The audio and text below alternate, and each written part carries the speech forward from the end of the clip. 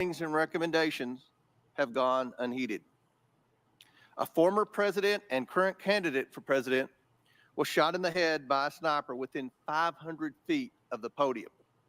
This is unacceptable, and we are concerned the Secret Service lacks the proper management to keep protectees safe from bad actors. Americans demand answers, but they have not been getting them from the Secret Service. We are instead learning about new facts about the events surrounding the attempted assassination every day from whistleblowers and leaks.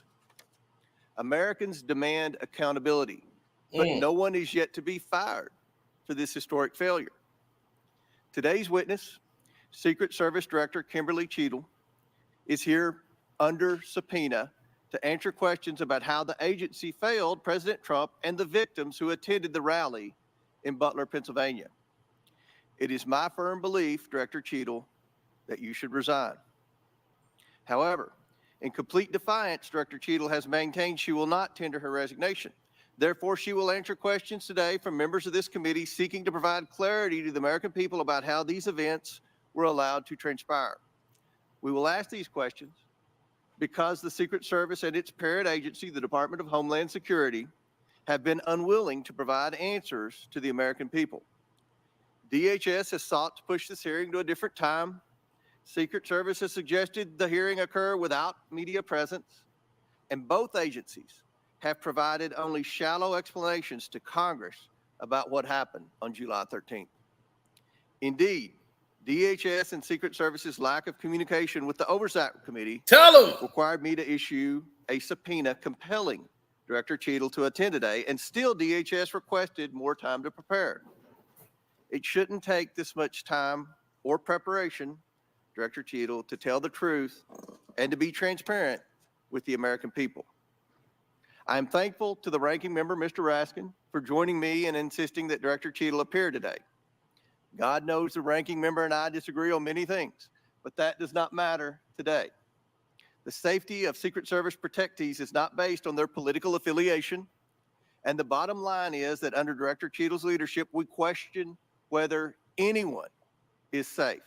Not President Biden, not the First Lady, not the White House, and certainly not the presidential candidates.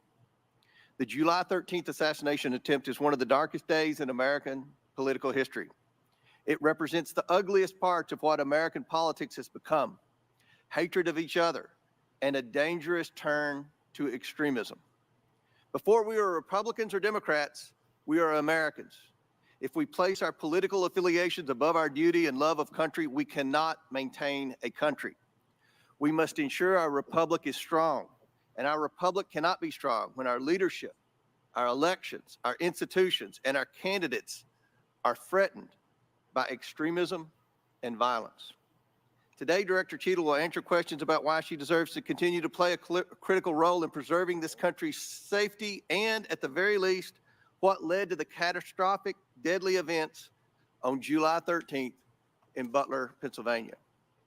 Again, I do not believe Director Cheadle deserves to maintain her position as head of the Secret Service, but members of the American people will make their own decisions based on her answers today. I urge Director Cheadle to be transparent and forthcoming in her testimony today. Americans deserve no less. We have a duty to find out how this happened and to ensure it never happens again. I now yield to Ranking Member Raskin for his opening statement. Thank you kindly, Chairman Comer. Elijah Cummings, whose beautiful visage looks down upon us, taught us that the way to find common ground in a crisis is to look for the higher ground. And last week, Chairman Comer and I came together to reach for that higher ground. We made a joint statement condemning the mass shooting and assassination attempt against former President Trump as a grave assault on our democracy. As we wrote, we are united in condemning all political violence. I join the good chairman in expressing condolences to the family of Corey Comparatori and in sending healing wishes to the wounded victims also of this atrocious act of violence. Some are calling it a miracle that former President Trump escaped this AR-15 attack, unlike so many thousands of our fellow citizens who have been killed or seriously wounded in other AR-15 shootings. Whether this miracle is of divine providence or of an adventitious nature will be up to each of us to ponder, but our job in Congress is not simply to marvel at miracles or count on good luck, but to act as public policy legislators to do whatever we can to prevent future political violence, attempted assassinations, and mass shootings. The chairman and I are thus determined to get to the bottom of the stunning security failures that enabled this 20-year-old lone gunman who borrowed his father's AR-15 to perpetrate a mass shooting and assassination attempt at an event protected by the Secret Service as well as state and local police. We'll ask hard questions of Director Cheadle today in order to identify and understand the shocking security failures that occurred and to help transform the operations of the Secret Service to prevent anything like this from happening again. But we can't let ourselves off the hook either, dear colleagues. What happened in Butler, Pennsylvania was a double failure: the failure by the Secret Service to properly protect former President Trump and the failure of Congress to properly protect our people from criminal gun violence. We must therefore also ask hard questions about whether our laws are making it too easy for potential assassins to obtain firearms generally and the AR-15 specifically. Mr. Comparatore, former President Trump, and the other rally attendees wounded in Butler are now members of a club no one wants to belong to, the thousands of people who have fallen victim to mass shootings. Last year, we had 655 mass shootings in America, defined as 4 or more people being shot or killed in a single event, not including the shooter. 712 people died and nearly 2,700 people were wounded in these attacks in 2023. Mass shootings are commonplace. They happen at political rallies and constituent meetings, in our elementary schools, middle schools, and high schools, in churches, synagogues, and mosques, in movie theaters and parades, in nightclubs and grocery stores, in concerts, and on street corners. Here are the worst mass shootings in the last 11 or 12 years. The list is a grim reminder of the horrific damage and death wrought by assault weapons and the AR-15 in particular that have taken the lives of our children, parents, colleagues, and neighbors. This is a very partial list. Mass shootings have become so frequent that we don't even hear about them anymore. Since the mass shooting in Butler, there have already been at least 10 additional mass shootings in America, 2 of which took place the same day that former President Trump was targeted. One of the mass shootings on that violent Saturday, July 13th, happened at 11 p.m. at a nightclub in Birmingham, Alabama, where 4 people were shot dead and 10 others wounded. This means, amazingly, that the Butler attack was not even the deadliest mass shooting to happen in America on that day. A weapon that can be used to commit a mass shooting at an event under the full protection of the Secret Service, together with dozens of state and local police, is obviously an intolerable threat to the rest of us who do not receive such protection and obviously does not belong in our communities. It's time to pass universal background checks and build on this administration's work to ensure that we permanently close the loopholes in the Brady law for gun show purchases, online purchases, and private sales to prevent those weapons from getting into the hands of people we know to be a threat to others.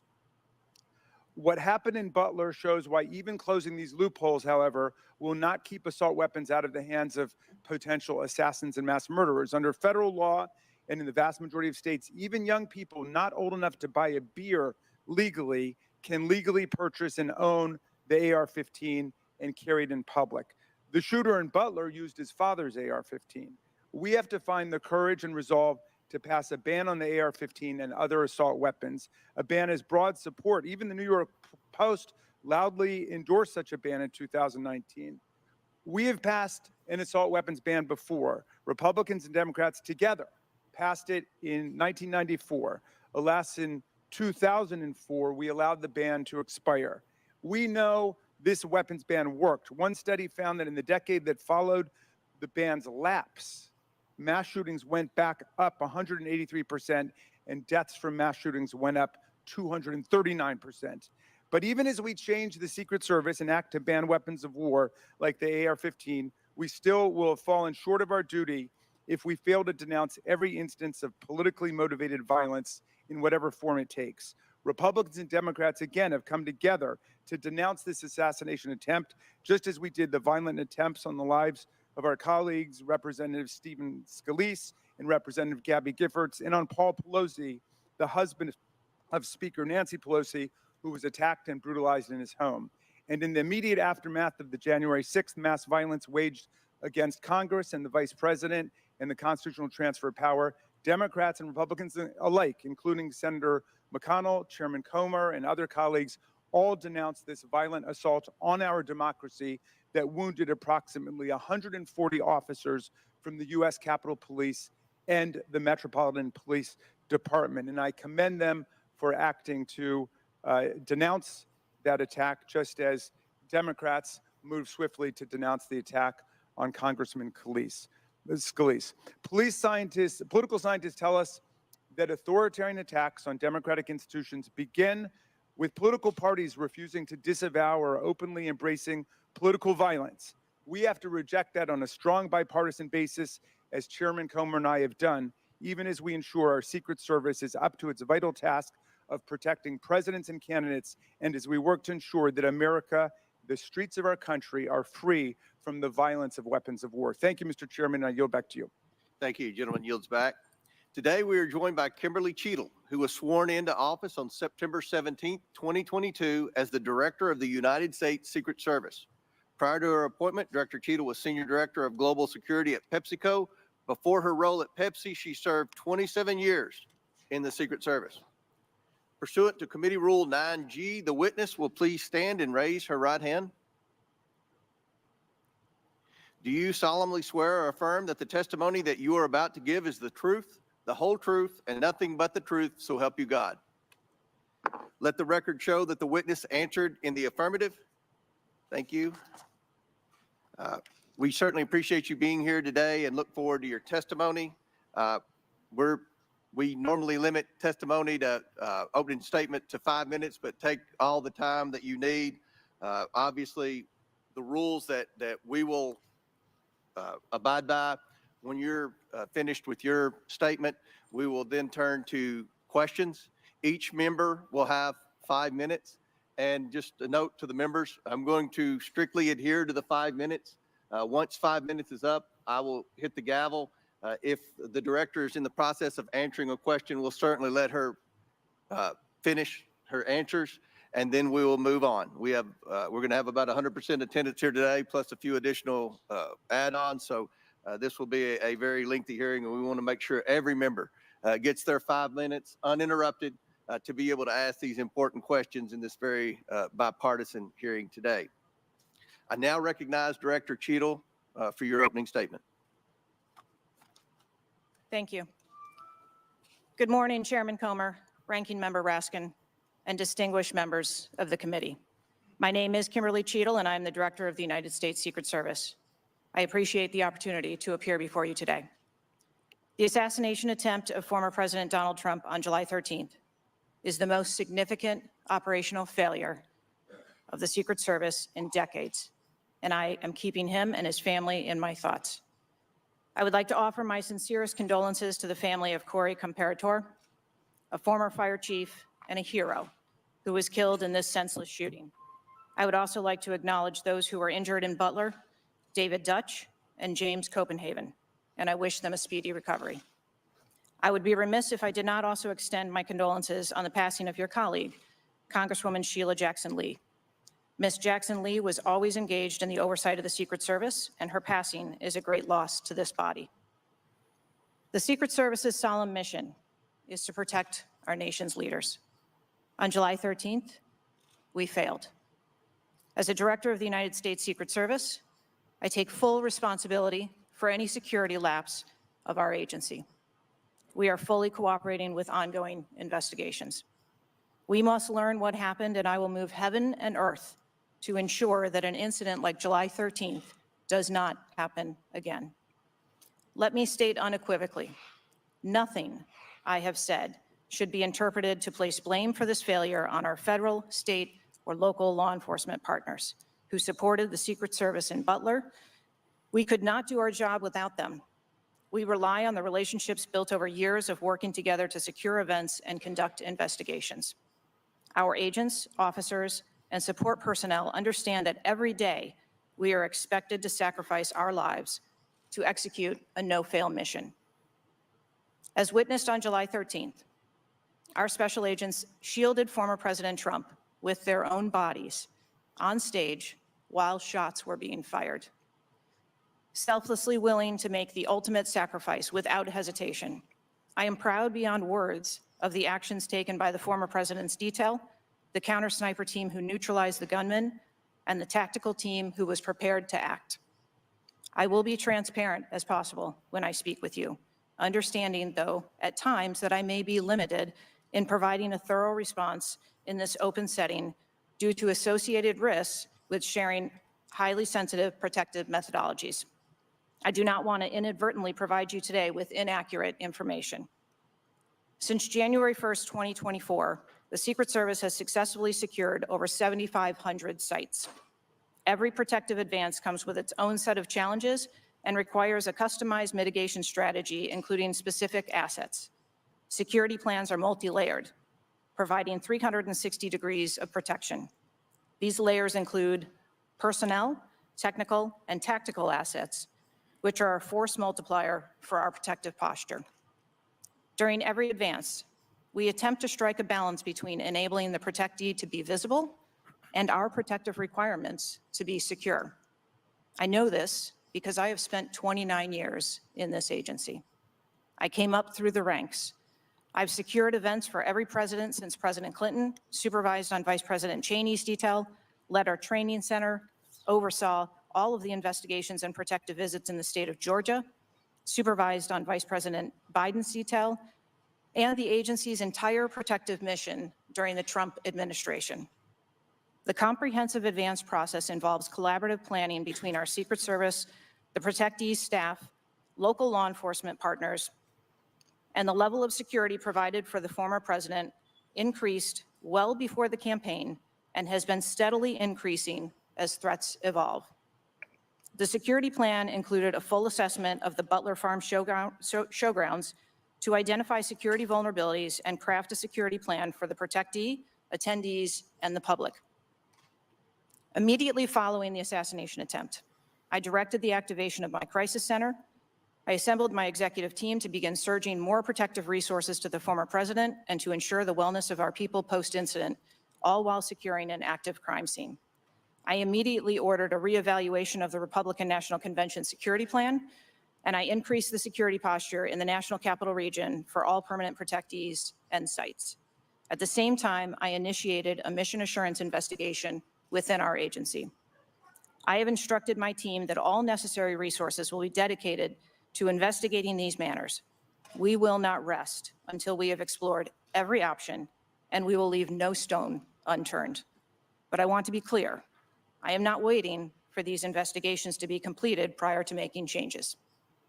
Over the past 2 weeks, we successfully led the planning and execution of the 75th NATO Summit and the Republican National Convention. Over the next few months, we will implement security plans for the Democratic National Convention, the United Nations General Assembly, and have already begun planning and coordinating the 2025 inauguration. It is now more important than ever for the men and women of the Secret Service to remain resilient and to focus on what is necessary to carry out our critical mission. Our agency needs to be adequately resourced in order to serve our current mission requirements and anticipate future requirements. The Secret Service currently protects 36 individuals on a daily basis, as well as world leaders who visit the United States, like Israeli Prime Minister Benjamin Netanyahu, who arrived in Washington, D.C. today. The coming years will bring an unprecedented heavy protection tempo. I have no doubt that the processes that I have implemented during my tenure as director, in addition to my nearly 30 years of experience in this agency, have positioned the Secret Service to be stronger. Our mission is not political. It is literally a matter of life and death, and the tragic events on July 13th remind us of that.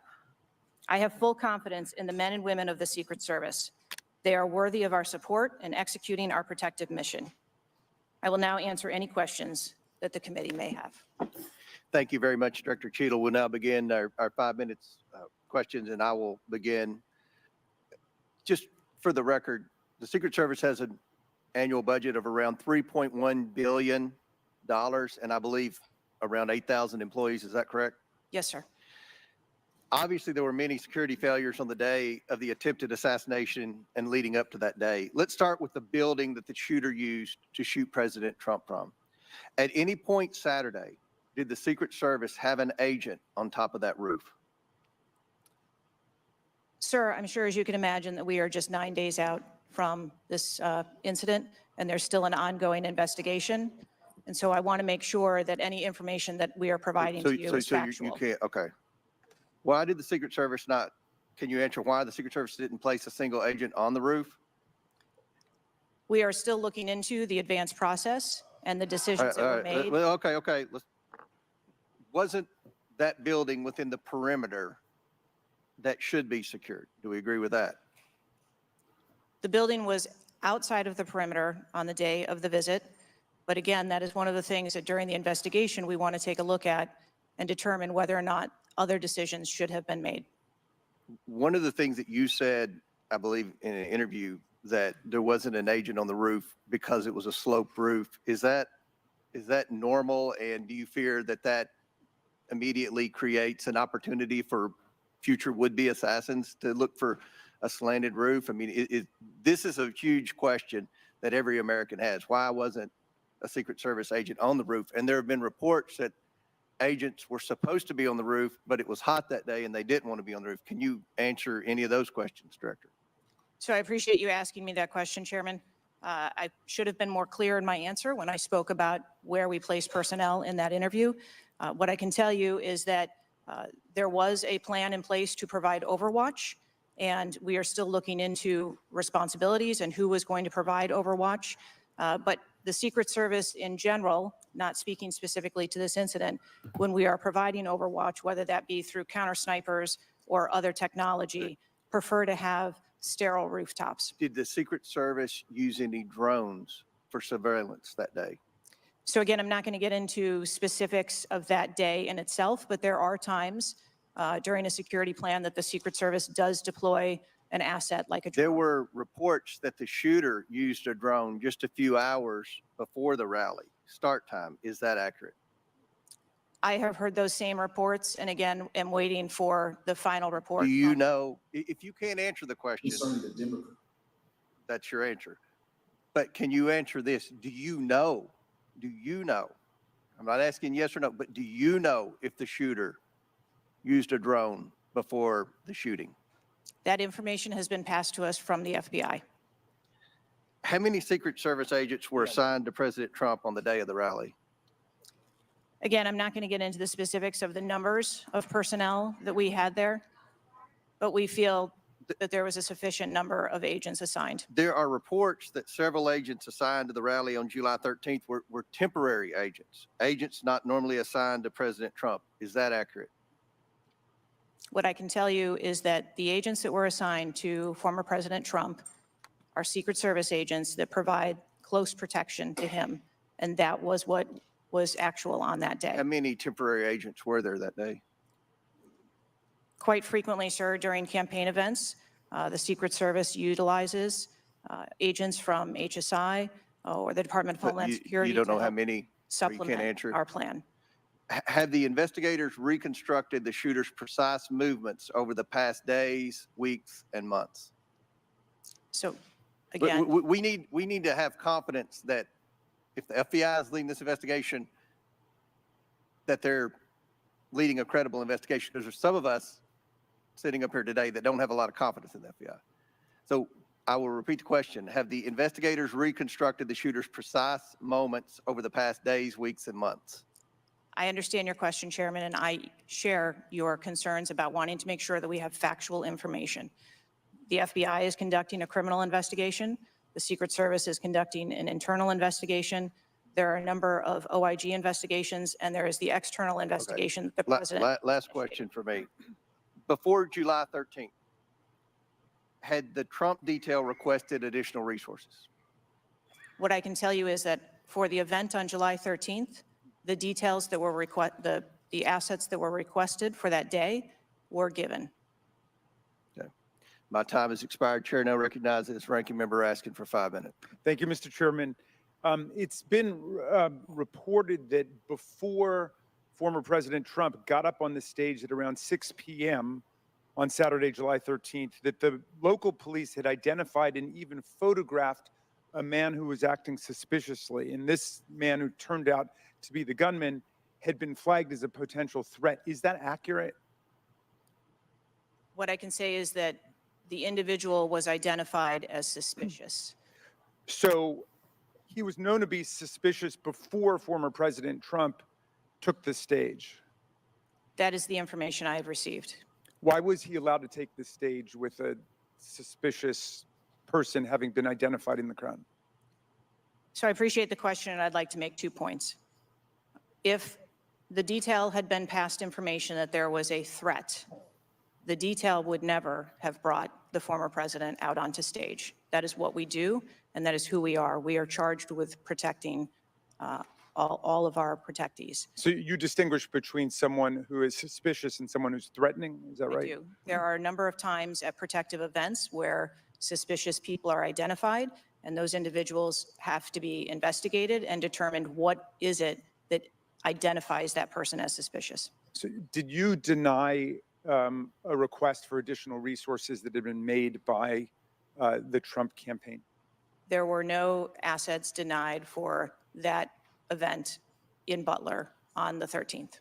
I see. So you're saying there were requests made for additional assistance for other specific events rather than for the campaign as a whole. Is that right?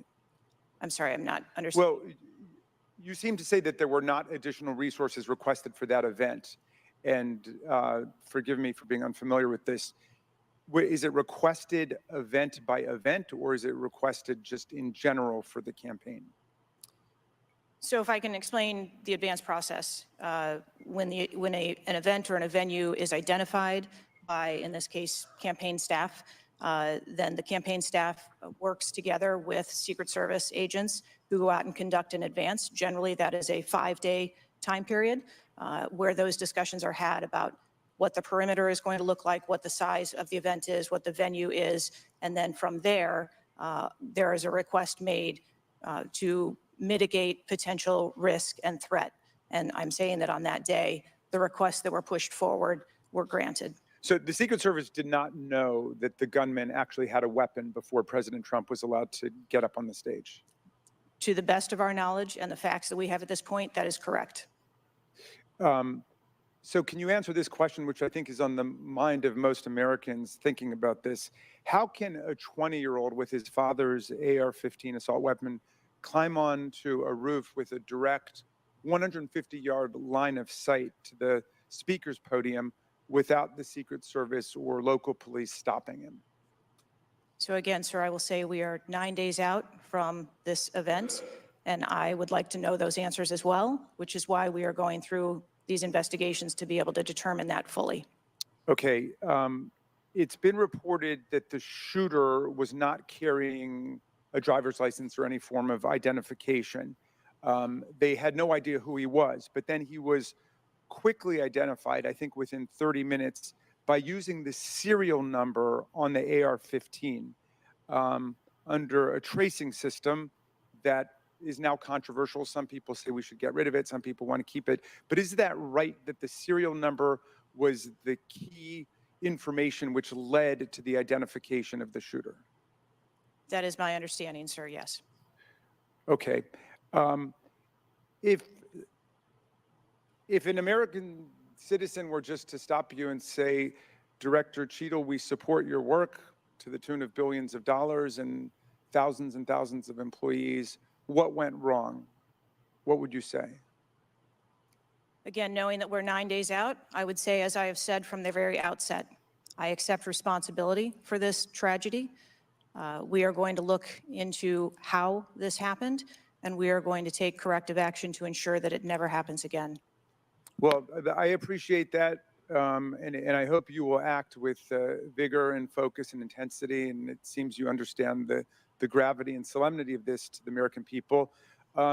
Millions and millions of Americans don't feel safe with all the AR-15s out there. We thought at least the President of the United States or a former President of the United States would be safe, but now that's not even clear. Mr. Chairman, I yield back to you. Gentleman yields back. Chair now recognizes Chairman of the House Judiciary Committee, Mr. Jordan from Ohio. Thank you, Mr. Chairman. Director, were you guessing or lying?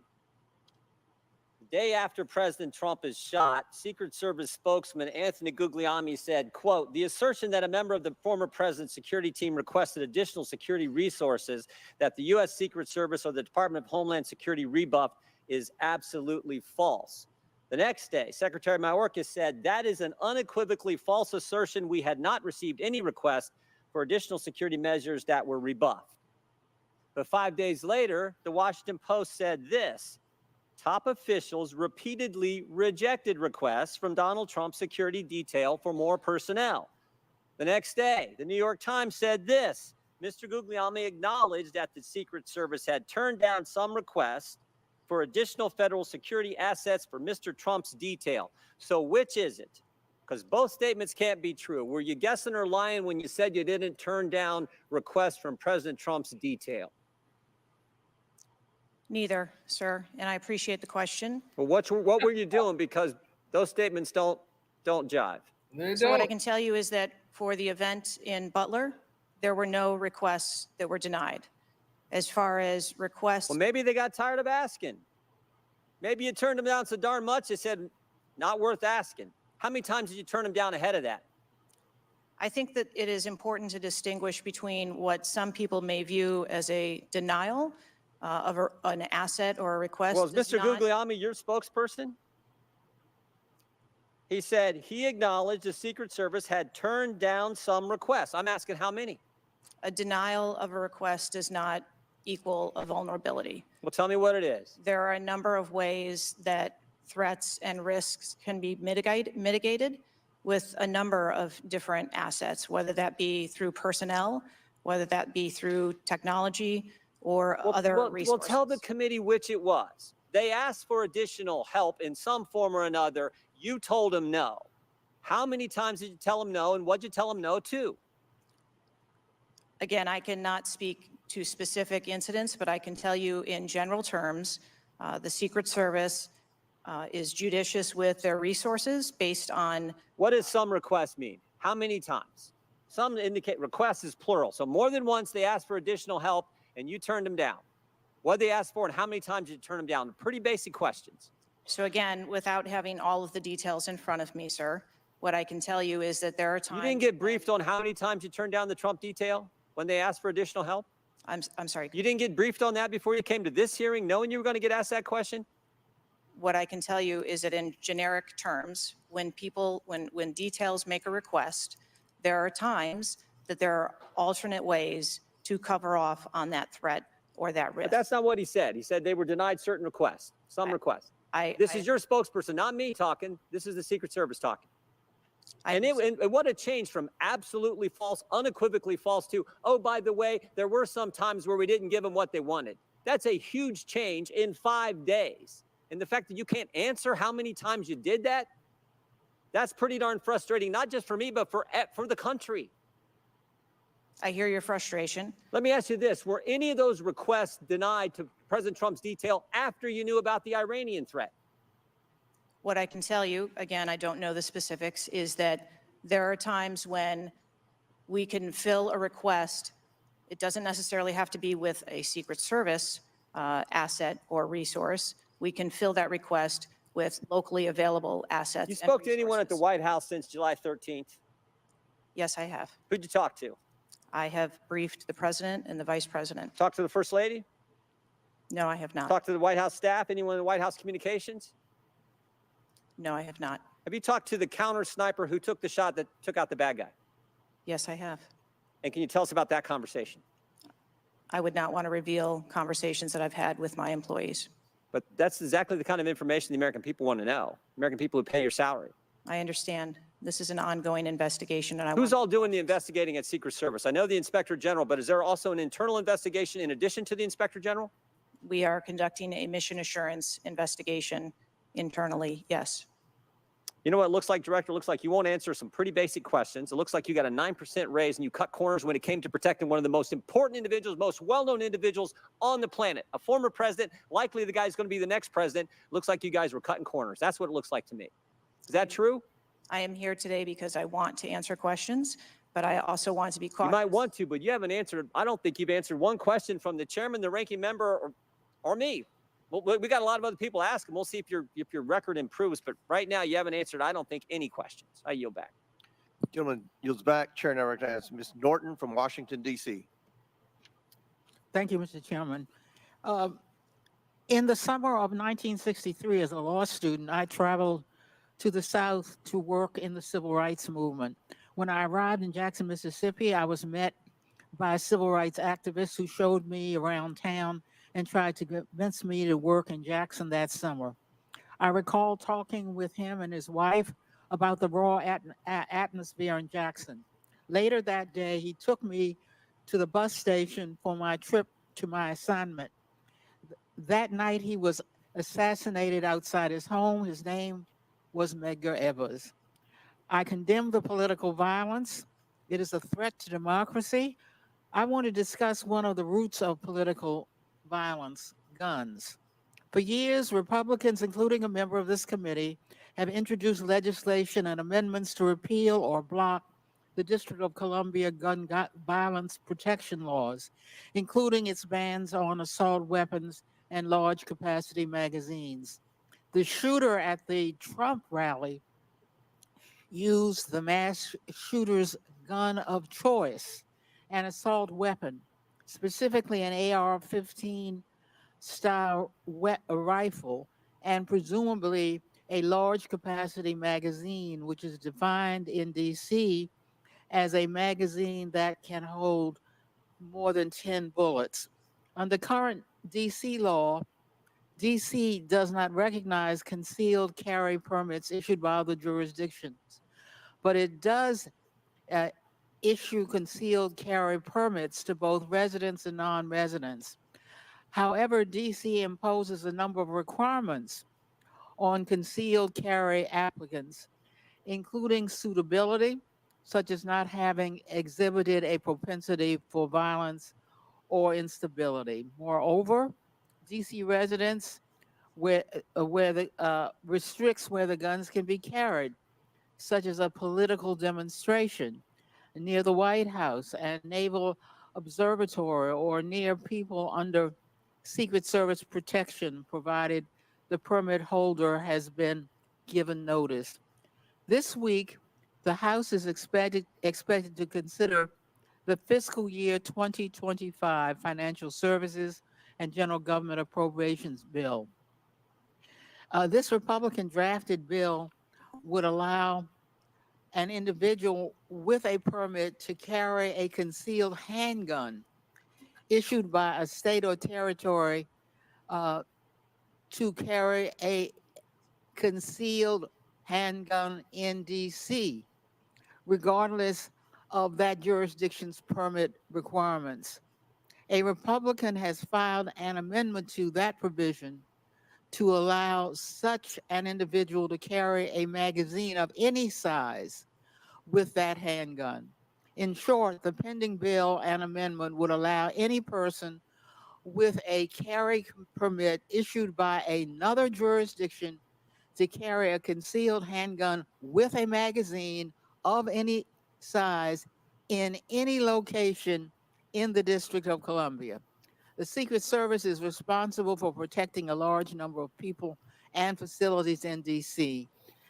Director Cheadle, would Secret Service protectees in DC be safer or less safe if people who have exhibited a propensity for violence or instability could carry a concealed handguns in DC?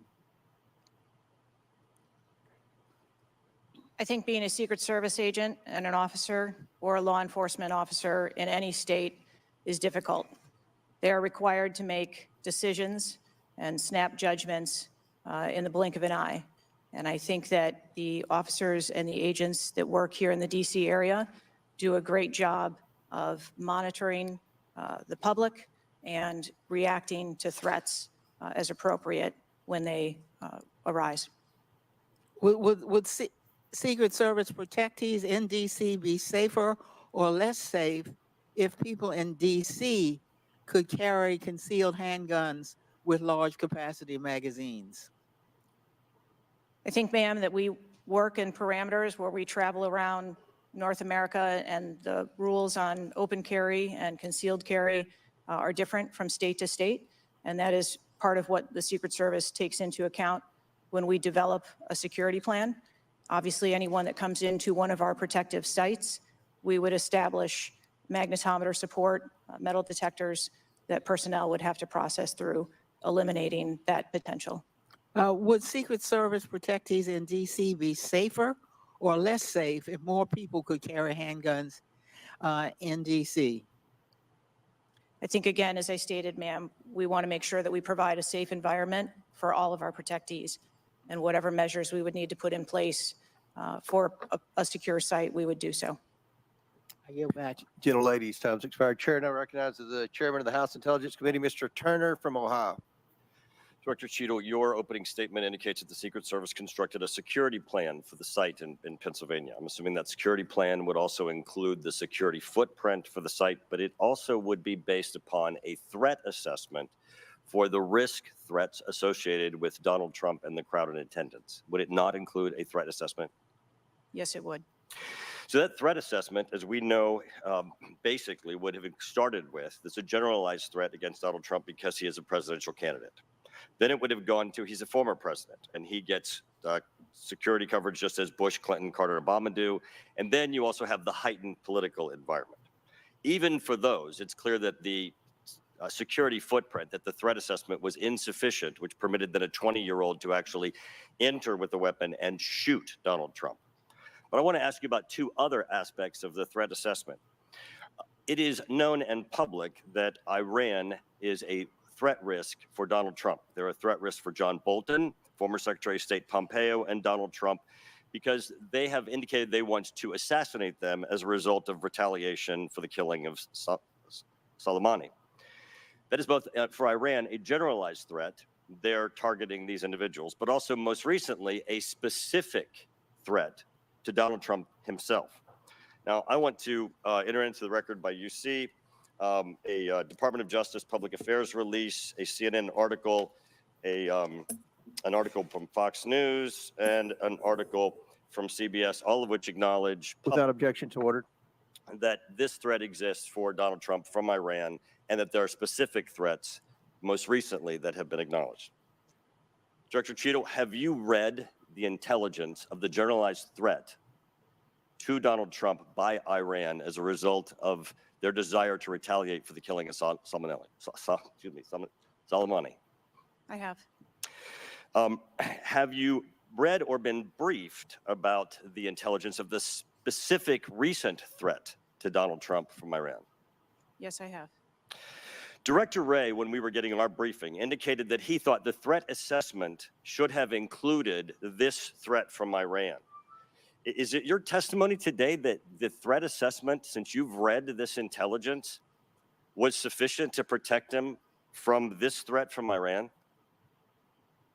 My testimony today is that the information that we had at the time was known. Was it sufficient? Director Cheadle, was it sufficient for the Iranian threat that you said you have read the intelligence briefings for? That information was passed to. Well, I'm not asking the bureaucratic issue of who did it get passed around to. Director Cheadle, was it sufficient for the specific and generalized threats to Donald Trump's life from Iran? Yes, I do believe it was. Director Cheadle, is an Iranian assassin more capable than a 20-year-old?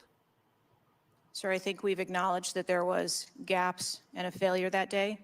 When I raised this issue with Director Wray, he was incensed. He was shocked that the threat assessment of Iran did not seem to be, as we and I discussed, baked in to your security footprint and your threat assessment.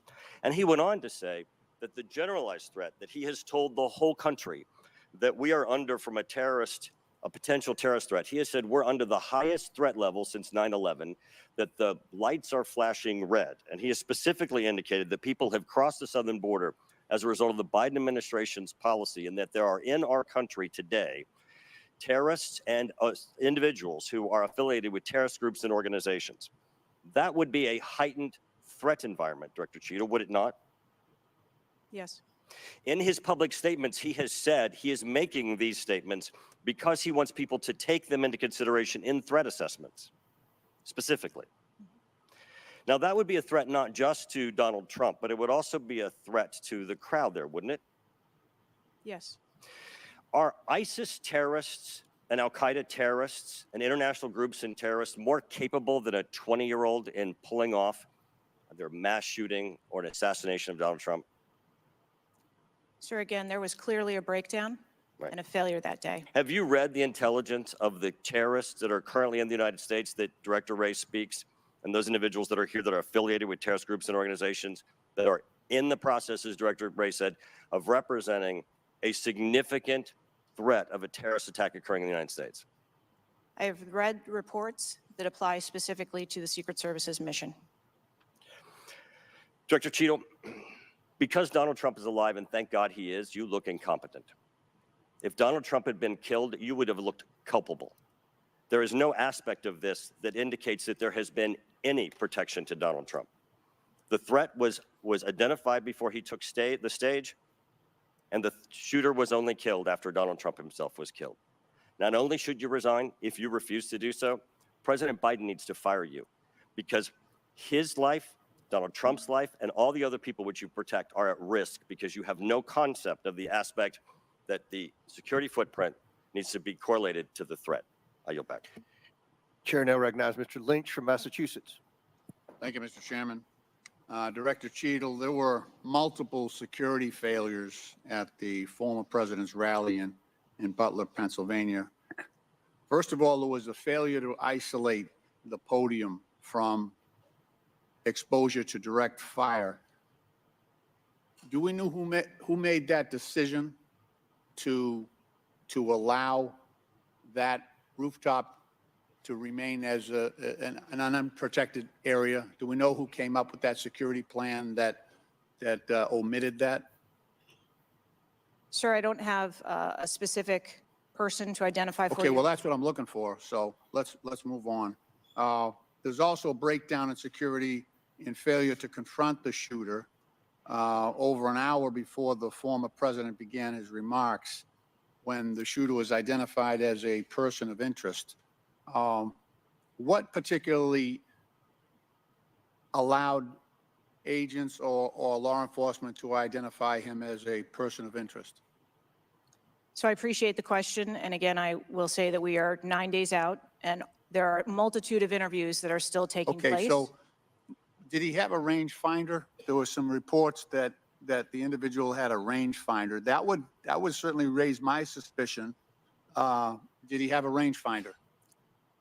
Yes, he did. But may I explain that at a number of our sites, especially when you're at outdoor venues, a rangefinder is not a prohibited item. It is sometimes an item that is brought in by individuals if you're going to be in did the back. anybody confront him on that? Anybody ask him questions? What are you doing with the rangefinder? Anybody explaining it to you. confront him on his presence where he was in proximity to the president? So again, to my knowledge, I believe that was the process that was taking place, was to locate the individual. Did they confront him? Did they go up to him? Did they talk to him? I do not have those details at this time. Those are important details. There was also a failure to communicate between law enforcement to act quickly upon information provided by either local law enforcement or rally attendees that the suspect was positioned on the roof. There were minutes of delay before any meaningful action was taken, even though he was several hundred feet from the podium. And this was obviously minutes before the shooting. Let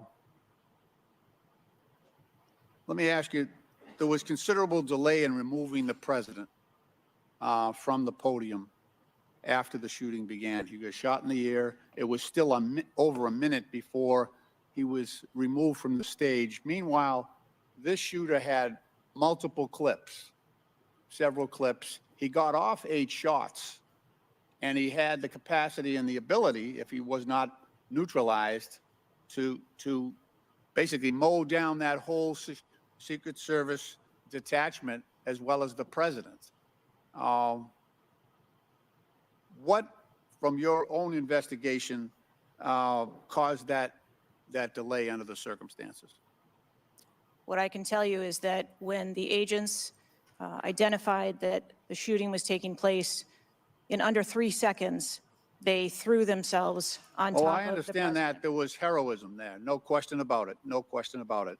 But protocol would indicate, and these are, these are the opinions of various former Secret Service agents, people who have done this work in the past, that over a minute of exposure on that podium with a shooter with a high capacity weapon who had already wounded the president and could have got off, we don't know how many more rounds, and yet the president remained exposed, even though he was joined in that exposure by the Secret Service in their heroic acts. It just, I don't know if there's a good explanation for that.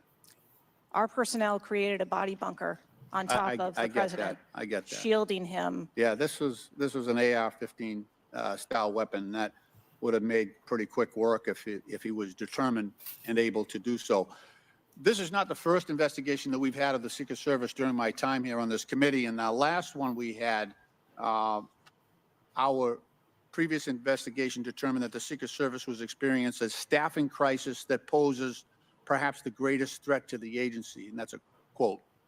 Is that staffing crisis still in place? Is that still something that you deal with on a daily basis?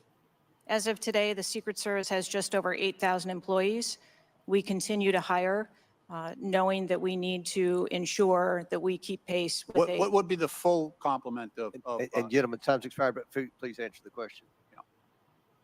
I'm sorry. what would be the full complement that you're looking for? You've got 8,000, and how many would be a full complement for the service? So Without- we are still striving towards a number of 9,500 employees approximately in order to be able to meet future and emerging needs. Okay, thank you, Mr. Chairman, for your courtesy. I yield back. Chair recognizes Dr. Fox from North Carolina. Thank you, Mr. Chairman. Director Cheadle, what grade would you give the Secret Service's performance in Butler, Pennsylvania on July 13? As I've stated, ma'am, this was clearly a failure. I would grade the agents and officers who selflessly threw themselves in front of the president and neutralized the threat an A. I think that we need to examine the events that led up to and prior to that day. You stated in 2021 that the Secret Service has a zero-fail mission. It's clear that the events of July 13 show a cascade of failures that cost Corey Comparator his life, nearly cost former president his life, and injured David Dutch and James Copenhaver. When an agency fails spectacularly at its mission, those responsible must be held accountable and the problems must be fixed so they cannot happen again. Why should the American people or the officials you're responsible for protecting have confidence in your ability to lead the Secret Service after such a spectacular failure? I appreciate the question, and I am committed to finding answers so that we can make the agency stronger after this. You said on July 15 that the buck stops with me. How are you taking accountability for the Secret Service's failures during the July 13 assassination attempt on President Trump? I have taken accountability, and I will continue to take accountability. I am responsible for leading the agency, and I am responsible for finding the answers to how this event occurred and making sure that it doesn't happen again. So I would like to explore how you got the job as director of the United States Secret Service. Is it typical for the director of the Secret Service to be recommended for the role at the behest of a president's family and senior staff, perhaps at the request of Jill Biden or Anthony Bernal? I got the job as a director of the Secret Service because I spent 27 years in an agency with a mission that I absolutely love. I started my career in Detroit. I worked my way up through investigations and protection. Was there competition for the position? You would have to ask those who were involved in the interview process. But you think you are the best person in the country to head the Secret Service? I think that I am the best person to lead the Secret Service at this time. The Secret Service receives billions in funding each year, as has been explained by my colleagues here. In fact, you've had an increase in real terms of 55%. As you're no doubt aware, staffing levels for those assigned to protect the president, former presidents, and other senior officials has decreased by about 350 between 2014 and today. Clearly, a lack of financial resources not to blame for the staffing shortage. In 2022, the Secret Service saw nearly half its workforce leave in 1 year. And during the same year, it was ranked dead last among law enforcement agencies in the best places to work in the federal government. Can you explain why your agency was so poorly rated and why so many staff left in just 1 year? So with all due respect, I dispute the statistic of half of the employees leaving in 2022. I think that has been inaccurate data that's been reported out there. But what I can tell you is, as I have returned as the director of the agency, we have had an increase in hiring and staffing and an increase in resources. And we are committed to continue to hire so that we can be staffed appropriately to meet the dynamic mission that we have. Well, you may want to dispute it, but it's out there. My understanding, given the high profile failures and rotten culture at the Secret Service during your nearly 2-year tenure, why should the American people have any confidence in your ability to lead the Secret Service to perform its zero-fail mission to protect our senior leaders? The Secret Service has an incredible culture. Our men and women place service over self.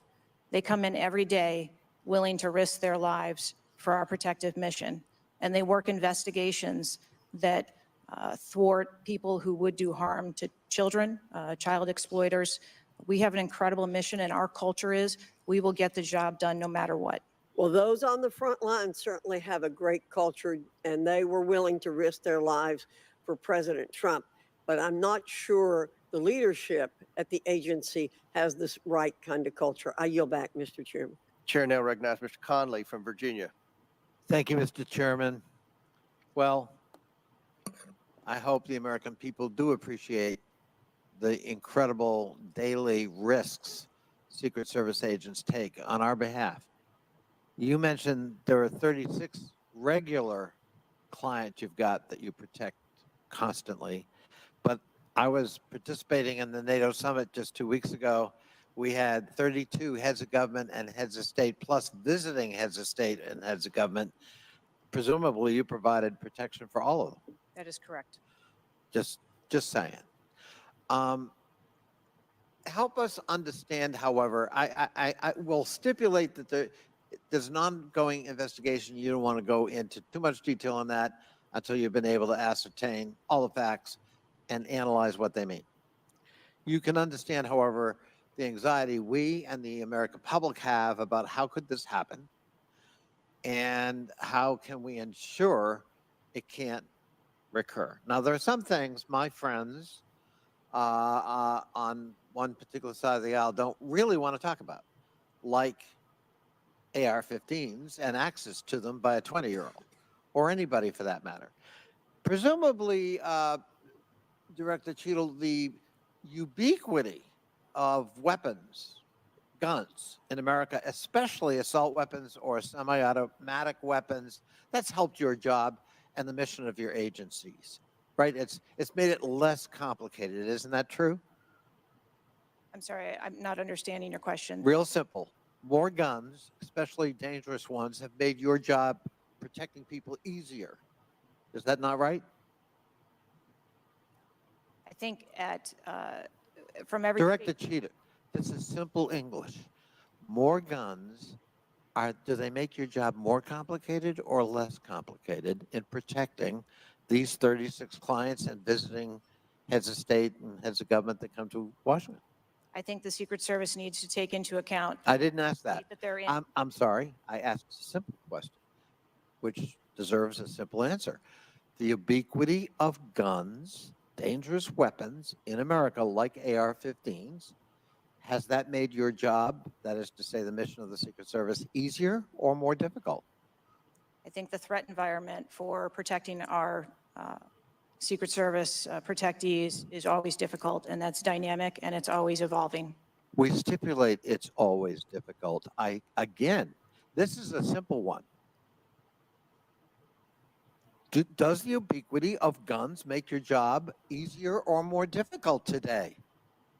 I understand the Second Amendment rights of individuals. I didn't ask that question. I'm not questioning the Second Amendment. I'm asking a simple analysis, Director Cheadle. And I can tell you, you're not making my job easier in terms of assessing your qualification for continuing on as director. Please answer the question. You're the head of the Secret Service.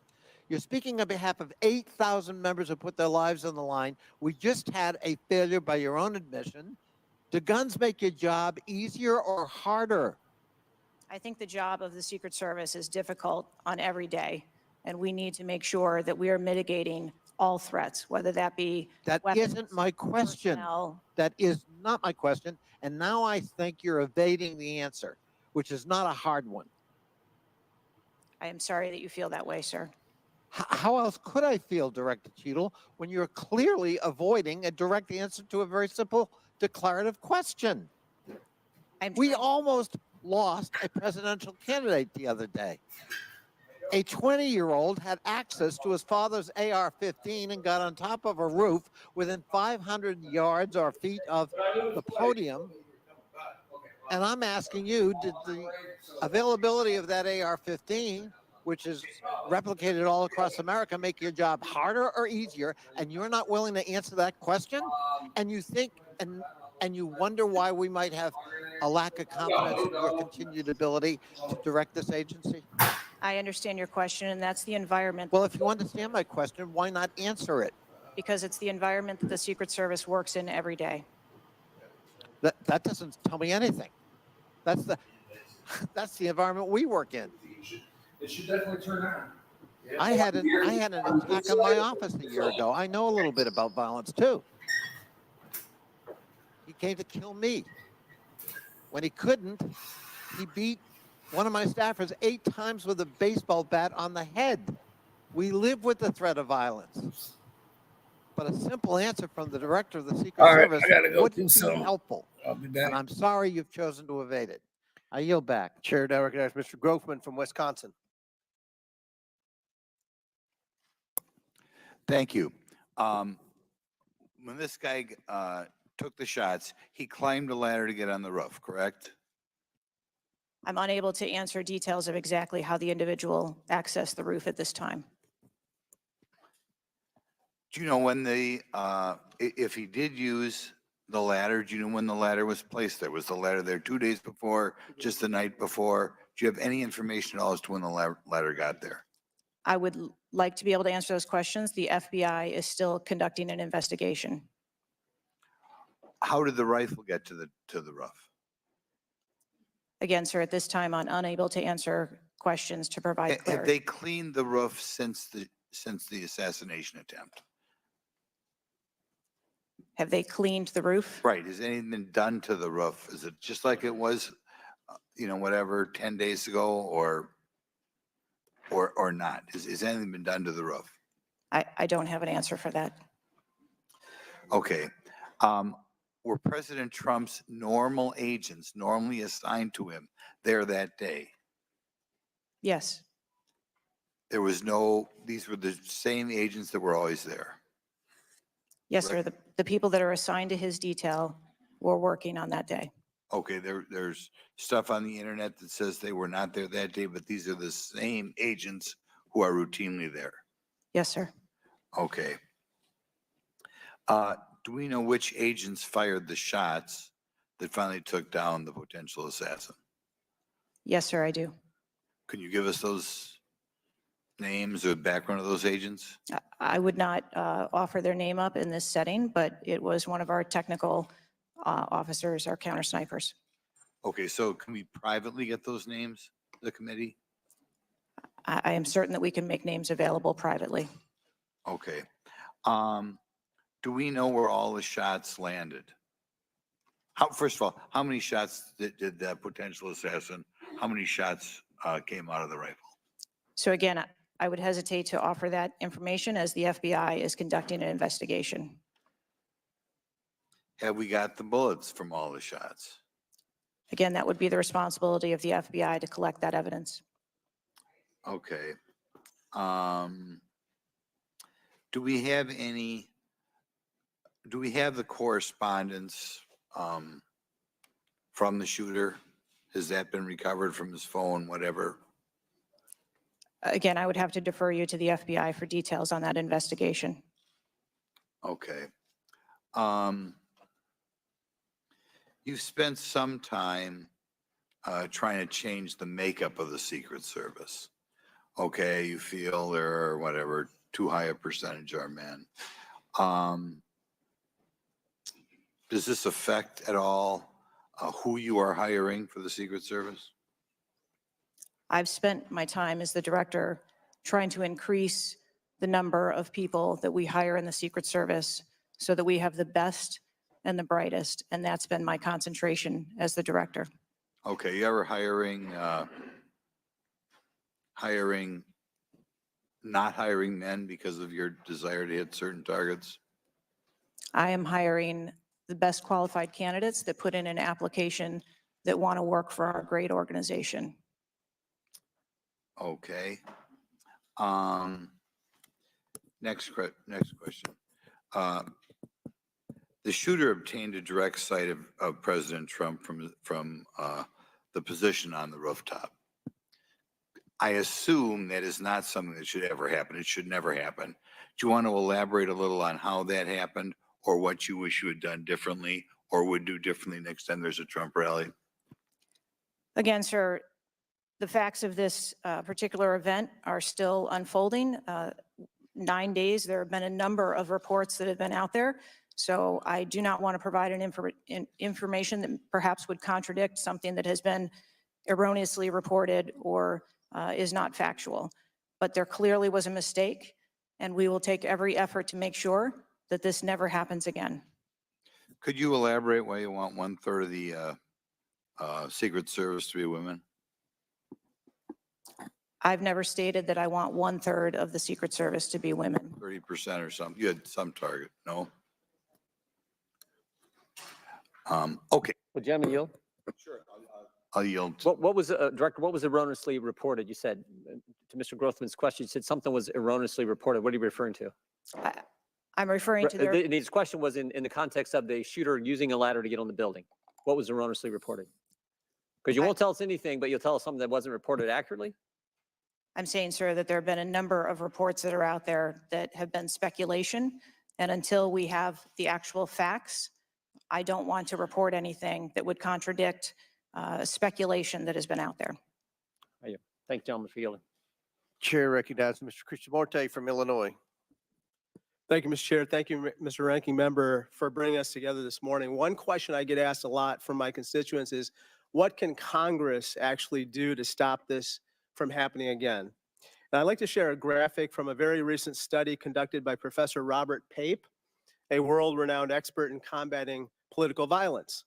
The graphic shows that 74% of Americans want this Congress to come together to denounce political violence of all stripes. And you can tell it's across party lines.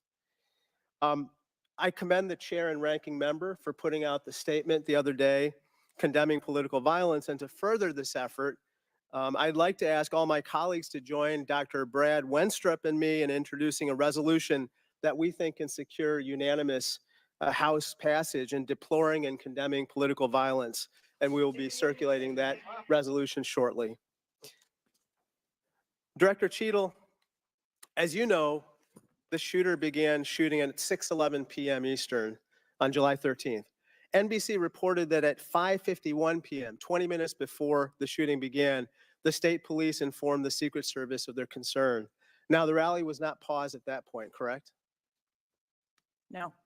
And according to NBC, just 2 minutes later, at 5:53 p.m., the Secret Service notified its snipers about the gunman. The rally wasn't paused at that point either, correct? No. Let me show you some video footage by rally goers. If you could play the video on the screen up here. This was taken 2 minutes before the shooting started. If you could turn up the volume. Criminals.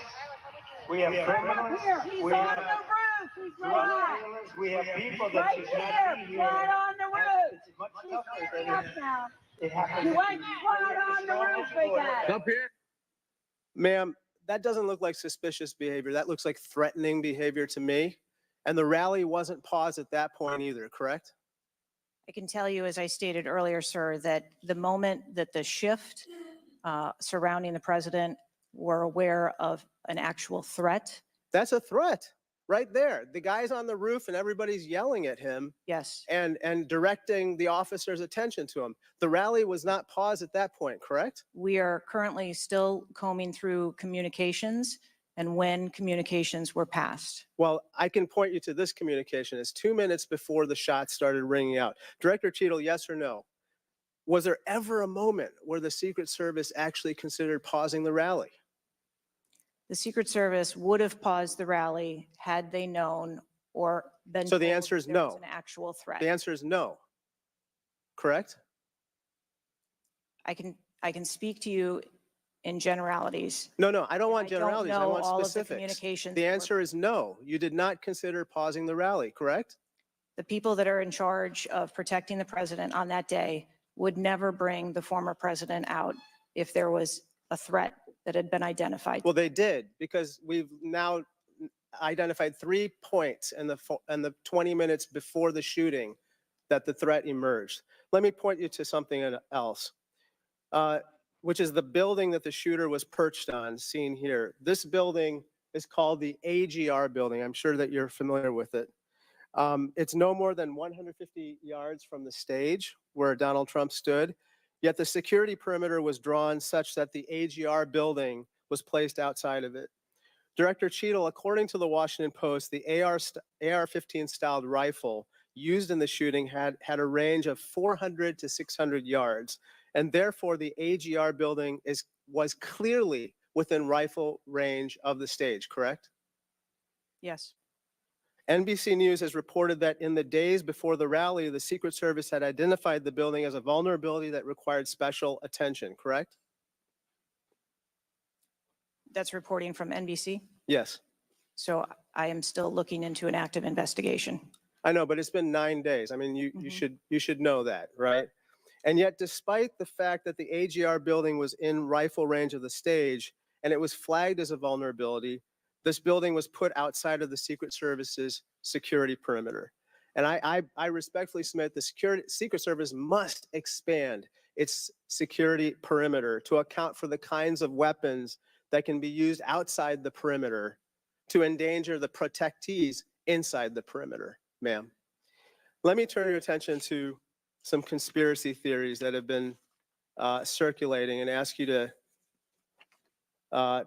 comment on them. First, you have not found evidence that the incident was a staged shooting, right? Correct. And you haven't found evidence that this was a result of a conspiracy of high-ranking government officials, correct? Correct. And you have not found evidence that this incident was in fact directed or perpetrated by a foreign state or entity, right? And that's the last question, but I'll let the director answer that, please. Not at this time. Thank you. I yield back. Gentleman's time's expired. Chair now recognizes Mr. Cloud from Texas. Thank you. I just wanted to confirm there was only one counter sniper who took one shot. Is that We had multiple counter sniper teams yeah, available on the that day. premises? But is only one took one shot? Is that correct, or only one? Correct. Okay. How many spent shell casings were found on the roof? Again, I would have to defer you to the FBI's criminal investigation. Okay. Word is that the car was rigged with explosives. Again, sir, I'd Sorry. have to defer you To to the the FBI. FBI's investigation. Okay. You're not curious about, you don't communicate with them? No. Okay. CNN reported that the Secret Service did not sweep the building the shooter was used to shoot President Trump and other attendees. Is that true or false? So we are conducting a mission insurance investigation and will depend on the information that we obtain from our investigations. Okay. The Secret Service knew there was a suspicious person anywhere from 8 minutes before President walked on stage to 30 to 60 minutes. We have different reports. Was President Trump or his team notified of the threat? I think there's a difference and a distinction between suspicious Suspicious person. and threat. Yeah. So we are going back and looking at communications to know when the information about a suspicious person was passed to Secret Service personnel. Okay, but was President Trump or his team notified? Again, we are going back and looking to make sure that we have the exact information of when those notifications were made and who those notifications were made to. Okay. I think it's troubling for a lot of us that the number one question everyone in America is wondering is why was the roof left open? And after 9 days, we should at least maybe have a little bit of that information. And when you come to this committee hearing and you don't have anything to say about that, it's very, very troubling. Did you review the security plan for this event? I personally do not review security plans for events that take place across the country. Any of them? We have a number of events that Who's take the top place. level official who reviews the security plans? There's a number of people that review security plans. Who's as they ultimately unfold. responsible for signing off on a security plan? It's a conjunction of personnel. There are people on the ground, there are supervisors on the detail, there are people at headquarters. So there's not one person who says, okay, this is good.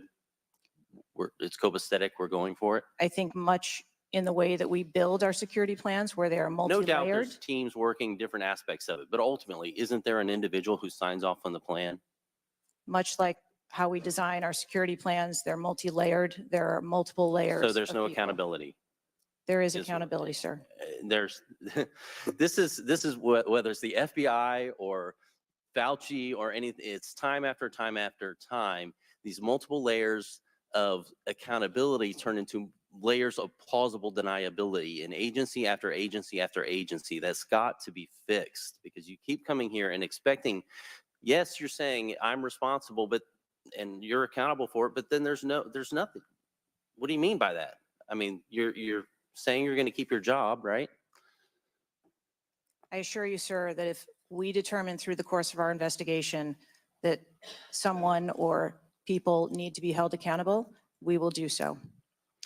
What level of, if President Biden, God forbid, had been shot and killed, would you think that was worthy of resignation? I would do the same thing that I'm doing here, where I would want to make sure that we are conducting an investigation, that there is continuity in that investigation, and that we could find the You answers do not to think what the happened. assassination of somebody under your details worthy of resignation? I think that this event was tragic and deserves answers. The thing that you've said so far is that you want to make sure that this never happens again. The thing is, everyone in America knows that's not the job description that you're tasked with. The job description you're tasked with is to make sure it never happens, period.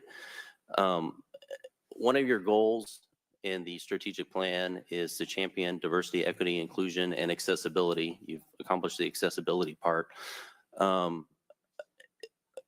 What standards, do you keep the same standards for all applicants and all, or does every Secret Service agent meet the same qualifications, or do you have different standards for different people? Yes, sir. Everyone who moves through the application process has to meet the same standards to become a special agent. Okay. The trouble I think we're having with right now, so far, you gave a lame excuse for sloped roof. You said that local law enforcement's job was to cover up the building before backtracking on that. We were told that President Trump's team did not ask for security before you backtracked on that. You haven't provided the audio recording that this committee, the chairman, requested that it was due Thursday. You didn't give us an advanced copy of your opening statement, but yet there was reporting on it somewhere else. There seems to be more information from YouTube videos than you're able to provide for us. And it begs the question to anyone, you're in charge of the investigation of your own failure. So how is anybody in America supposed to be able to trust the results of that investigation as being anything transparent and genuine? That's the last question, but please feel free to answer the question, Director. Sir, I've been a Secret Service agent for nearly 30 years. I have led with integrity, and I follow our core values of duty, justice, honor, loyalty, and courage.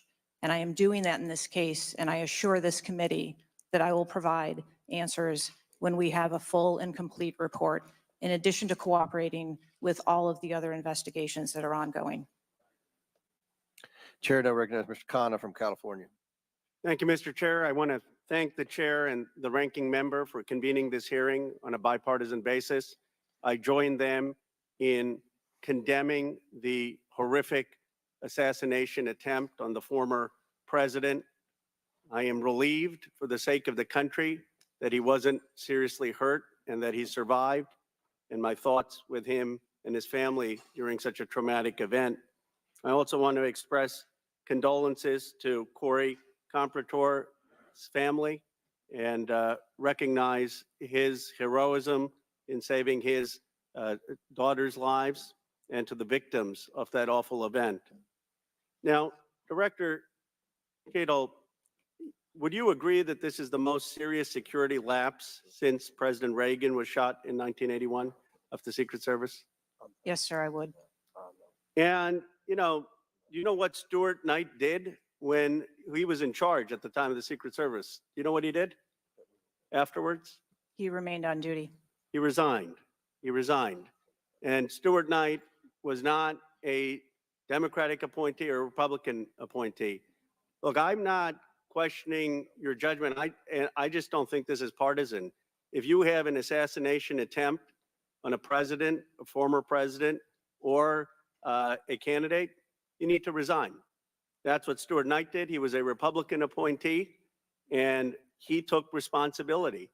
And I think you need to reflect. This is not a question of you. It's a question of the American people. You cannot go leading a Secret Service agency when there is an assassination attempt on a presidential candidate. I would say that about anyone who is running. And so I guess my question to you is, what's the difference between your position and what Stuart Knight did? What I will tell you, sir, is that I am dedicated to finding the answers to what happened. And like every Secret Service agent, we don't shirk from our responsibilities.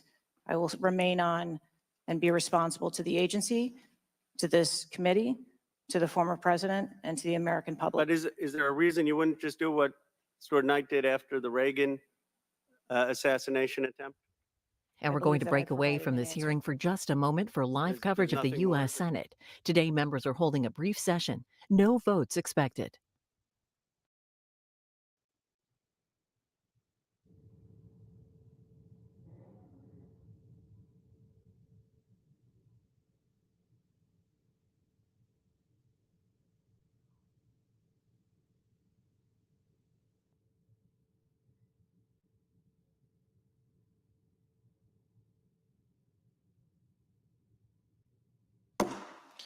The Senate will come to order. The clerk will read a communication to the Senate. Washington, D.C., July 22nd, 2024. To the Senate, under the provisions of Rule 1, Paragraph 3 of the Standing Rules of the Senate, I hereby appoint the Honorable Brian Schatz, a senator from the state of Hawaii, to perform the duties of the chair. Signed, Patty Murray, President pro tempore. Under the previous order, the Senate stands adjourned until 3 p.m. on Tuesday, July 23rd, 2024. And wrapping up a brief session in the U.S. Senate. Lawmakers return tomorrow at 3 p.m. Eastern for legislative work. As we now return to testimony by Secret Service Director Kimberly Cheadle, underway live here on C-SPAN 2. The same use of force that our You agency. don't, when you have compromised authority, you don't have to get permission if you perceive a threat. And there were not just the ESU units, but there were local law enforcement that had line of sight on the shooter before the shots were taken. So one of my questions is there was supposed to be a briefing with the Secret Service sniper units, your counter assault team members, with the contract team, with the local ESU teams. That didn't take place. Why was that? So I have been told that there has been a briefing. There was a briefing that took place. I've been told that there wasn't one. And again, we are still looking into the facts of the investigation. So Let that me we ask can- you this. When were you informed that there was a credible threat against President Trump, former President Trump? When did you learn of that? Sir, the former president has a number of threats. I didn't ask you that. There was a credible threat from Iran. When were you informed of that? Answer the question. We have been monitoring the threats. You for the knew former before, president. you knew before the rally, okay? Right? The site security plan is generally drafted by the site supervisor and the site agent, probably out of the Pittsburgh district office. Did they take into account the credible threat against President Trump? Our personnel take into account the threats that are Then out why there. would they leave a building? And I will correct the distance that's been quoted. It was about 140 yards with clear line of sight to the president. Why was that building not occupied on the roof? I mean, you could have put Barney Fife on the roof and kept somebody from getting up there. So why wasn't that done? The plan that was developed that day encompassed a number ma'am, of security mitigations. The issue is the site supervisor, the site agent, and the special agent in charge, who I think signed off on the plan, did not include that in the inner perimeter, and they didn't have a plan to secure the building. As I understand it, the Butler County ESU unit was situated on the second floor of a building next to that, but they didn't have a clear line of sight of the roof. The angle was too severe. The photograph that was taken of the young man, of the shooter, when he had the rangefinder, was taken at 5:15. It wasn't until 5:38 that that photograph was transmitted to the Secret Service sniper units. I don't understand the lack of interoperability here in the communication process. I don't understand why people didn't perceive that as a credible threat. The video that Mr. Christopher Morphy had shown there was clearly a credible threat. So how is it that all of these mistakes could be made? How many explosive devices were found on or near the site? Again, I would have to defer you to the FBI. Madam, I believe Details they of were that. in his car, and I think there might have been one near a main gas line. It wasn't just the fact that he had a rifle. It was the fact that he had the ability to inflict enormous harm, enormous numbers of casualties had those devices exploded. I want to know also, when your agents conduct a site review, are they fully informed of all of the threats that are being made against the principle that they're protecting? What I can tell you is that when our agents go out to conduct an advance, their whole goal is to ensure I the safety and understand what the security. goal is. The failure to secure that building not only put the former president's life in danger, it put the lives of individuals in the crowd in danger as well. I mean, the Reagan shooting, there were other people shot at that time as well. And the Secret Service members' lives were in danger. So I don't understand how you can continue to stay in the position you're in when this was a failure of historic magnitude.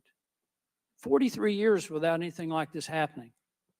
And you failed, in this case, in a spectacular way. Mr. Chairman, I yield back. Gentleman yields back. Chair recognizes Mr. Mfume from Maryland. Thank you, Mr. Chair. I want to commend you and the ranking member on your joint statement and for holding this hearing that we might all at least attempt to try to get some answers. Some of us, Ms. Cheadle, grew up in an era not too unlike what we see today in terms of political violence. And some of us remember the November 22nd, 1963 assassination of President Kennedy. Some of us, like myself, remember 2 days later when Jack Ruby on live TV shot and killed Lee Harvey Oswald. We've seen over and over and over since that time these kind of attempts, whether it was the assassination of Martin Luther King or Bobby Kennedy, or the attempted attack on George Wallace in Laurel, Maryland, the shooting in 1981 of Ronald Reagan, our friend and colleague Steve Scalise shooting here in DC, and the unfortunate attack on Paul Pelosi, and now this matter regarding former President Trump. Let me try, if I might, to take another walk at this. People just assume that whoever is in charge takes full responsibility when there's never been, at least on this magnitude and scale, this sort of failure. So when members ask you, are you going to resign, and you say you have no intention to, they are perplexed, like many people who watch what's going on. And there's some things I just don't understand. Why was the building, the ARG building, placed outside of the perimeter when clearly it was close enough for someone to launch an attack? So again, sir, we are looking into all of the details of how the advanced was comprised, but I can tell you that there was overwatch on that building provided that day. By a drone? I'm not going to get into the specifics of technology or assets that were used in well, this forum. I think it's fair to say the overwatch failed because the shooter got up on the roof and stayed there for a while, and people had pointed him out. So do you think that your overwatch was a failure in that case? I think that we need to know the full details to understand how this occurred. And why was the rooftop left naked to begin with? Can you tell us that, considering it was within the line of sight and so very close? Again, I can't speak to the specifics of this particular event site, but what I can tell you is that when the Secret Service develops an advanced plan, they take into account a number of factors when they're building their advance. If there are buildings or areas of concern, and overwatch is one of those mitigations that they want to put in place, then they will cover off areas of responsibility. I understand that, but the shooter came to the attention of your agency 52 minutes before the former president got to the stage. Did anybody get assigned to watch or cover that individual who had already been seen with a advanced finder on him and other suspicious matters? Was anybody assigned to track him?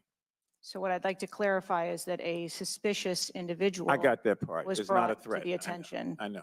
of our personnel. And again, having a rangefinder at an outdoor event. Well, let me ask you this. When the suspicious person was brought to the attention of the Secret Service, was anybody in the detail ordered to follow and stay with that suspicious person just because they might become a threat?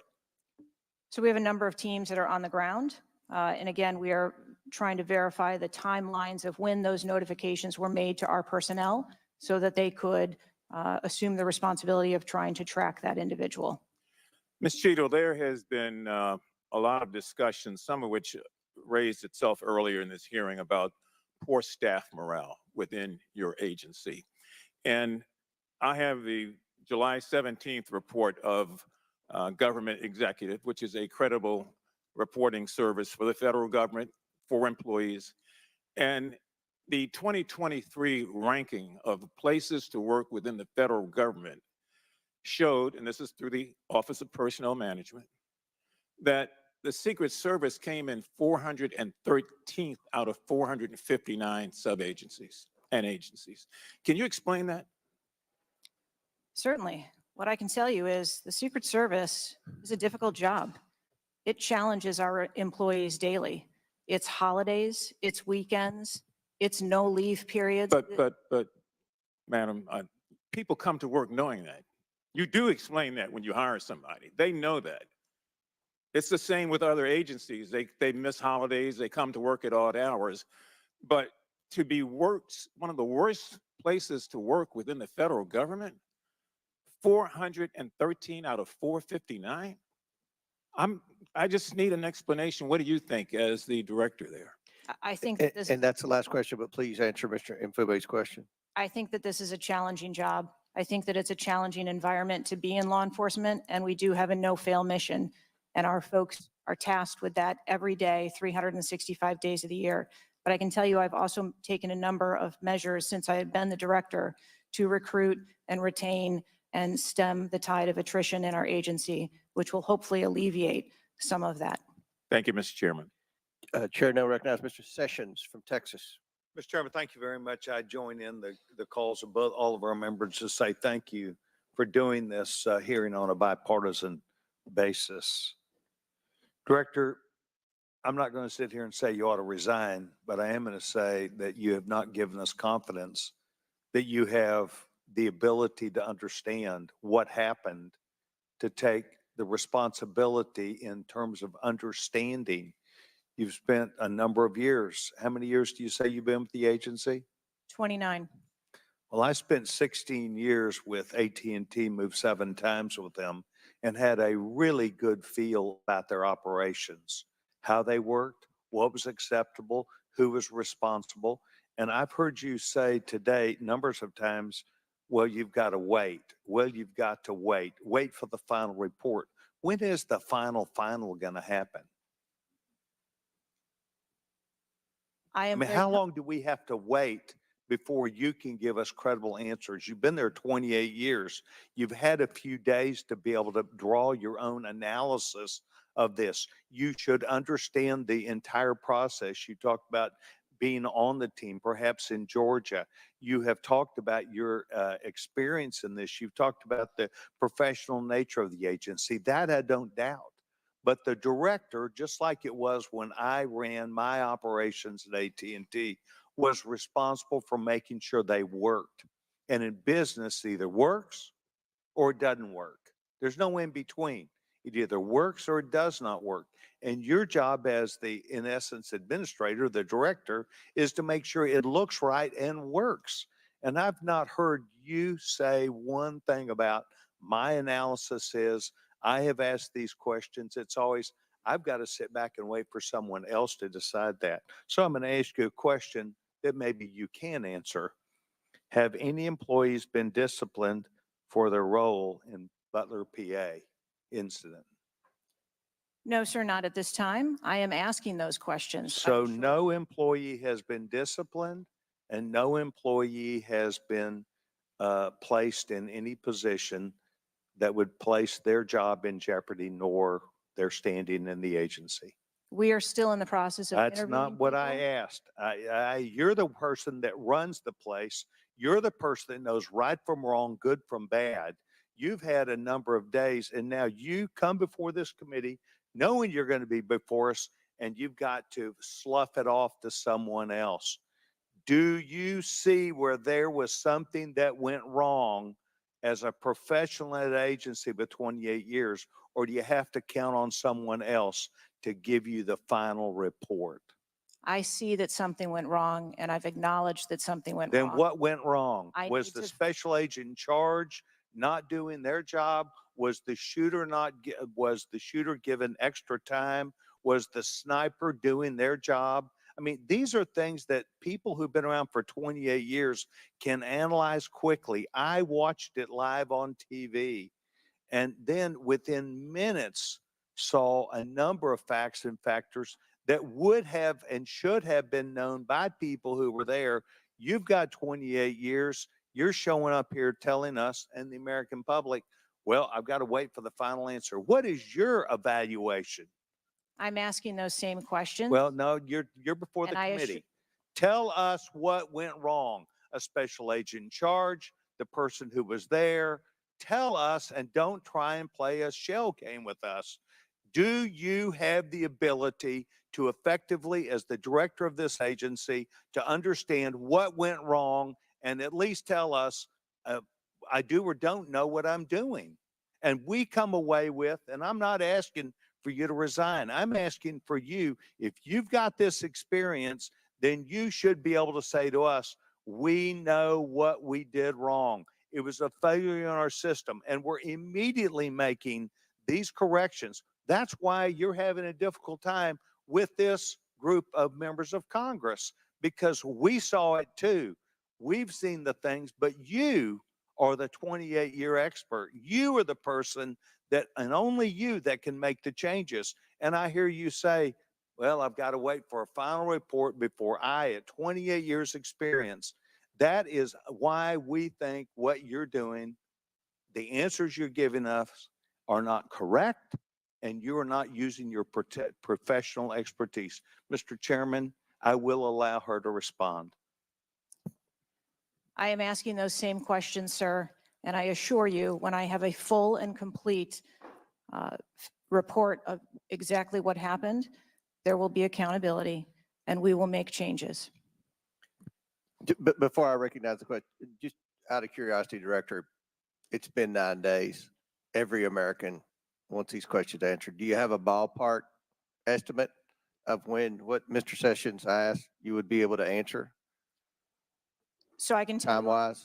I can tell you on our mission assurance, internal investigation, we are targeting to have that completed within 60 days. There's also an external investigation that is going to be taking place. There are a number of Office of Inspector General investigations as well, and we are working in concert. And then, of course, there is the Department of Justice, FBI criminal investigation. Chair recognizes Ms. Ocasio-Cortez from New York. Thank you, Mr. Chairman.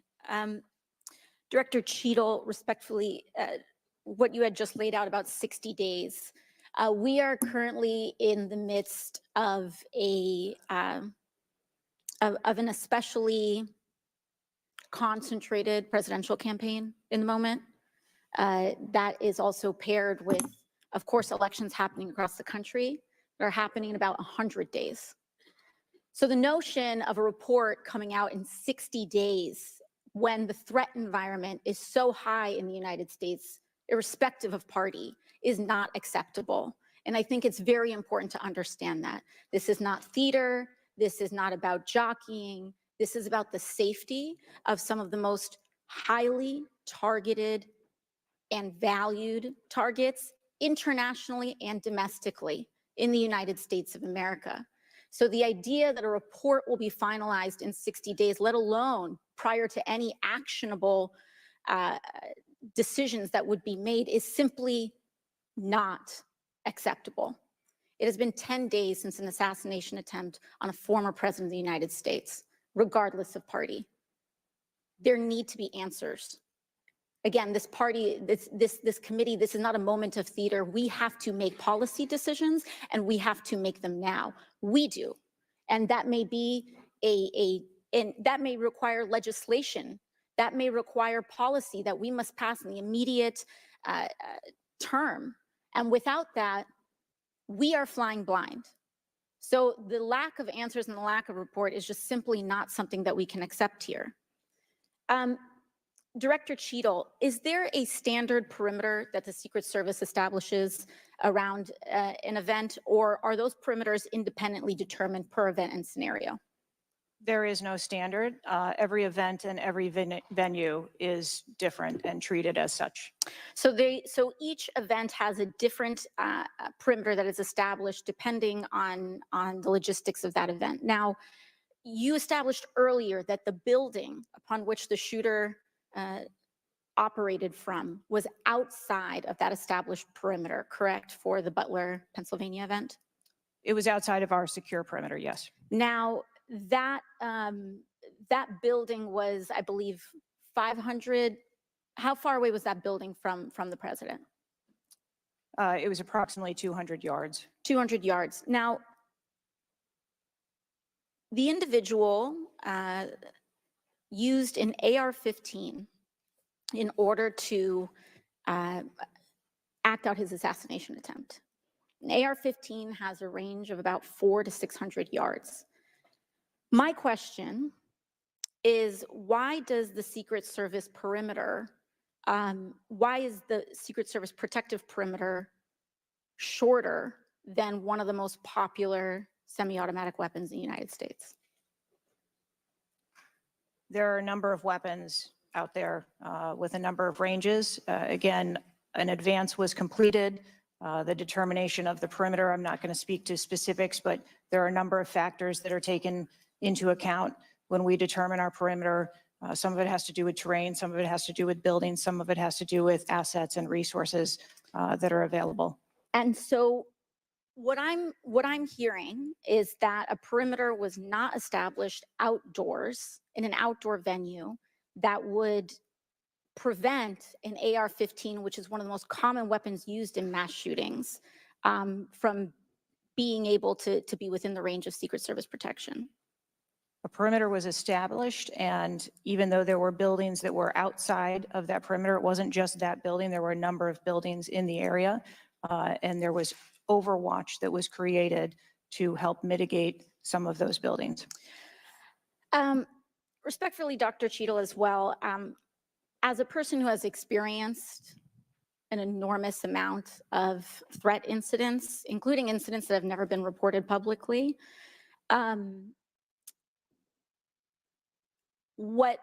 there is a common pattern that happens here, whether it's Secret Service, FBI, Capitol Police, local departments. After a critical security failure, we often hear there will be an independent investigation. That independent investigation gets set up.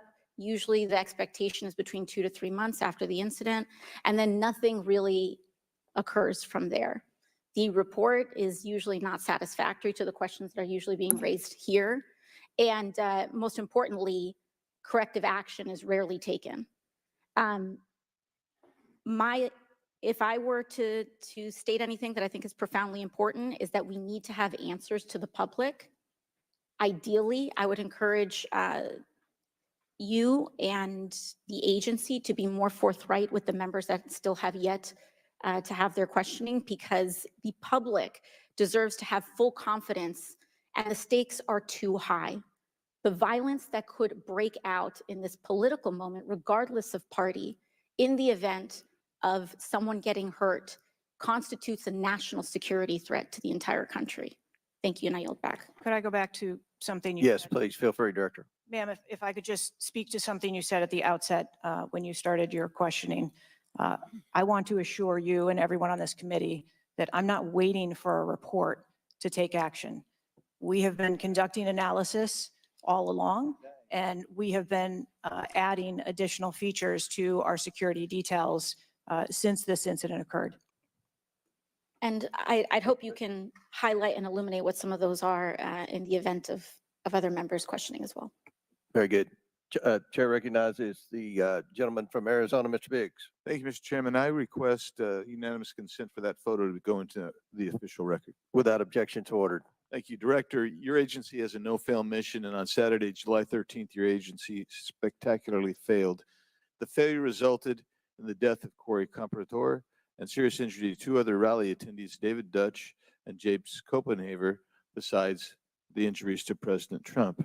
It is unfathomable that a 20-year-old on the radar of Secret Service and local law enforcement before President Trump went on stage was able to climb onto the roof of a building with a rifle and fire off multiple rounds before he was neutralized. Was Mr. Crooks acting alone? Again, I would have to refer you to the FBI's investigation. Was he just a lone gunman? I would have to refer you to the FBI's investigation for motive. What did the Technical Services Division determine was going to be the event perimeter? Those are questions that we are asking, and we are I mean, you're sitting here today. Come on, Director. Everybody said this. You knew you're going to be asked that question because it's been asked multiple times. So this is an easy one. What did they determine was going to be the event perimeter? So you should know that. I mean, this is not, I got to wait till someone else tells me. What was it? Again, I don't want to speak to specifics of the event. Okay, this is a specific. I understand. This is a specific that you ought to know. As someone who said the buck stops with me, I'm going to stay in my job. I'm going to give the answers to the American people, and I know what happened, except for you're not going to tell us. And you're not going to tell the American people. And you yourself said in an interview that foments this notion of conspiracy theories. Guess what? When you sit here and repeatedly tell people, hey, I have to wait, as it frustrated everybody on this committee, guess what? It undermines your credibility and whether you're really going to get to it. So I'm going to ask you again, what did the Technical Service Division determine was going to be the event perimeter? We are still gathering reports. We are interviewing individuals. You know what it is, though. No, you're just not going to tell us, right? When I have those details, I will most certainly share those. Was the gun already on the roof, or did the shooter carry the gun up with him? I do not have that information at this time. Well, when was the last sweep of that roof done prior to the rally? I do not have that information at this time. So how many holds? I mean, so most of us here have been in events, and Secret Service has been there. There's been security, and I can't tell you how many times we've said there's going to be a security hold right here. So we're going to wait, and we wait to 1 or 2 or 3 minutes, and yet we're hearing from you apparently that there were no holds in place. So ever instituted here with President Trump's going on stage. And you said, and this is, I think, connected with this, you said they hadn't adjudicated the shooter to be a threat. He was adjudicated to be a suspicious person, even though we've got some dynamic video that Mr. Krishnamurthy put on the video for us. So I guess my question for you is, and I think you answered this, I just want to see if you're consistent with what you said about an hour and a half ago. What do you do if a suspicious person is identified by the agency? So at a number of our events, it is not unusual. I know it's not unusual. What do you do? Those individuals that are identified as suspicious, we will send teams out to. Was a team sent out here then? There were teams that were sent to identify and interview that individual. They were sent to interview the individual who's scampered up in camo on top of a roof within 130 yards of his target. And did your team get there? When did your team get there to conduct that interview?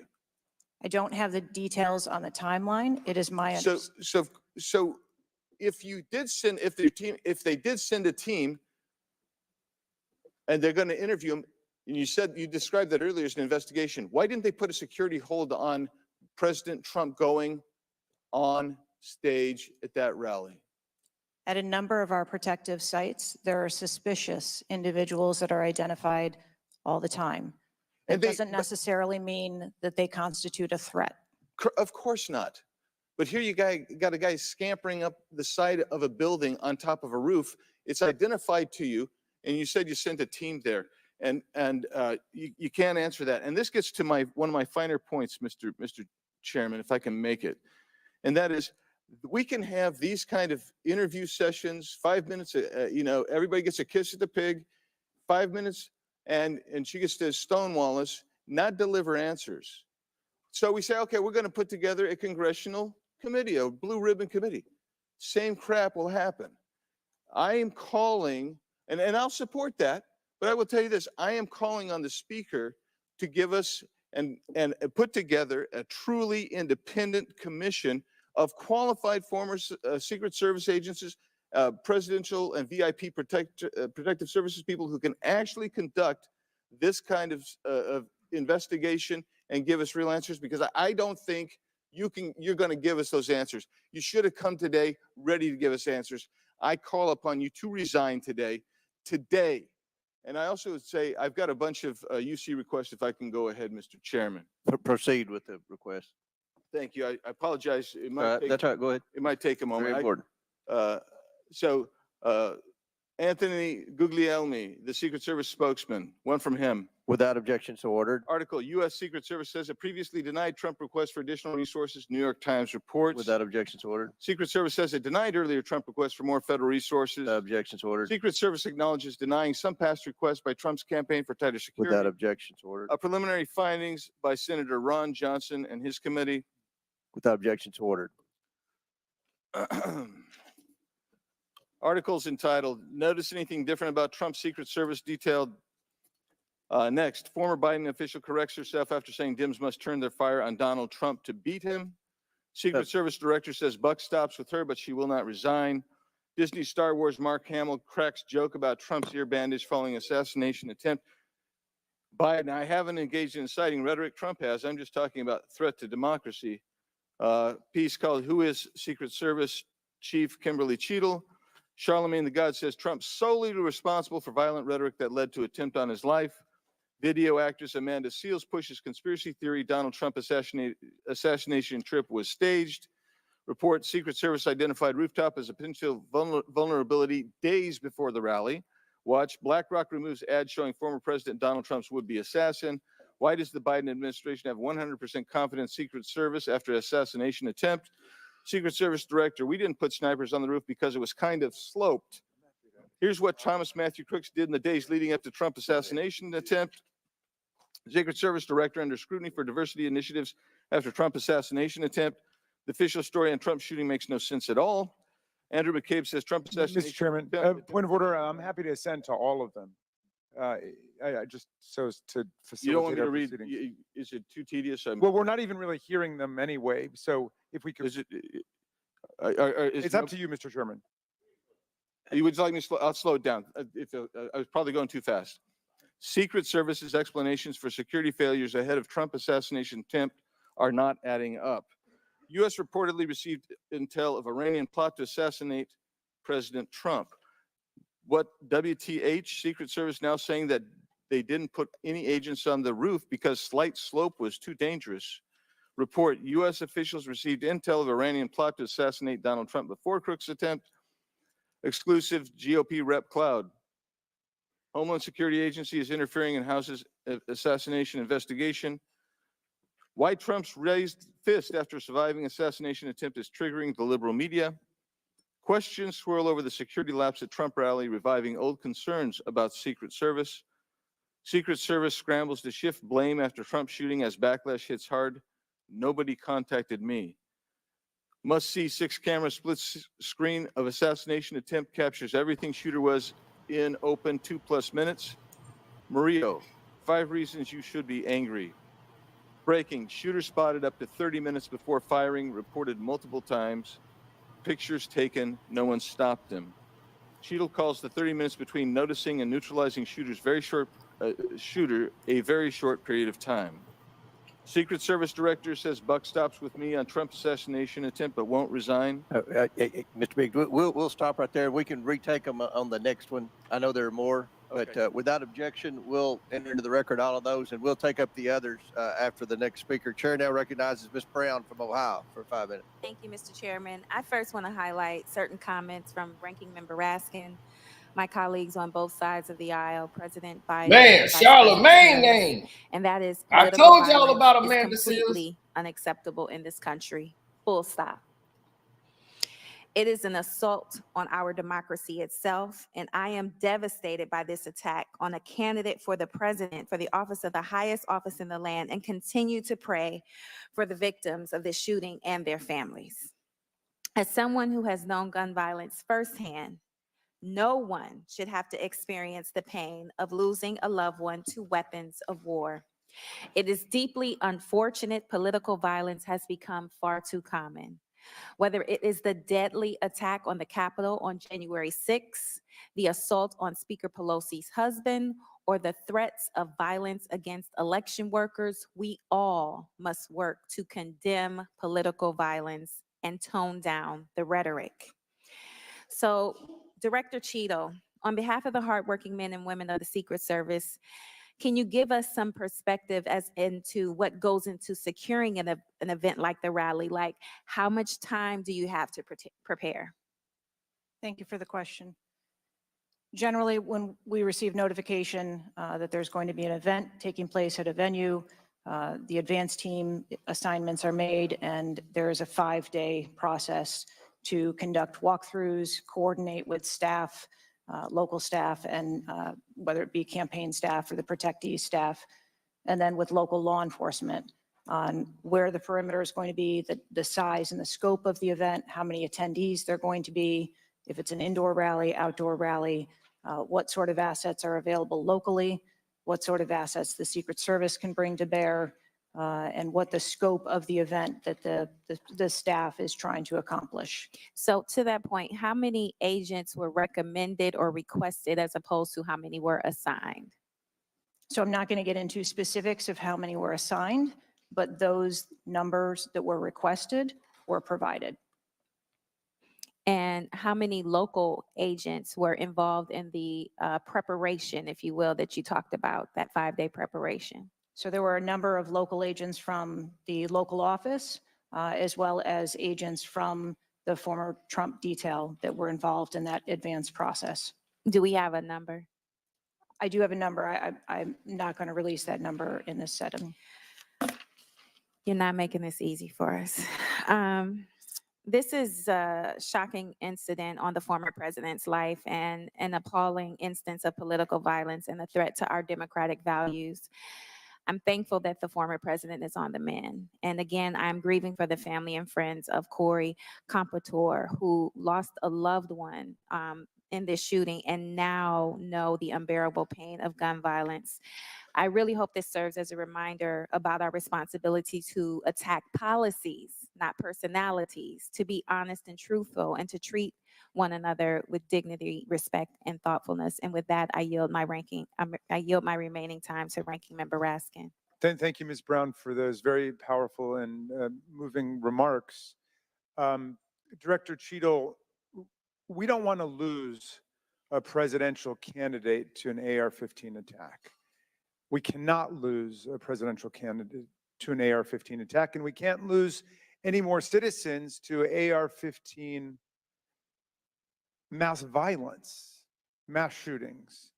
And we certainly don't want an attempted AR-15 assassination or assassination attempt to set off political violence or riots in America. So this is deadly serious business.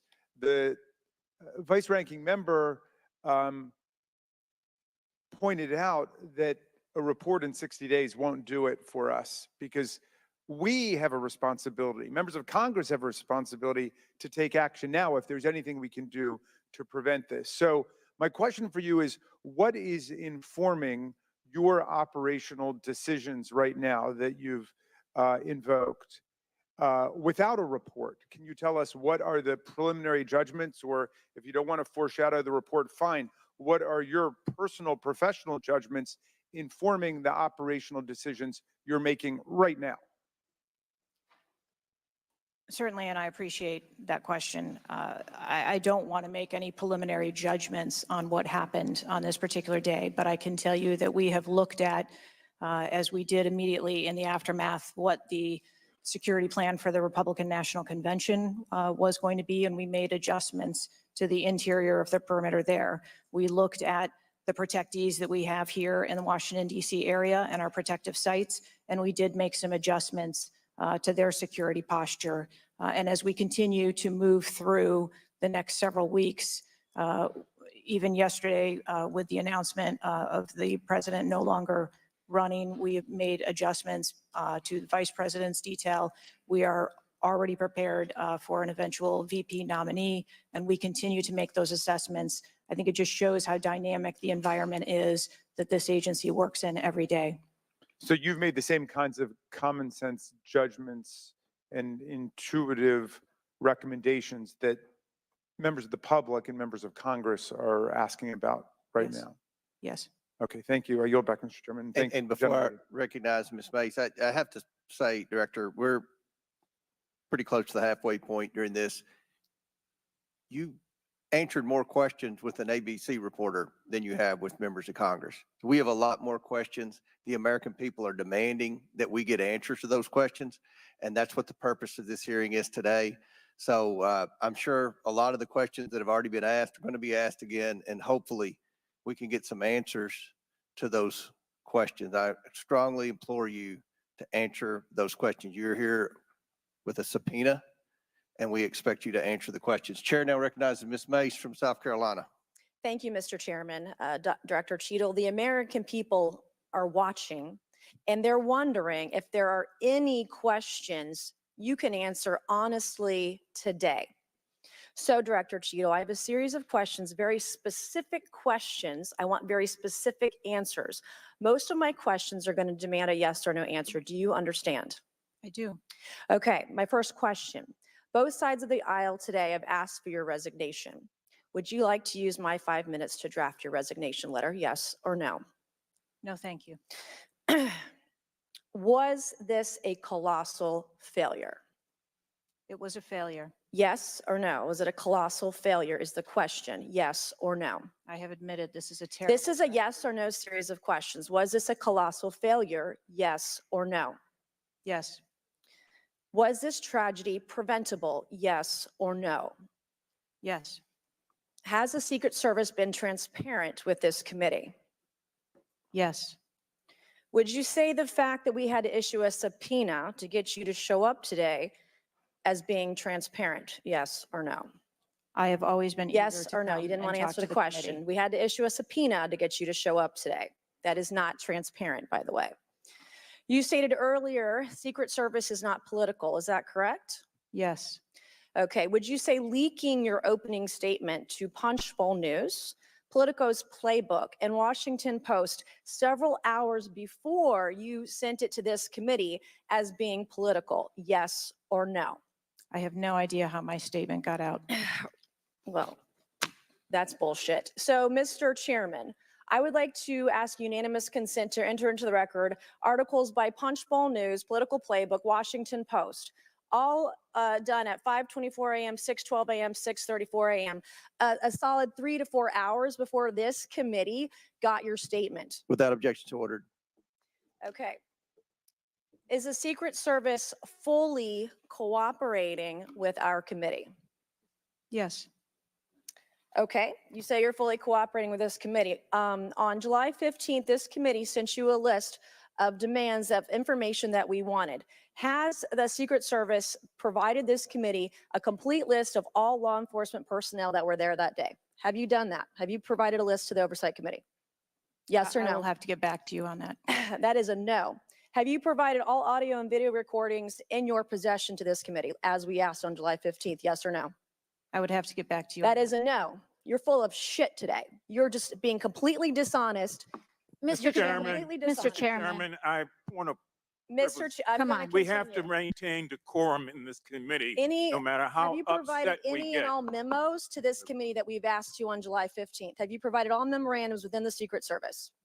I would have to get back to you on That is a no. You are being dishonest or lying. Like you're being dishonest here with this committee. These are important questions that the American people want answers to, and you're just dodging and talking around it in generalities.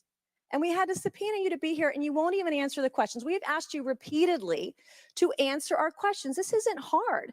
These are not hard questions. Have you provided us all communications from the Secret Service related to that day and that rally? Have you provided this committee? We've asked for this information on July 15th. Have you provided any of this information that this committee has asked of the Secret Service? Any of it? I'll have to get back to you. Have you even read this letter that we sent you? Did you even read this? Yes.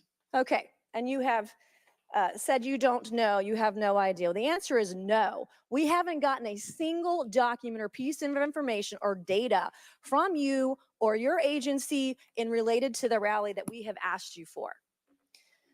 So was this attempted assassination of Donald Trump a failure of training or execution or both?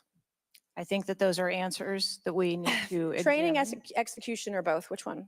I think those are answers. All we right. need How to many determine. Secret Service personnel have lost their jobs due to this colossal failure? At this time, none. How many Secret Service personnel have been required to take a refresher course on how not to let people shoot Donald Trump? Our personnel are currently operational. We are examining the facts of this investigation, and we will make the changes necessary. What time did law enforcement become aware that there was an individual on the roof with a clear line of sight to President Trump? I am still verifying timelines. Of course, 9 days in, you have no answers. How many minutes went by between the time law enforcement saw and took photos of crooks and the shooting? How many minutes? I am still verifying timelines. 57 minutes. Thank you, Mr. Chairman, and I yield back. Gentlelady yields back. Before I recognize Ms. Stansberry, I believe I want to recognize Mr. Mfume for a unanimous consent. Yeah, thank you, Mr. Chairman. I beg your indulgence. I meant to do this earlier. I'd like to have unanimous consent that it be submitted for the record. The 2023 ranking of best and worst workplaces in the federal government, compiled by the Office of Personnel Management, which shows the United States Secret Service coming in, again, as I said earlier, 413th out of 459 sub-agencies, and this appears in the July 17th edition of Government Examiner. Without objection, so ordered. Chair now recognizes Ms. Stansberry from New Mexico. Thank you, Mr. Chairman. I want to start by just saying that part of why you have bipartisan agreement here on the dais about the severity and importance of this hearing is because this is not just a single shooting. This is about national security and the security of our democracy. It's not just one operational failure. This is about our public officials safe. And what does that signal to our country and to the world about American security and the ability of our officials to do their job safely? So I want to start by saying thank you to all of our brave men and women who are in the uniform, whether it's the Secret Service or local law enforcement, who put their lives on the line. I think obviously we honor their service, but this is really about operational failures and what it means for our country at large. And I also want to reaffirm that we must condemn unequivocally political violence of any kind, not just political violence, and that it cannot be tolerated in this democracy. And also to offer my prayers for the slain Fire Chief Corey Comprator, and also prayers for those who've been injured. Now, I think, you know, the tone of this hearing is, how is it that a 20-year-old young man with a gun that was legally purchased by his father could, on the day of a rally, go to a gun shop, legally purchase ammunition, show up to a secured site, and then not only attempt an assassination of a political figure, but kill and injure 2 others? How could this happen? I'm not asking yet. I think we've had a lot of testimony here today. I want to talk a little bit about the timeline. Now, here's what we know, and I know, Director, you were also on the call that we had a few days ago with the FBI and other law enforcement, so I respect that you are not able to share, based on your testimony, some of the details that are currently being investigated, but I know you were on the call because I heard you on the call and you heard them too. So I'm going to lay out the timeline a little bit. On July 3rd, the rally was announced that it was going to be in Butler. On July 6th, 3 days later, we know that the shooter searched for dates for Trump and DNC events. On July 7th, so this is 4 days after the announcement, the shooter went to the site. He actually physically went to the site. On July 12th, the shooter went to a gun range where he and his dad regularly go and practiced shooting. And the next day, on July 13th, he went to the site again before the rally began. We know that he then went and searched online for a gun store, where he went and he purchased 50 rounds of ammunition, went home, got his father's AR, which was legally purchased, and returned to the venue. At 5 p.m. that evening, this is more than an hour before Donald Trump actually took the stage that evening, local law enforcement were made aware that there was a suspicious man. In fact, at 5:20, local law enforcement flagged that he had a rangefinder, and they radioed their concerns and sent around pictures of the individual. At 5:40, 20 minutes before local law enforcement actually identified the shooter, and at 5:51, Secret Service was notified of the suspicious person by the state police, and 1 minute later, they distributed that information. That was before Donald Trump even took the stage. That was 11 minutes before he took the stage. So the Secret Service was aware that there was a suspicious person. At 6:03, he took the stage. At 6:09, rally goers, as was shown in the video, identified this gentleman climbing on the roof. At 6:11, 3 shots were heard, 3 rounds of shots. And of course, the president and the other victims were shot. This shooter was a 20-year-old young man, no criminal record, legally purchased gun and ammunition, who for days in the lead up to this shooting was searching mass shooters. He even had a picture of a mass shooter on his cell phone the day of the shooting. He searched for explosives. He searched high-level officials. So the American people want to know, how did a 20-year-old young man with access to a military-style weapon actually bring it onto an unsecured perimeter, who for days had been planning a mass shooting event? And I think that, Madam Director, with all due respect, the answers that we've received here in this hearing today are completely unsatisfactory.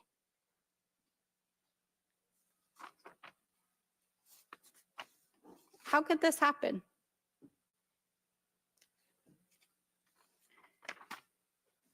We need answers. We need answers not just for the family members of the gentleman who was killed and those who were injured, but we need answers for our democracy. Because as others have stated here today, we are in a highly politically charged environment right now. We are only weeks away from one of the most significant presidential elections in American history. And it is clear that our public officials' safety has not been secured. And it is not just a matter of one shooting, it is a matter of national security. So I hope that you will take our comments to heart. I hope that there will be accountability, and we need answers. And with that, I yield back. Chair now recognizes Mr. LaTurner from Kansas. Thank you, Mr. Chairman. Director Cheadle, I have a question just right off the bat. Something that you've bragged about repeatedly is that you've increased protection for the 36 individuals that the Secret Service is also entrusted with. Is that correct?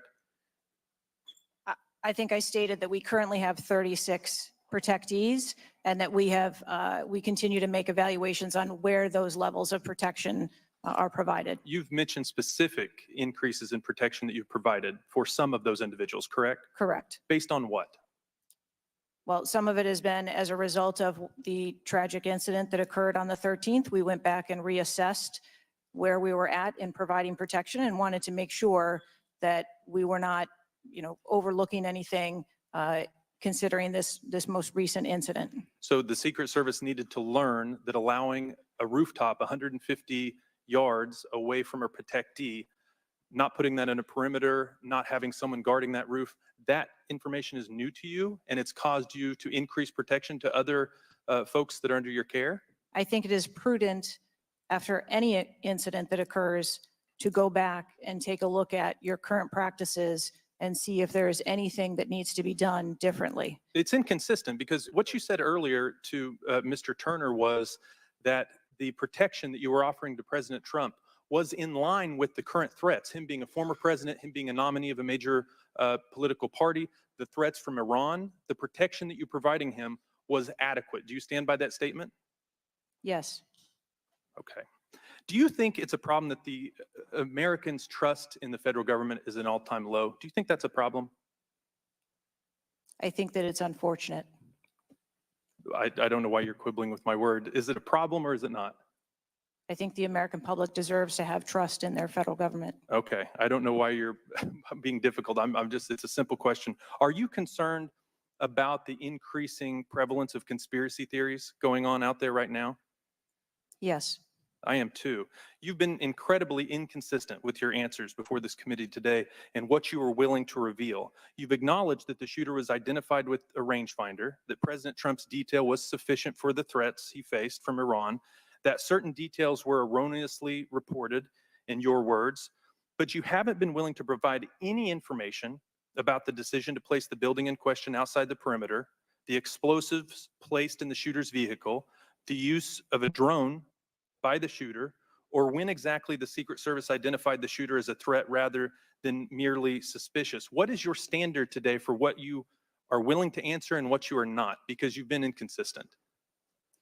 I'm certain that you can understand that some of the information that's been provided to you thus far has come from the FBI's investigation and has come from information that we have released. I want to make sure that information that is being provided to this committee is consistent and is factual. But the question about the drone that the chairman asked at the beginning of the hearing, he said, do you know this information? And you acknowledge that, yes, you do know the information, you just don't want to tell us. I guess my question is that if you wanted to wait till the end of the investigation to draw conclusions, which you've acknowledged you're not, you're drawing conclusions right now and making changes. But if that was your standard, that you want to wait till the end of the investigation to draw conclusions, okay, at least you would be consistent in that. But what we're wanting to know today and what would dispel some of the conspiracy theories out there, what would increase trust with the American people, is for you to let facts out, for you to tell us what you know. And I want to understand from you, why is that a problem? Why is it inconsistent with a quality investigation to release to the American people today, at least the information that you know for sure? Because you certainly know for sure more information than you're willing to give us today. I have released that there was a failure and that there are gaps that we need to make sure that they don't happen again. That's not acceptable. That's not enough. That doesn't quell any conspiracy theories out there. In your 27 years of experience, would you have been concerned about an elevated location within 150 yards of a protectee that did not have a Secret Service presence? Just based on your experience. What I can tell you is that every site and every venue No. is I'm advanced asking differently. for your experience. Looking at this situation, would that have been of concern to you? Or would you have agreed that it's fine, it doesn't need to be covered? What I have explained today You're is not going that to answer. there was, Is it true that at 5:45 p.m., approximately 18 minutes before President Trump took the stage, the Beaver County Emergency Services Unit noticed the shooter on the roof and photographed him? Is that a fact or not? that is the information that I have from the FBI's report, yes. You haven't been willing to share whether or when this was communicated to the Secret Service, so I'd like to get into the difference between suspicious activity and threatening activity.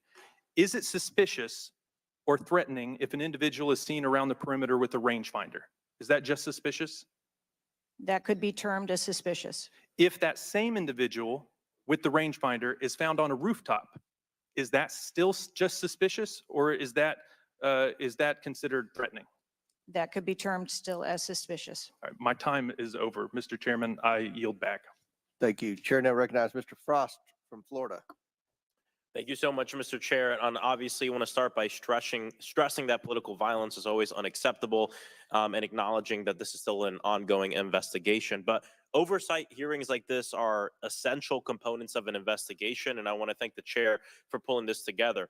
Madam Director, I appreciate you for being here. The events of July 13th raised serious questions about the efficacy and thoroughness of the security protocols in place. The gravity of the fact that an unsophisticated gunman was able to secure his perch and take a shot at a former president despite multiple layers of security and intelligence are not lost on me. Before I came to Congress, I used to work advance for a major political candidate and have interacted with many different law enforcement agencies on large political events like the one that just happened. How many times was the Secret Service alerted about a suspicious person at the July 13th campaign event prior to the first shot being shot? I don't have an exact number to share with you today, but from what I've been able to discern, somewhere between 2 and 5 times there was some sort of communication about a suspicious individual. To the Secret Service specifically? Mm-hmm. According to reports, the shooter was photographed twice by security officers prior to the shooting. A police officer saw the shooter on the ground and reported him with a photograph as a suspicious person. Multiple local law enforcement officers identified the shooter, radioed that he was acting suspiciously near the event's magnetometers.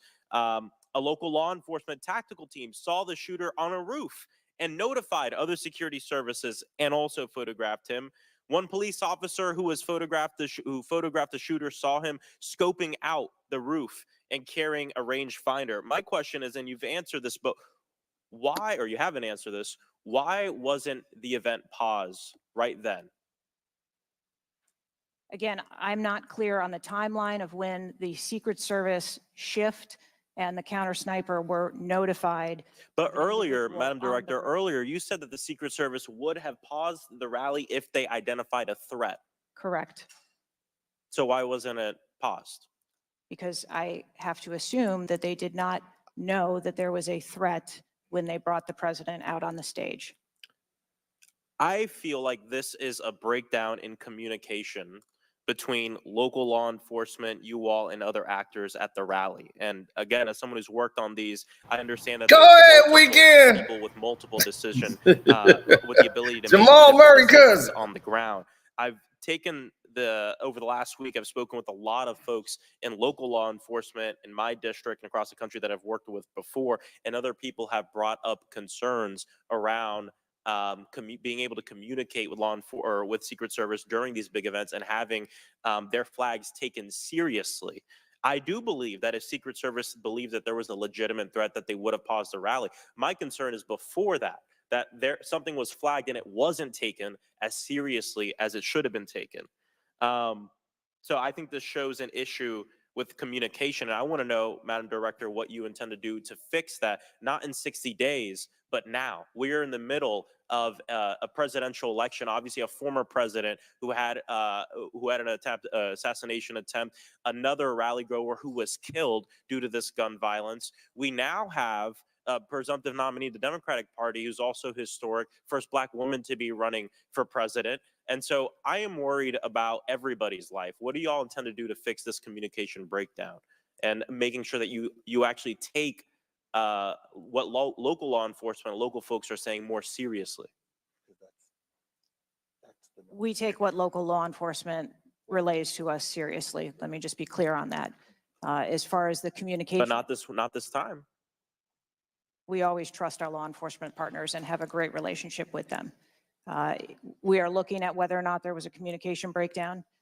If that was the case, we will take steps to ensure that we correct that, because to your point, we cannot have a communication breakdown. Madam Director, does you mentioned that the perimeter of the event did not include the rooftop where the shooter was. Does your responsibility and the Secret Service's responsibility to protect a principal stop at the perimeter of an event? Our responsibility is to ensure the safety and security of the event itself and the protectee who is attending that event and the personnel who are protecting. So you would say the fact that the rooftop was outside the perimeter is not an excuse for what happened, saying that it was outside the perimeter of the event? I am not offering that as an excuse. Okay, thank you. I yield back. Gentleman yields back. Chair now recognizes Mr. Fallon from Texas. How did a 20-year-old loner with a week's notice pick the absolute best location to assassinate President Trump when the entire Secret Service missed it? Director Cheadle, in your leadership, your agency got outsmarted and outmaneuvered by a 20-year-old. How can we have any confidence that you could stop a trained professionals from a nefarious nation state? Those are absolutely questions that we need to have. I know they're answers questions, to. but the fact of the matter is we can't have that confidence. Director, do you have the ability personally, and do you have the authority to beef up security of any of your protectees? Yes, I do. Okay. So were you also aware there was a credible threat President Trump was facing? He was facing a heightened security threat to a foreign adversary? Yes. Okay. So given that there was an increased threat to President Trump's life, was he provided a full security complement akin to what a sitting U.S. president would receive? He was provided a full complement of security based on the threat assessment that we had. That's not my and question. the venue. My question is, if he'd been the sitting president, would he have had the same security he had on July 13th, or would have been beefed up?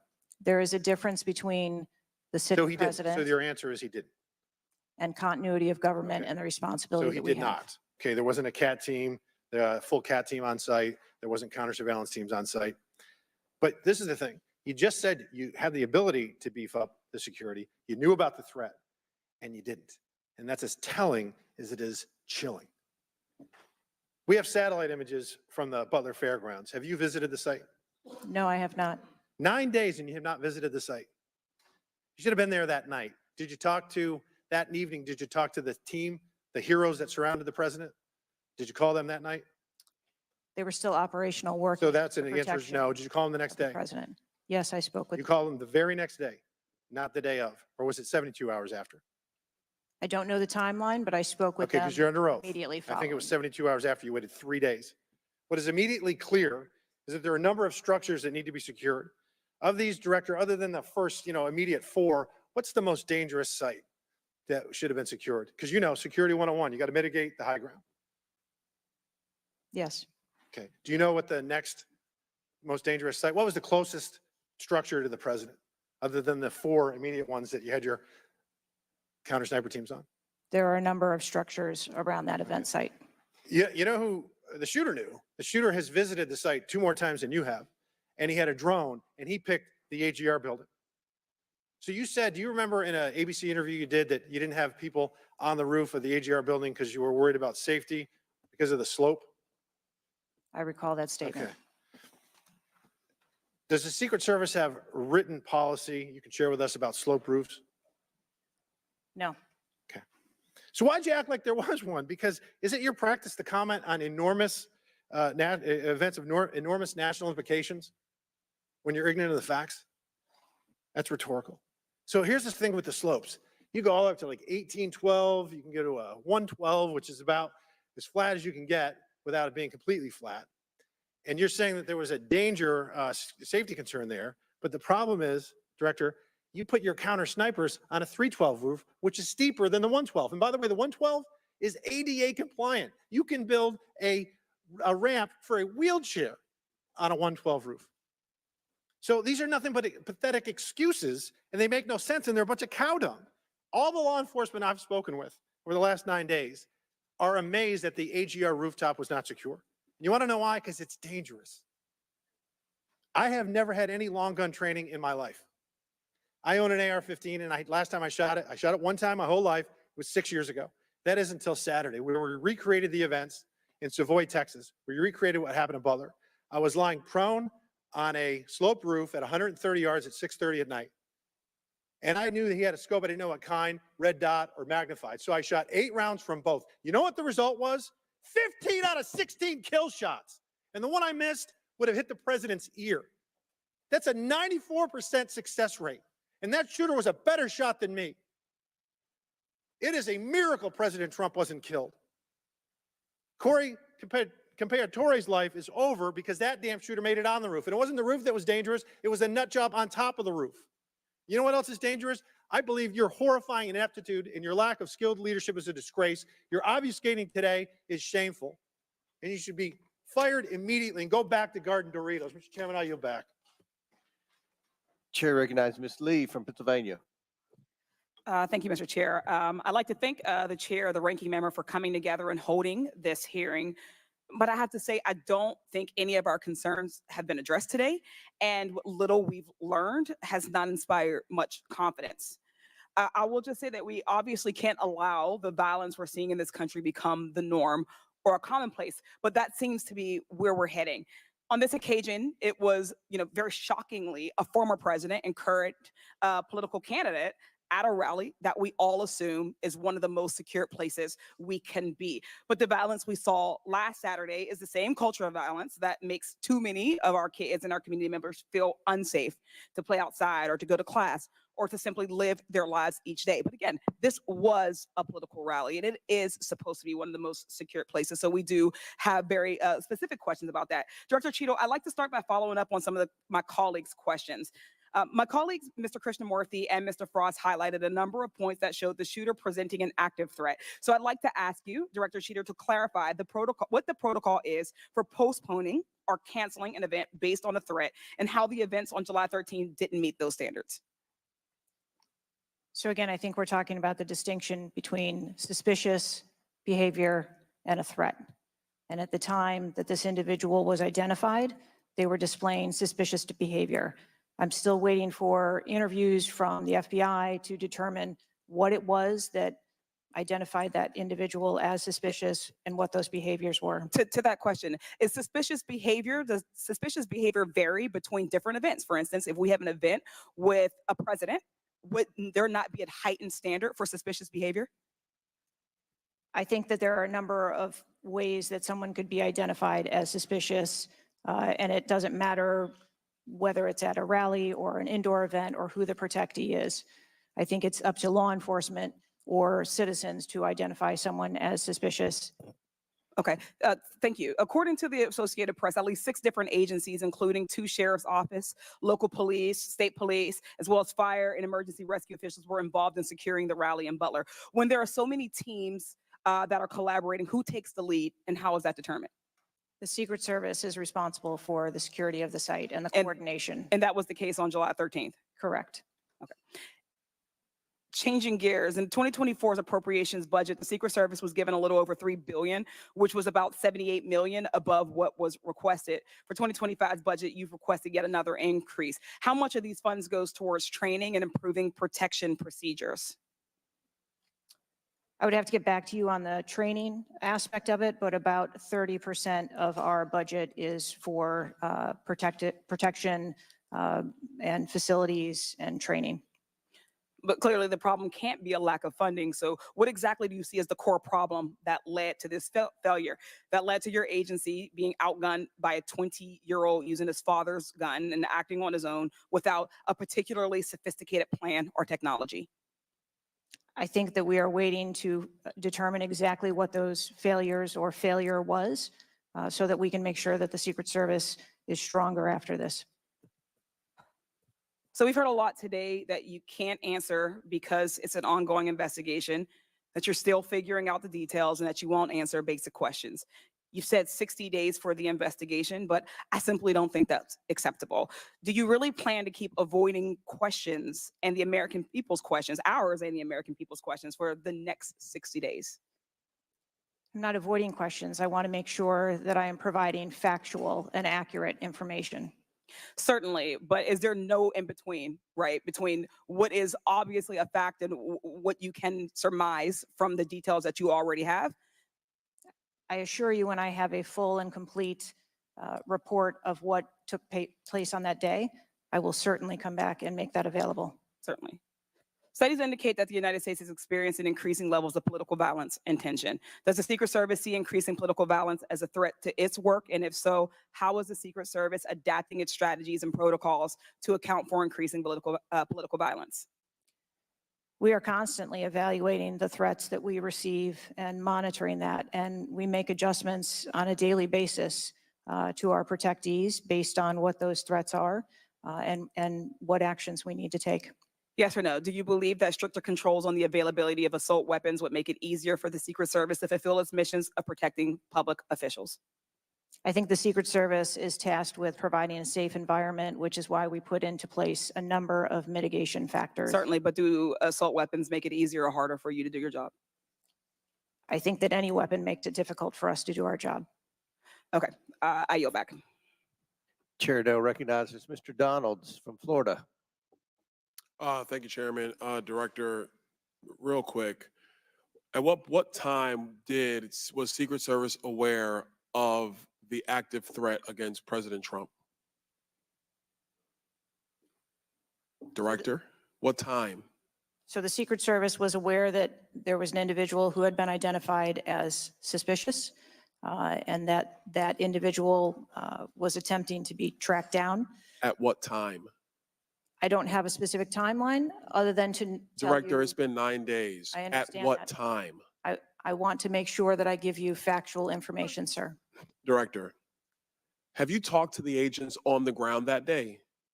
Yes, I have. You've talked to all of them. Mhm. Your senior team has talked to every agent that was on the ground that day. Yes, we have. Have they all corroborated the same time they identified the shooter or they were made aware of the shooter, either by attendees in the crowd or local police department?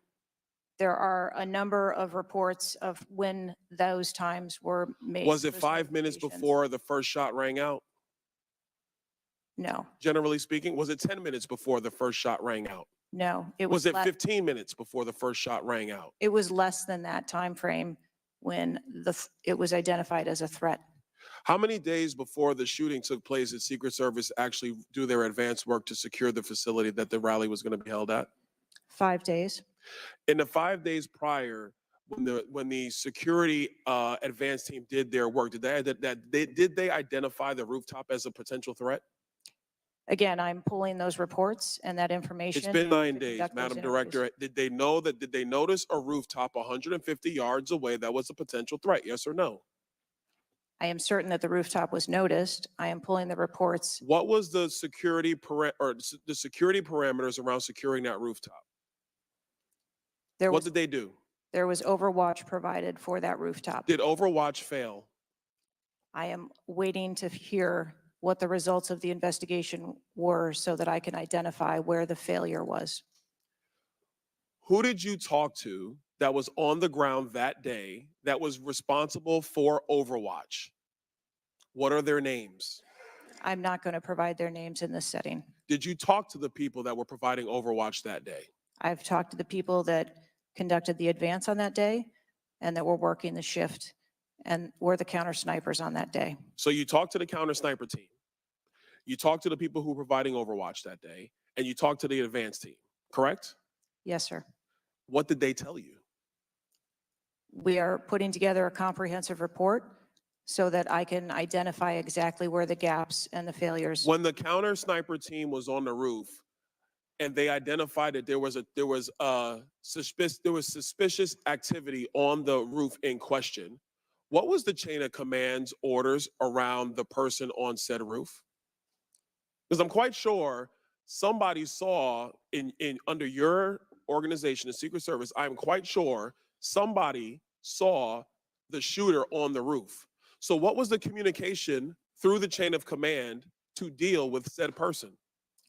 What I can tell you is that when the individual was identified by the counter sniper, they took one shot and neutralized that individual. But that was after the shooter already took a shot. Is that correct? That is correct. So what you're saying now is that the Secret Service did not see the shooter on the roof until after the shooter took a shot? I do not have all of those details at this time. If you don't have those details after 9 days, Director, then what you're telling me is that you guys didn't see it. Is that correct? I am telling you, I don't have all the details of the sequence at this time. Director, it's been 9 days. Either you have the information or you do not. Is that correct? We are still in the process of conducting interviews and an investigation. Some of my colleagues have texted me over the last couple days, bipartisan, about whether you should lose your job. And I've been quiet on that question because I wanted to see what you were going to do today. In my opinion, you do need to be fired immediately. And it is because this is gross incompetence. And the fact that it's been 9 days, and these are simple questions to answer. I'm quite sure if I asked any one of my kids if they got in trouble and I told them to give me the details, I would get more answers from them than I'm getting from you right now. And that's what's frustrating on a bipartisan basis, on a nonpartisan basis. This is a joke. And Director, you're in charge. And that's why you need to go. Mr. Chairman, I yield back. Chair now recognize Mr. Goldman from New York. Thank you, Mr. Chairman. Director, I want to follow up and just understand a little bit why there is so much information about this out in the public, including some from you and your communications team, and yet you're here pursuant to a subpoena under oath in front of Congress, and you're unable or unwilling to answer some of those same questions. Can you just explain why you are answering so many fewer questions here than you have to the media? I'm answering the questions that I'm able to answer based on the fact that there are multiple ongoing investigations. But you have answered some of these questions previously, correct? To the public, to the media. Which questions? Well, did you have an interview with ABC News? Yes, I did. Okay. And did you explain the interaction between local law enforcement and the Secret Service, and that local law enforcement was responsible for securing the perimeter of the building where the shooter was? I said that the Secret Service is responsible for designing and implementing and executing the security plan, and that we rely on the assistance of our local law enforcement partners to assist us with that plan. Let me ask you something. Were you given any instructions about what you can and cannot answer here today? My ability to answer questions is solely reflective of the fact that there are multiple ongoing investigations, and I want to make sure that I provide accurate information that doesn't conflict with any of those investigations that are going on. So is it your view that you can't talk about anything that happened that day until those investigations are completed? My view is that I want to make sure that this committee and the American public gets correct and actual information. And so is it your view that that can only happen after the completion of the investigation? It is my view that when the investigations are complete, that we will be able to share that information. And how about before that? If I have factual information that I can share before that, I absolutely will. I'm guessing you have factual information as to when the suspicious photograph of the suspicious person was relayed to the Secret Service. There's a timestamp on that text message or whatever it was, correct? Sir, I'm sure you can understand that when you're dealing with text messages, emails, and other communications, the timelines don't always match up. Not really if they're time-stamped, but let me move on. Because you have acknowledged that this was a major security failure. Is that right? Yes, Do you acknowledge that it was a major security failure not to secure the rooftop of the building that the shooter shot from? I believe at this time that the rooftop was provided overwatch. I acknowledge that we are unaware at this time how the individual was able to access the roof. Overwatch meaning from other counter sniper, other higher points? Correct. And so was it a failure then that when that shooter was on the rooftop, that Overwatch did not identify him before he fired his shots?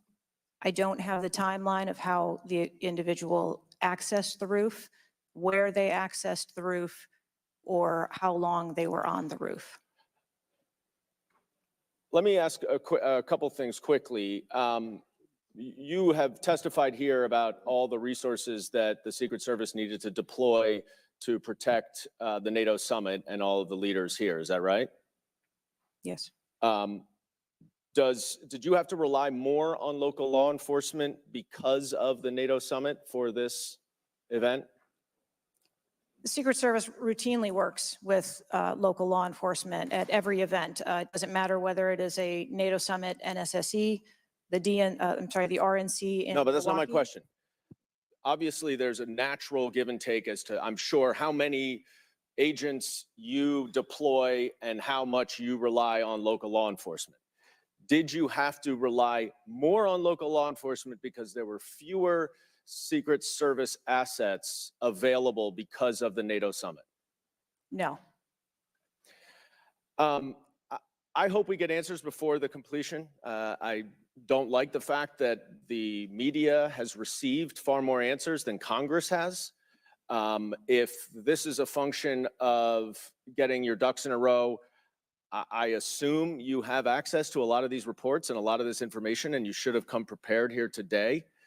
And I would just want to flag, Mr. Chairman, before I yield back, that I want to just point out one thing that my colleague from Texas was talking about when he said he recreated the shooting twice with an AR-15, and he had a 94% success rate, 15 out of 16 shots. I don't know why that doesn't convince him that we should get rid of AR-15s, but clearly we need to do something about the prevalence of AR-15s and weapons of war on our streets. And I yield back. Chair now recognize Mr. Perry from Pennsylvania. Thank you, Chairman. Director, I guess 60 days is the time of the investigation. Is that the information that you've put out, or where did that come from, 60 days? Or is that just information that the committee members are talking about?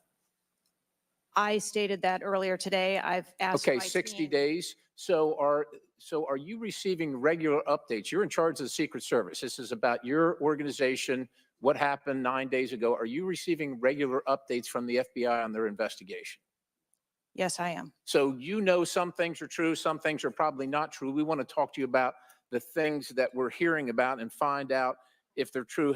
You've been in contact with the FBI, then you're getting updates on a daily basis, right? Yes. Based on what you said. Okay, so, and are you confident that the person in question, Mr. Crooks, was the only person firing that day against the president or the crowd? Is he the only one? I'm not asking you yet if he acted alone, but is he the only one, or can you say that with certainty to the American people? That is the information I have at this time, yes. Okay, does it appear he acted alone? That's the information we have at this time. Okay, now let's talk about the fact that he was noticed as a person of interest, of concern, suspicion, as you say. Your PI team, how do they stay in, there's a sea of people. How does the PI team get to that individual that's in question in the sea of people? How's that individual tracked? Our protective intelligence teams that work at our sites are paired up with a local police counterpart. And so they work in conjunction together. So just follow them around, or let me ask you this. Looking at the site, you have multiple perimeters, right? You have the secure perimeter, the inside perimeter, you have multiple secure or multiple perimeters. Was the AGR so-called building the highest location affecting the site of the rally? Was it the highest location? I believe the highest location at the site was where our counter snipers were. What about the water tower positioned. adjacent? What about how high is the water tower? I don't have the height on the water tower. Okay, seems like water towers are pretty high, at least in the photo. It looks like it might be, there might be actually be a building right behind the AGR building that is even higher than the building that Crooks fired from. You're familiar with cover, concealment, and defilade, right? You're familiar with those terms? Yes. So how would your sniper team or your PI team track the individual and give vectors to Secret Service on the PI team to get to that individual to question him? And how would you cover the defilade, the cover and concealment of low areas that you can't see from where your sniper team immediately adjacent to the president were sighted? How would you do that if you're not up on the high ground? So when our counter sniper teams go out and conduct an advance, they have a methodology and provide a grid system that our response teams are able to vector in if they see something that is troubling. So when Mr. Jordan asked about the assets that were requested, let me just ask you about assets requested. Were aerial assets requested for this event from either the Secret Service or state police or anybody else, drone, manned, otherwise? Aerial assets, were they requested? I can't speak to what the local Just asking police if they were may have requested. conversations with the local police, but I can tell you that the assets that were requested from the Secret Service for the site that day were all granted. But were aerial assets required? I didn't ask if you used them or what you used. Were they requested? Overwatch was requested and that was Aerial, provided. is that aerial? Because Overwatch could mean on the water tower or not on the water tower. Can you be specific, ma'am? I'm running out of daylight here. I understand. If you're asking me about specifics, whether or not there was. Is it not clear what I'm asking you? Were aerial assets requested by the president, by Secret Service, by anybody? Were they requested? The Secret Service, we felt that we had a good plan in place. Okay, fair enough. How about K9 assets with bomb sniffing or explosive sniffing capabilities? Requested. Didn't say they were present. Were they requested? Those requests were fulfilled. They were requested and fulfilled. Mhm. So was the Crooks vehicle inside any of your perimeters?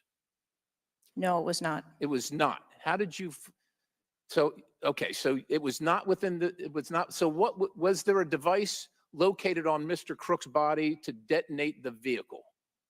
That is the information that I have. So what would be the point of detonating the vehicle if it was not inside the perimeter?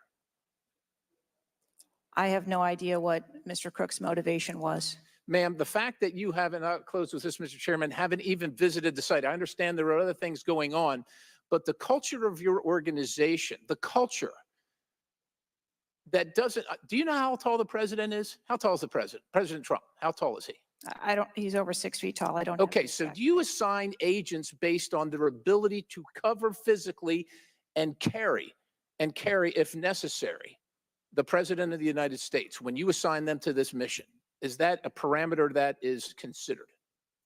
I assign agents to work our protectees that are capable and have been trained by the Secret Service. I understand they're trained, but if you're not tall enough, it has nothing to do with, we're not mad at you, but if somebody's 7 feet tall and you're 5 feet tall, there's going to be a delta there that is problematic in protecting the protectee. And I'm asking, is that a consideration when these agents, not saying you, but when they're assigned to the protectee? The agents that are assigned to our protectees are perfectly capable. Okay, ma'am. So of the providing culture is what I'm protection. concerned about, because the primary objective here seems to be something other than securing the site, securing the principal, and securing the people at the site. And that's the concern based on the answers that you've given today so far. Without a yield, Mr. Chairman. Chair now recognizes Mr. Moskowitz from Florida. Thank you, Mr. Chairman. Thank you for this hearing. I want to thank the subpoena that you sent. I want to thank Ranking Member Raskin and your work, the letter you sent to the committee. And I also support the creation of a commission to get to the bottom of what happened. Director, I just want to give you an honest assessment of how this is going for you today. Did you happen to catch the hearing many months ago in education where there were a bunch of university presidents and Elise Stefanik asked a very easy question and couldn't get an answer? Did you see that hearing? No, I don't think I did. Okay, well, let me tell you, it didn't go well. And the short end of that story was those university professors all resigned. They're gone. That's how this is going for you. This is where this is headed, okay? This is, I don't know who prepared you for this.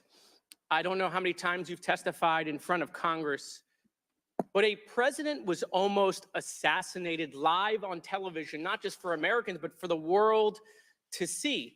And this being your first opportunity, I understand there's an ongoing investigation. I understand there's things that you can not talk about, but the idea that we're getting less than you did on television is something that Democrats, Independents, or Republicans are going to find unacceptable.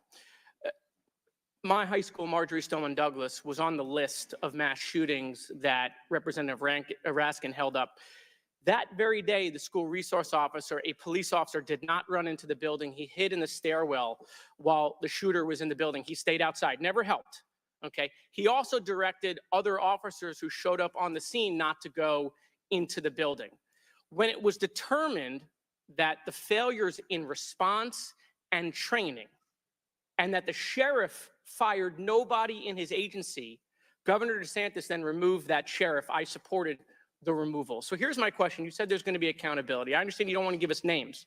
When you say that, are you telling the committee that once it's concluded, you're prepared to fire the people on the ground who made poor decisions that day? I'm prepared to take the actions necessary. No, that's nonsense. Okay. Accountability. The failure was human.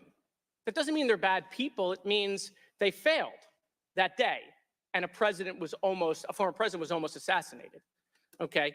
Are you prepared to fire the human failure on the ground? Yes or no? When you have the names of where those failures were, they're people. It's not like a piece of technology failed. It was people who failed that day. Are you prepared to fire them? I don't have an answer as to whether. Well, then how can there be accountability if you're not prepared to fire someone? And the reason why your name is going to be the person who's held accountable, the reason why members in this committee are calling for resignation, and I join in that, or for the president to fire you, is because you're saying there's going to be accountability, but you can't commit that people are going to get fired. Let me ask this question a different way. If Trump had been assassinated that day, if the gunman had succeeded, okay, would you have come and tendered your resignation? I would still be sitting here because I would want to ensure the integrity of the investigation. Totally understand. That's a fair answer, that you would have set up that process. But would you have had the honor to come in front of the committee and say, former president was assassinated on my watch, there should be new leadership? I think that I have admitted that there was. No, that's what I'm asking. Would you have tendered your resignation if he had been killed? That occurred on my watch, and I am accountable for that. Okay, but would you have tendered your resignation if he had been killed?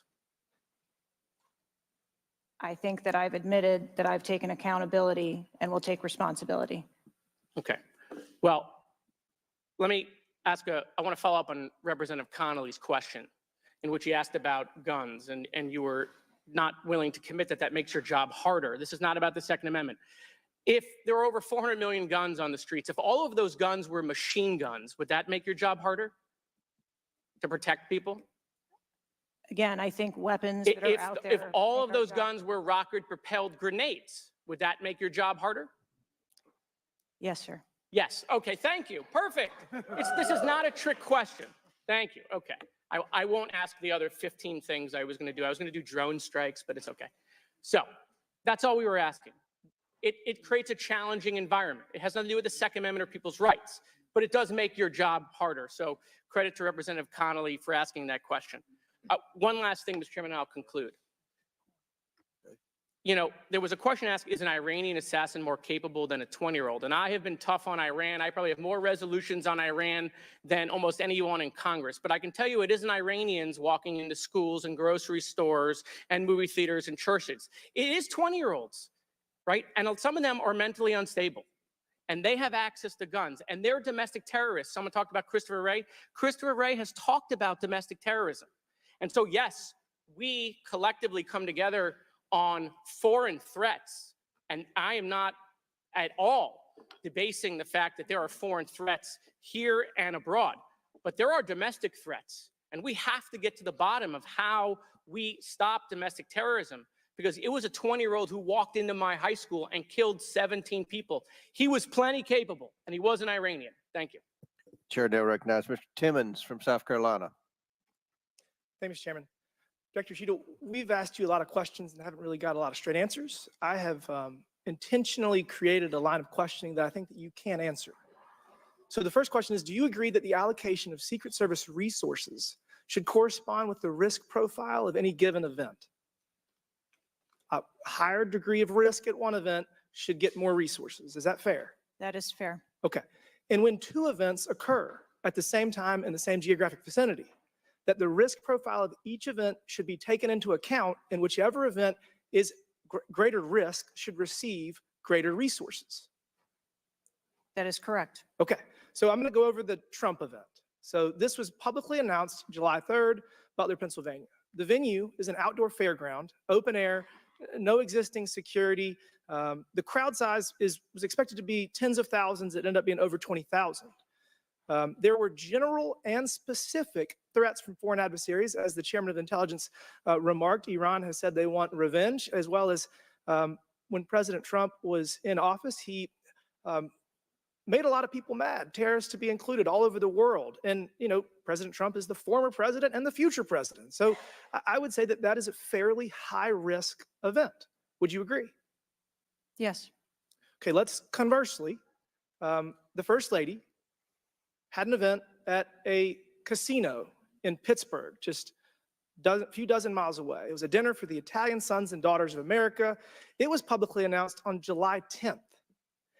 What's interesting is that the casino is actually extremely secure. They already have magnetometers existing prior to this event even being announced. It was in a ballroom. And the size of the crowd, a mere 400. There were no specific threats. There may have been general threats. And the asset is the First Lady. Those seem like there's a huge disparity relative to risk. Would you agree? Yes. Okay, thank you. Multiple whistleblowers and various media outlets have reported that the Pittsburgh field office of the Secret Service allocated 12 additional post standers to the First Lady's event and 3 additional post standers to the Trump rally. Is that correct? There were no assets that were diverted from the First No. Lady's This is a very visits. simple question. I'm not asking if anyone was diverted.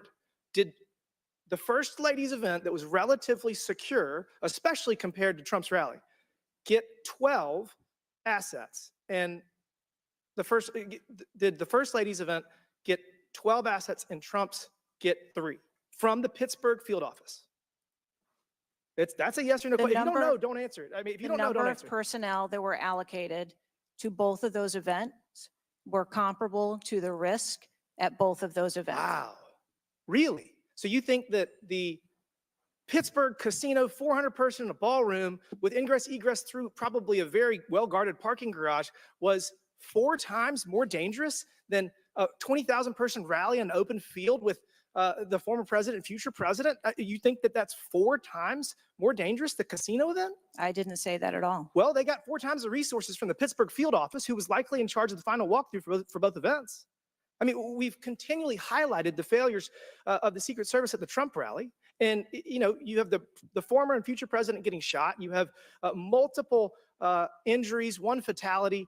And I would have to think that if we had 9 more post standards, 9 more individuals that have the training and the integration into the Secret Service defense of Trump at that rally, that I have a feeling that Crooks would have had somebody come say hello to him before he fired a bunch of shots. What do you think that's possibly true? There were significantly more assets and resources available at the former president's event than there were at the first. Who made lady's the event. decision to deploy 12 post standers to the casino where the first lady was having a 400-person dinner, and only 3 people from the Pittsburgh field office to the 20,000 person plus Trump rally? Who made that decision? There were additional Secret Service resources available at the former President Trump's event. Who made the day. decision to deploy 12 to the first lady's event and 3 to the Trump event? The allocation of resources is decided based on the availability of personnel and their location and where they are, but there were sufficient resources What did you just that say? were given to. Did you just say there were former sufficient president's resources? President Trump event got that day. shot. Someone got killed. There were not sufficient resources, clearly. There was And a it gap. doesn't take 27 years of experience to know that. And whoever made that decision, it probably wasn't you, needs to be fired. And then you need to resign because this is absolutely unacceptable and you've lost the trust of the American people. With that, Mr. Chairman, I yield back. Gentleman yields back. Chair now recognizes Ms. Tlaib from Michigan. Thank you so much, Mr. Chair. Thank you, Director, for being here. You know, when we hear the headline, a 20-year-old young man with access to an assault weapon commits an act of mass violence, I mean, we've heard this before, over and over again. But the unfortunate thing is that my residents don't get a committee hearing. We have not had one committee hearing about the over 260 mass shootings that we've had, killing hundreds of people, injuring hundreds, changing their lives forever. And don't get me wrong, to many of my colleagues, I mean, I watched, and even the pool of blood, the screams, it was horrific. But it made me think about the images I saw after mass shootings at schools, grocery stores. I mean, I think of Buffalo, New York at a supermarket where a racist gunman killed 10 shoppers with an AR. In El Paso, AK-47 style assault rifle killed 22. In Florida, in Parkland, Florida, 17 students and teachers murdered, again with an AR. In Pittsburgh, at a place of faith, Tree of Life Synagogue, 11 murdered.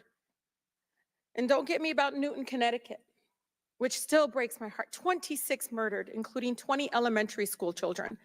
This year in Michigan, we've had, Mr. Chair, 2 mass shootings. 21 shot in Detroit. One of the most horrific shootings we've seen.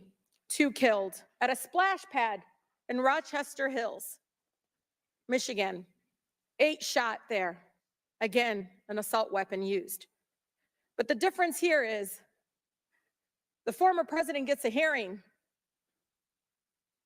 in his attempt to assassinate, but our residents don't get a hearing about mass shootings, about gun violence in our country. You know, Mr. Chair, I ask this wholeheartedly. You know, they don't have Secret Service to protect them. They don't. I don't have these mass agencies protecting our kids in the schools or the supermarket, movie theaters, or going to a block party in Detroit. I don't have that. We don't have that. But I can't believe we're just going to focus on that and not the fact that we're hearing yet again in the headlines, a 20-year-old young man having access to an assault weapon, a weapon of war. Many of my veterans say they have to be trained to use, but he can get it, wasn't safely stored by the parent, grabbing that gun, and innocent lives were lost.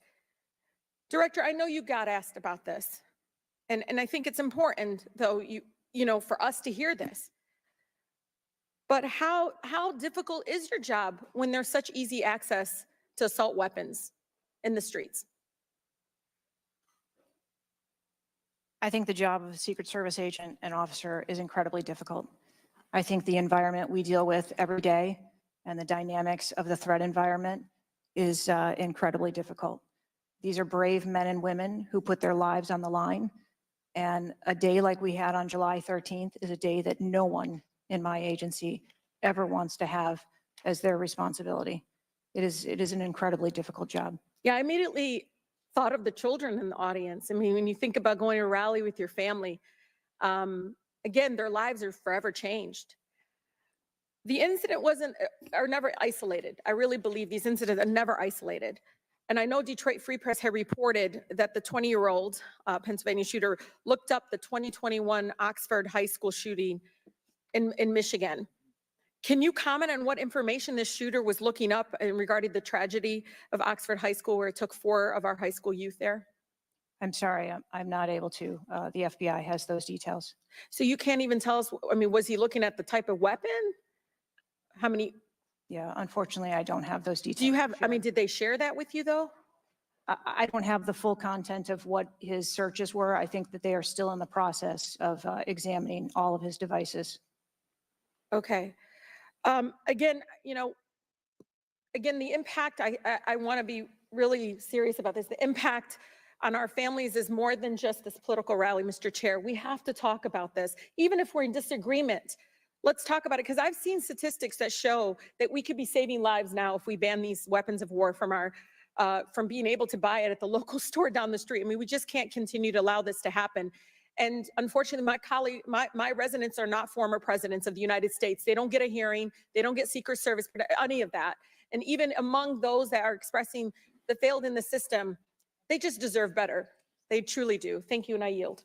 Chair now recognizes Mr. Burchett from Tennessee. Thank you, Mr. Chairman. Ms. Cheadle, the shooter was set up on the roof of the AGR International building, as we know. Was the roof identified as a potential vulnerability days before the rally? To my knowledge, yes, it was. Were agents or officers inside the building? If so, what floor were they on? We had local police officers inside the building.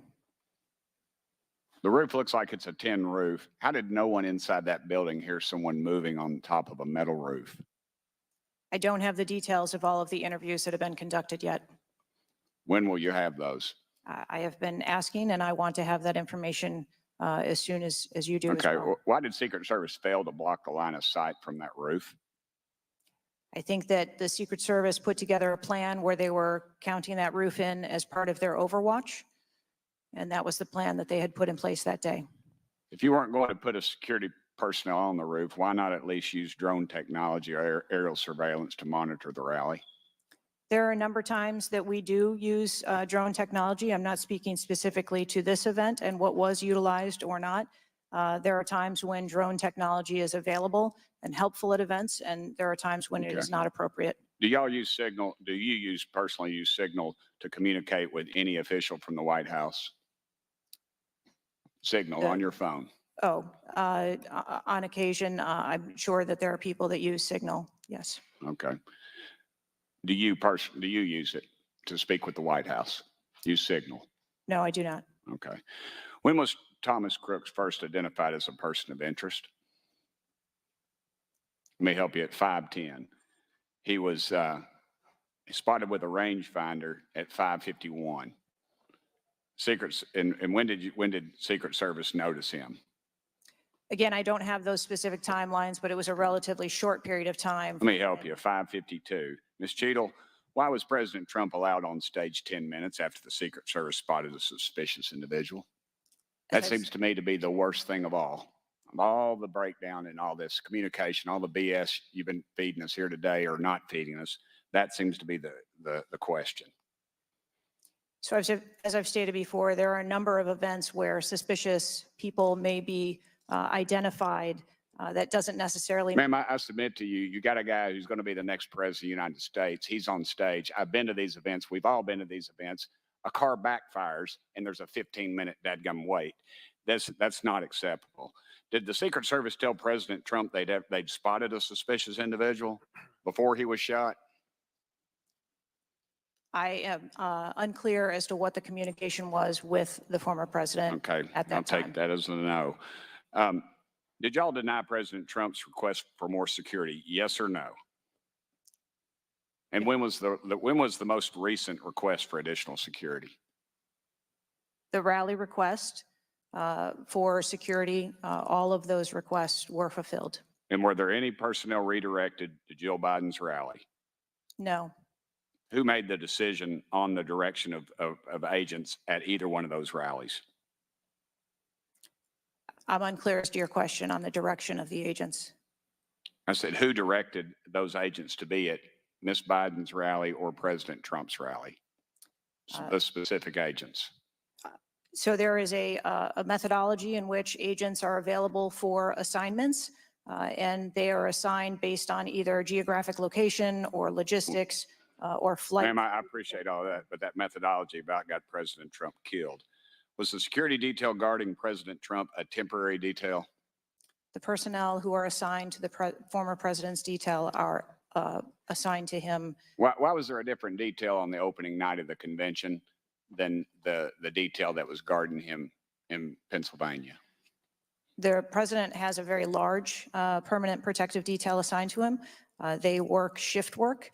And so it could be that people you saw at the rally were not working the same shift the day that he was. I can assure you, ma'am, somebody that's a lot shorter than the president was not at the convention, and the people that were cowering down behind the mass of agents that were on top of the president were not in the convention hall. At least I didn't see them. You can't seem to answer a single question about an ongoing investigation, ma'am, and you don't know when the information will be released publicly. Are you waiting for the administration to sign off? No, I am waiting for the results of the investigation, at which time. Okay. Let me ask you one more question. You found explosives in the shooter's possession. Is that correct? The FBI found explosives. Do we know who directed this young man how to make those explosives? I believe that the FBI is still looking into that on their investigation. Ms. Cheadle, you said that the buck stops with me, and I agree. I don't think you should resign. I think you should have been fired. Ma'am, you are a DEI horror story. I've told my daughter multiple times, my wife and my daughter, we talk to her all the time about how she's going to succeed in life. She'll succeed in life by achieving. Ma'am, you have not achieved today. You've let the American public down. If it was up to me, you'd be gone. Thank you, Mr. Speaker, Mr. Chairman. Chair now recognizes Ms. Crockett from Texas. Thank you so much, Mr. Chair. And let me just pick up where my colleague from Tennessee left off. Director Cheadle, was the incident on July 13th due to DEI, or rather systemic failures in communication and potentially safety protocols? The incident on the 13th has nothing to do with DEI. The incident on the 13th has to do with a failure or a gap, either in planning or communication. Thank you so much. In fact, I have a few articles that I will enter into the record once I wrap up that actually acknowledge a number of women specifically for their valor in their service, whether it's been in various levels of law enforcement. But, you know, I want to stick here for just a second, because earlier you had a conversation in which there was a discussion about training. And I want to talk about training, and I want to talk about the fact that there's been a little bit of dancing around as it relates to this being a suspicious person and this being a situation that was perceived to be a threat. And it seems as if there's a different analysis that takes place. One of my questions has to do with if you have any bias training that your officers undergo. And the reason that I ask that, because as a civil rights lawyer, I have learned so many times in having to deal with law enforcement that there usually is not a perception of a threat when it is a young white male, even if they are carrying a long gun. Yet a lot of times, at least in this country, when it comes to law enforcement, there is a perceived threat just by somebody having a little bit more melanin in their skin. So I'm curious to know, because a lot of times, one of the things that we have consistently pushed for on my side of things, and when I say my side, is once we are looking at a tragedy in which law enforcement made an error, is the bias training and whether or not our officers are getting it. So I'm curious to know, in some of the training that you talk about that is part of your budget, has bias training been part of that? Yes, it is. Okay, thank you. I know that today is a rough day, and on that day in Pennsylvania, it was a rough day. And the reality is that I understand it, and you may or may not know the answer to this question. In the space in which this event took place, it was an open carry space. Is that correct? That is correct. Okay.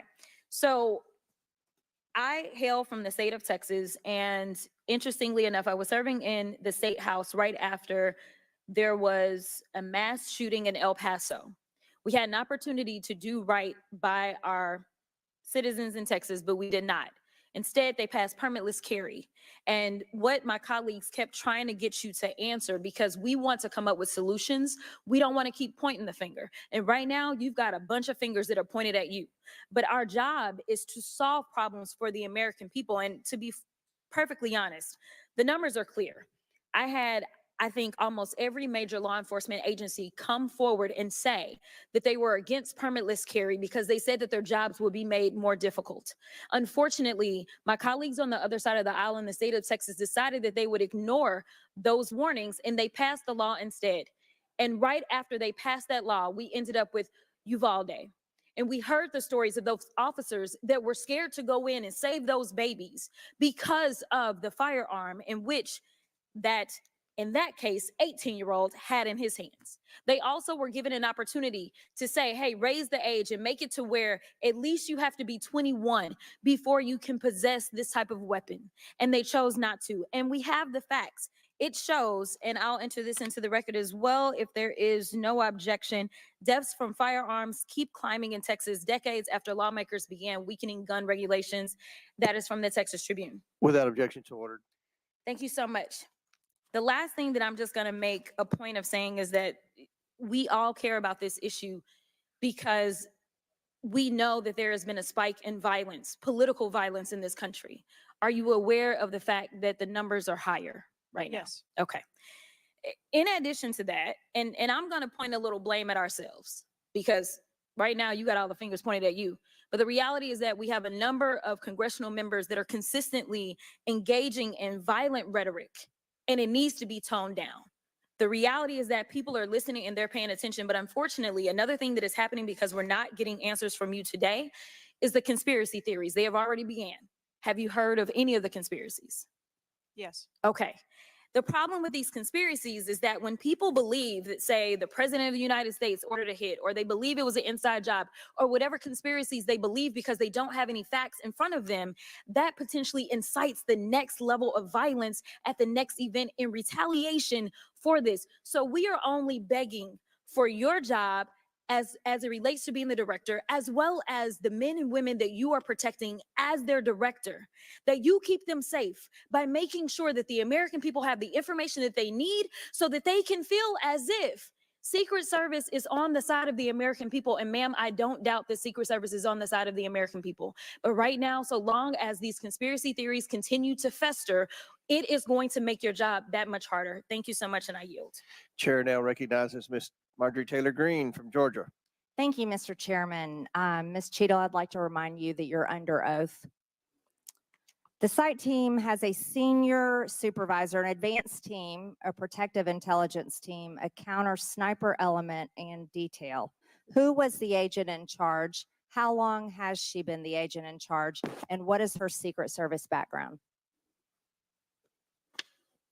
So I'm not going to provide a name. Why not? You're here to answer our In this questions. forum, I'm not going to provide names of. You stated in your testimony, you said, I am here today to answer your questions. That is correct. Answer the question. I'm not going to provide names of our personnel. to Why the not? committee Today. The American people are demanding these answers from you today, Ms. Cheadle. I will do the best to provide you accurate information based on the facts that I have at this time. You're not answering our questions. The advance element coordinates with other intel or law enforcement partners, identifies threats and weaknesses at the sites and movements. We'd like a copy of the advance report. Have you brought it here with you today? We will comply with the request for the documentation that has been requested. When will that be, Ms. Cheadle? Because you should have brought it today. I am certain that our personnel are working on obtaining all of that document. I don't believe you, and neither do the people watching this hearing. You're not doing well, as Mr. Moskowitz informed you. You've been sitting here for over 3 hours, and I have you know the entire country is demanding you resign and demanding that you be fired if you do not resign. Things are not going well for you. You need to answer the questions. Was there a protective intelligence team, and what technical resources were utilized for that event, specifically drone or helicopter assets? There were a number of technical assets that were deployed for that event, and there was a protective intelligence team that was assigned to that event. Why was Crooks able to fly a drone over the entire area the day of the rally and the day of his assassination attempt? To my knowledge, he did not fly the drone over the entire area. How did he fly a drone over the area, period? Any part of the area? Again, I would have to go back and check the timeline of when that took place and when the event. Why didn't you bring the timeline with you today to answer our questions? I don't have all of the answers on the timelines based on the criminal investigation. Were you not prepared today to answer our questions? I am prepared to answer the questions based on the information and wanted to be able to provide. Do you have a timeline do you have a timeline at all from any of the day? I have a timeline that does not have specifics. That's shocking. That is absolutely unacceptable. That means you are a failure at your job. Let's talk about things that are prohibited in Trump rallies. And I've been to a lot of Trump rallies. Backpacks and bags, bicycles, firearms, any type of weapon, or any other item determined to be a potential safety hazard, like a rangefinder would be one. At 5:10, Crooks is first observed by one of the snipers, AGR Sniper 1, at the building. 5:10, President Trump was shot in the face at 6:11 p.m. 5:28, AGR Sniper 1 takes a picture of a bicycle and 2 bags. Those belong to Crooks. 5:32, AGR Sniper 1 spots Crooks looking at his phone and using a rangefinder. 5:55, Butler ESU Command confirms receipt of photos and states they have been relayed on. 6:05 p.m., AGR Sniper 1 later communicates that Crooks is seen moving northeast in direction of Sheets and that Crooks has a backpack. 2 minutes before the shooting, while President Trump has been allowed to take the stage, people see Crooks laying on his stomach in a sniper position on the roof, and they're yelling he has a gun, and they are trying to alert law enforcement and Secret Service. Why was Crooks not shot by the snipers? Why was he allowed to be there? As soon as the individual was identified as a threat, they were. No. What do you consider to be a threat? A man with a gun laying in a sniper position, a man that had a backpack, a man that had a bicycle, a man that had a rangefinder. At what point is he determined a threat? An individual with a backpack is not a threat. An individual with a rangefinder is not a threat. What about a man laying on a building that has direct line of sight of President Trump with a gun that people are screaming and pointing out? Is that a threat, Ms. Cheadle? Once that individual was identified, they were neutralized. No, they were neutralized. Crooks was neutralized after he shot President Trump in the face, Ms. Cheadle. Is he only a threat once he fires the weapon? As soon as the counter sniper identified that individual, they were able to neutralize them. How were people in the crowd? Okay, then let's just take it this way. People under your command did not consider him to be a threat, yet people in the crowd knew he had a gun and considered him to be a threat. That means that you are a complete failure as the director of the Secret Service, that people under your command don't perceive a man laying on a roof with direct line to the president with a gun. They don't perceive that to be a threat, yet the people in the crowd do. How is that possible? That's the last question, but please answer the question, Ms. Director. I'm not certain at this time how the information from the people in the crowd was relayed to any law enforcement personnel. No, you knew that everyone knew. The people there knew that there was a danger. They knew there was a threat to President Trump, and it was allowed to happen. Was there a stand down order, Ms. Cheadle? Was there a conspiracy to kill President Trump? Absolutely not. Then how did this happen? And why are you still sitting here not turning in your letter of resignation? Last question, but please answer, and then I'll recognize Ms. Presley. Please answer the question. That is what we are investigating to determine. We're waiting for your letter. We are waiting for your letter of resignation, and you really need to consider doing that before you leave today. Chair now recognizes Ms. Presley from Massachusetts. Thank you. No one, absolutely no one should fear for their life at a political rally, in a classroom, in a faith house, or in their home. We must do something about political violence in all its forms and gun violence in all of its forms. Now, Director Cheadle, you have noted that numerous investigations are ongoing related to the Secret Service response and that we can expect a report in the next 60 days. With the election nearly 100 days away, that is an unacceptable timeline, and it makes people less safe. It also allows my colleagues across the aisle, Republicans, additional time to spread dangerous misinformation, which also puts people in harm's way. Some Republicans have exploited this moment to continue to attack progress towards racial justice and gender equity in America. Disappointing, but not surprising. I hesitate to repeat their racist and sexist tropes, but in summary, Republicans have wrongfully and shamefully stated that hiring women and people of color hindered the response to the shooting. Now, this is part and parcel of Republican strategy to constantly attack necessary diversity, equity, and inclusion efforts, to undermine the contributions that women, people of color, the disability community, and others make to this country each and every day. And it is disgraceful. In the wake of gun violence and tragic loss of life, Republicans are ignoring solutions like gun safety reform and instead trotting out sexist tropes. Can't say I'm surprised. I ask unanimous consent to enter into the record reporting from CNN titled "Right-Wing Media Figures Blame Women in Secret Service and DEI for Security Failure in Trump Shooting." Without objection to order. This article quotes members of Congress and others that plainly accuse DEI and the hiring of women as a liability for the Secret Service. Women have been an integral part of the agency since 1971 and are held to the same standards as their male counterparts. To use them as a scapegoat during a time of crisis is shameful and it is dangerously divisive. In fact, based on recent publicly available demographic data of the agency, the largest demographic groups among special agents are white and male. But to right-wing extremists, the truth doesn't matter.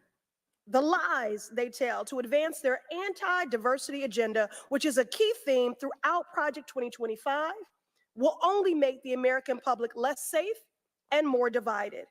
And every day, Director Cheadle, that you fail to give us answers, they are given more oxygen to make their baseless claims that women and people of color are responsible for tragic events. And that is dangerous too. Thank you. And I yield my remaining time to Ranking Member Raskin. Thank you to the distinguished gentlelady from Massachusetts, and thank you for those trenchant insights. I wanted to make the point that you were making and several of other members were making to bring it into sharp relief here. The very same day that Donald Trump narrowly escaped an assassination attempt, but an honored firefighter was gunned down and killed and other people were injured. There was another mass shooting that day, just several hours later in Birmingham, Alabama. 4 people killed and 10 wounded in a nightclub shooting.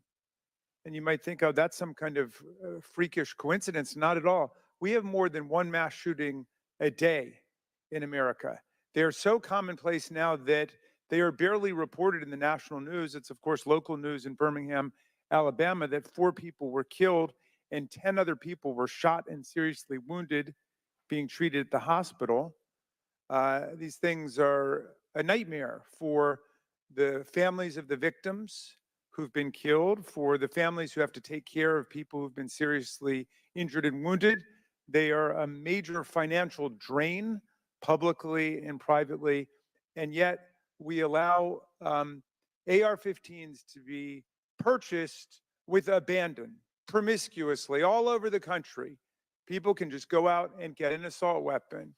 And the distinguished gentlelady from Michigan was right. We have a hearing when it affects the President of the United States, but on all the other days of the year, we don't have a hearing about it. And I think it is because of an honest disagreement we have about the Second Amendment. There are some people who think the Second Amendment means you've got the right to arm yourself with whatever weaponry you need to overthrow the government of the United States. And we reject that as a false interpretation of the Second Amendment and a false interpretation of the Constitution. We can ban assault weapons. We did it back in 1994. It dramatically reduced these mass shootings. And when that ban was lifted, the mass shootings went up through the roof again, and we've shown it. And so just like we're demanding real answers and real action from the Secret Service, let us demand real action and real answers from ourselves about the nightmare of mass gun violence, which puts America into a category all its own when you compare us to the countries in the European Union or Canada or other similarly situated countries. There's nothing like what we're going through. So we've got to act on the Secret Service to protect ourselves against political violence, and we've got to act as a Congress to protect ourselves against AR-15 violence in America. Chair recognizes Ms. McLean from Michigan. Thank you, Mr. Chairman. And first of all, I want to thank the Secret Service agents, those who work tirelessly to protect our president, and specifically those agents who did not hesitate to jump in front of President Trump. And my heart goes out to the family of the Comptoir family and the people at the rally who are still recovering. On the other hand, the Secret Service has a leadership problem, and it falls on you. And although I appreciate your hollow words that the buck stops here, I was actually hoping for some answers. Director Cheadle, you must answer to the American people if you want to stay in charge. It's really, really simple. You want to keep your job, right? Absolutely. Okay. The best way to keep your job is to answer the questions, not play this shell game, not sing the Slim Shady song, wasn't me. I mean, come on. How long did you prepare for this hearing?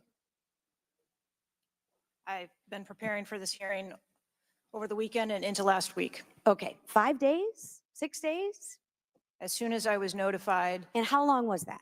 about this hearing, Okay, 4 days, I began preparing. 4 days, 3 days? I'm not sure the date that I got the letter asking me to be here. What are you sure of? Are you sure the color of your hair? Are you sure the color of your suit? I'm just like, tell the American people, what are you sure of? You don't even know when you started preparing for the hearing? I mean, the biggest hearing of your life, and you have no clue? You can't remember when you started preparing for this hearing? Can you understand why those words seem hollow to the American people who are supposed to entrust their faith in you? I assure you, the moment I received notification. But you can't remember. You got a little Alzheimer's, dementia going? I mean, what, you can't remember. I have several active investigations going on and an operational agency to run. Okay. All right. But you want to take accountability, right? The buck stops with you, right? I am taking accountability. Super. Then let's start with trying to answer some questions. You keep referring to the FBI. When asked how many shell casings were on the roof, you referred to the FBI. When asked if there were explosives in the car, you referred to the FBI. When asked if Crooks was acting alone, you referred to the FBI. See a common theme here? I can go on and on. My question is, who at the FBI should I speak with? Wait for it. Wait for it. The FBI is responsible for the criminal Is there a name? I'm not certain. I'm not certain. Who at All the right, here we go. FBI I'm is not running the certain. I investigation. don't know. Let me ask a different question. Have you been in communication with the FBI? Yes, I have. With whom? I speak with the director and the deputy director. Okay. And what have they shared with you about this investigation? So I'll give you an opportunity to answer again. Did they share with you how many shell casings were on the roof? They have shared with me the. Did they share with you how many shell casing were on the roof? Yes. Okay, how many were there? I would refer to the FBI for their How many investigation were there? and their information that they need to share in their investigation. So they've shared the information with you. You just don't want to share the information with us, correct? We have concurrent investigations that are going on. So they have shared this information with you. You know the answer to the question. You just refuse to answer the question from the member of Congress who has subpoenaed you to be here. Is there a different answer to that question? I was always willing to come here and testify before this oversight hearing. Beautiful. Then let's Wasn't a- do that. that was Let's necessary. for once have your actions match your words. So you've been in communication with the FBI. You know the answers and you refuse to tell us the answers. So I will ask you again. You know how many shell casings were on that roof. What is the answer to that question? I think it's pertinent. What to talk- is the answer to that question? I think it's pertinent to talk to you about the information that the Secret Service has and that the Secret Service knows related I'm to the asking events you on an that day. answer to the question. If you're supposed to be in charge, if the buck stops with you, how come you can't share the answers? What are you covering up? What are you hiding, my friend? I'm not covering anything up. Then why can't you answer a simple question? I would leave it to the criminal investigation to answer questions related to that. When you talk to the FBI and you ask them how many explosives, well, let me ask you, did you ask them how many explosives were on the roof? Did they answer that question? Or in the car, excuse me. Did they answer that question for you? Yes. Yes. So you know the answer to that question that my colleagues have asked you. But again, you refuse to give us the answers. You're playing this wasn't me. Well, I submit to you, if you can't, and it's not a can't, it's a won't. It's not a can't. It's not a I don't know. It's a I choose not to answer the question. Well, let me tell you, Ms. Cheadle, if you're going to lead, you need to lead. If you want to be in charge, then answer the question or step aside and have someone with the courage and the guts to answer to the American people the questions that they deserve answers to. And with that, I yield back. Chair now recognizes Ms. Bobert from Colorado. Thank you, Mr. Chairman. I'm going to continue down that vein. You have been here sitting today, Director Cheadle, definitively able to dismiss erroneous information and speculation. However, you are refusing to answer questions that we now know that you have the information for. You are saying that you are wanting to answer questions that the Secret Service has information to. Well, ma'am, you are the Secret Service. You are the director. You have said that you are the best for the job. So I'm going to ask you some questions now knowing that you do have answers from the FBI, whom you have been passing the buck to this entire day. And I'll start with something that, maybe the FBI doesn't know because it has to do with you personally. You said you spoke with President Trump after the assassination attempt. And I want to know, did you apologize to him directly for nearly having President Trump killed? Yes, I did. I appreciate that. I appreciate that you recognize that this was your failure. Now, since the assassination attempt, you are under oath, reminding you, have you communicated with anyone at the White House on an encrypted messaging app like Signal? Yes or no? No, I have not. Are you willing to surrender your personal phone for analysis? If I am required to do so. Okay. I will look into making that request because I would like to see your personal phone to see if you're communicating over encrypted messaging apps. Have you ever turned down enhanced security requests from Donald Trump's detail, his special agent in charge, Sean Curran? Have you ever turned that down? No, I have not. Have there been, has your team, has the Secret Service? Maybe not you personally. I believe, as I mentioned earlier, there are times when requests are made for And you have assets, denied them. They have been denied. and a denial doesn't Has the Trump necessarily campaign mean- made requests for additional assets that have been denied? Denial doesn't mean vulnerability. Have there been additional requests for enhanced security at Mar-a-Lago? We have made a number of enhancements to. You confirmed that there were security. bomb sniffing dogs that were provided. You failed to confirm if there were aerial security surveillance assets that were provided. So yes or no, was that provided? At the rally? At the rally, yes, ma'am. We had Overwatch provided at the rally. You've confirmed that the assassin was identified as suspicious 57 minutes prior to the shooting. Was the suspicious individual ever approached by an agent? Was any contact ever made with him? Not to my knowledge. Is that the standard protocol for someone who is identified as suspicious? The protocol would be to locate the individual and. And you said that conduct he an was interview. located 2 to 5 times approximately? No, I said that the information was passed potentially somewhere between 2 to 5 And he was never times. located by an agent? To my knowledge, that individual was not located by an agent. We have dozens of rally goers who have identified him and not one agent on the ground. There are many, many, many agents on the ground, local law enforcement, Secret Service. No one was able to identify him and have sights on and see him. What I'm saying is that the agents that were on the ground at the time, I have no knowledge that they were able to interview him or locate him. Thank you. Was there a local law enforcement officer who approached the roof and saw the shooter and saw that he was present on the roof? That is the information that has been shared with Have me. you spoke to that local law enforcement officer? No, I have not. Are you going to? It is part of a criminal investigation that the Are you going to- FBI is interviewing those individuals. Were agents stationed on the water tower? No, Why? that would not be something that would be included in a security plan. Has the man who is reported to have been present wearing a gray suit who allegedly requested a photo of the dead body of the assassin on top of the AGR roof been identified? I don't have that information. Is that something that you've heard of?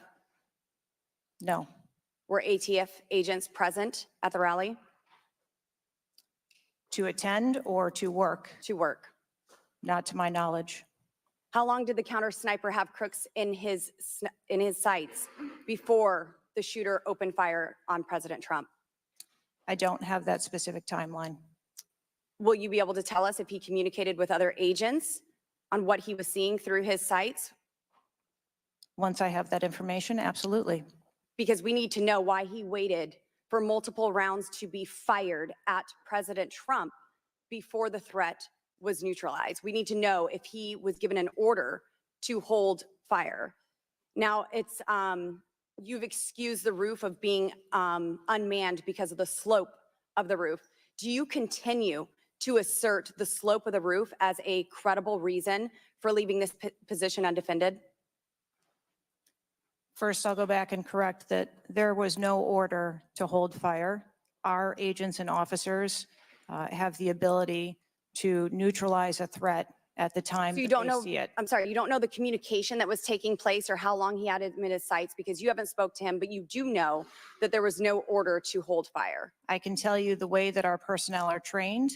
They are trained on the use of force scale that when they see a threat, they are authorized to neutralize that threat. They don't have to ask for permission. You excuse the roof being unmanned because of the slope. Do you stand by that assertion? The roof was not covered with an individual on it because there was overwatch provided. Apparently not. No, there was no overwatch provided. This is very evident. President Trump was shot. A man died. There was no oversight provided. I find this rather maddening, especially now knowing that you do have answers from the FBI who you have been passing the buck to this entire hearing, not answering a congressional hearing, members of Congress, while you are under oath and under a subpoena. I find it maddening that the director, that our country has come centimeters away from oblivion under your watch. You have answers. You are refusing to give those to us, directing us to the FBI. And this entire thing is a waste of time. You are responsible for the loss of a life and the shooting that took place on President Trump You do need to resign. This is bipartisan. You need to be fired. You do not need to hold this position. You are not the best for this job. I am over my time, but I cannot tolerate your watch any longer. And I'm going to continue to call daily for you to be removed from your position, ma'am. Chair recognizes Mr. Fry from South Carolina. Thank you, Mr. Chairman. Director Cheadle, how long have you been with the Secret Service? 29 years, right? That's correct. And how long have you been director of the Secret Service? Just under 2 years. During your tenure as director under the Secret Service, I know we're here today to talk about the assassination attempt on President Trump, but how many other security lapses have occurred with protectees under your watch? I don't have a specific number, but there have been some lapses. There have been other lapses. Was one of them Jake Sullivan? Yes, sir. What happened there? There was an individual who was able to access Mr. Sullivan's residence. His residence. A protectee, somebody was able to break into his house. And what happened? Did anyone get fired because of that? There were individuals who have been reassigned. Reassigned. What other steps have taken? What I'm seeing, what other incidents have occurred other than Jake Sullivan?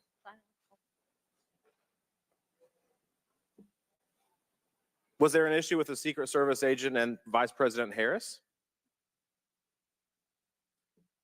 I would not call that a security incident. Well, it seems to me, I mean, you have security lapses with President Trump. You have security lapses with Jake Sullivan. You have issues with your personnel related to Vice President Kamala Harris. There seems to be a repeated theme here. Would you not agree with that? I think that we are talking about separate categories of incidents. Well, I would disagree with that. I mean, I think there's a repeated theme when you've got protectees and you're not upholding your core mission. Let me ask you something else. Does the Secret Service routinely record communications between and amongst detail? Radio communications? Any communication? Email communications are captured, as well as text messages. And then depending on the detail, radio communications are recorded. Does the Secret Service have recorded communications from the July 13th event? We do not have radio communications from that day. But you have text messages? We do have emails and text messages. Emails, okay, great. Does the head of the Trump detail or someone else embedded in this detail have command decision-making authority, or do they need to seek authorization from someone outside that detail? The head of the detail has the decision-making authority for things that are necessary for that detail. Is that standard for protection details? Yes, it is. Okay. Let me ask you something. During campaign events, is it common for the Secret Service to utilize other agencies? Yes, it is. What other agencies would be providing assistance to the Secret Service? There are a number of other agencies that provide assistance to the Secret Service during campaigns. We utilize personnel from the Department of Homeland Security. We utilize personnel from the Department of Defense, and we utilize local law enforcement partners.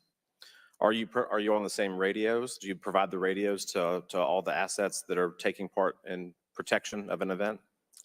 We provide radios to the personnel from the Department of Homeland Security that are assisting us. But not local law enforcement? Local law enforcement is working on their own radios. Are you on the same frequency?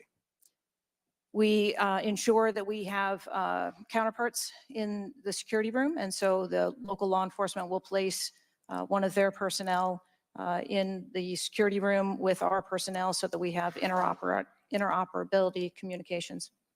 Let me ask you something just about the timeline, because I think this is really interesting that we can't nail that down. I mean, I think there are lay people out there with more knowledge about the timeline than you seem to come before a subpoena in front of Congress. Was Mr. Crooks observed at the AGR building prior to the shooting? He was observed on the grounds outside of our perimeter prior to the shooting. At approximately what time was that? You don't have to give me the specific minute, but at approximately what time was that? I believe it was about 45 minutes or so prior to. Did the sniper team take a photo of Mr. Crooks? The local team did, yes, So it was a local team and not a Secret Service sniper? that took the photo. Okay. And did he relay that photo to Central Command?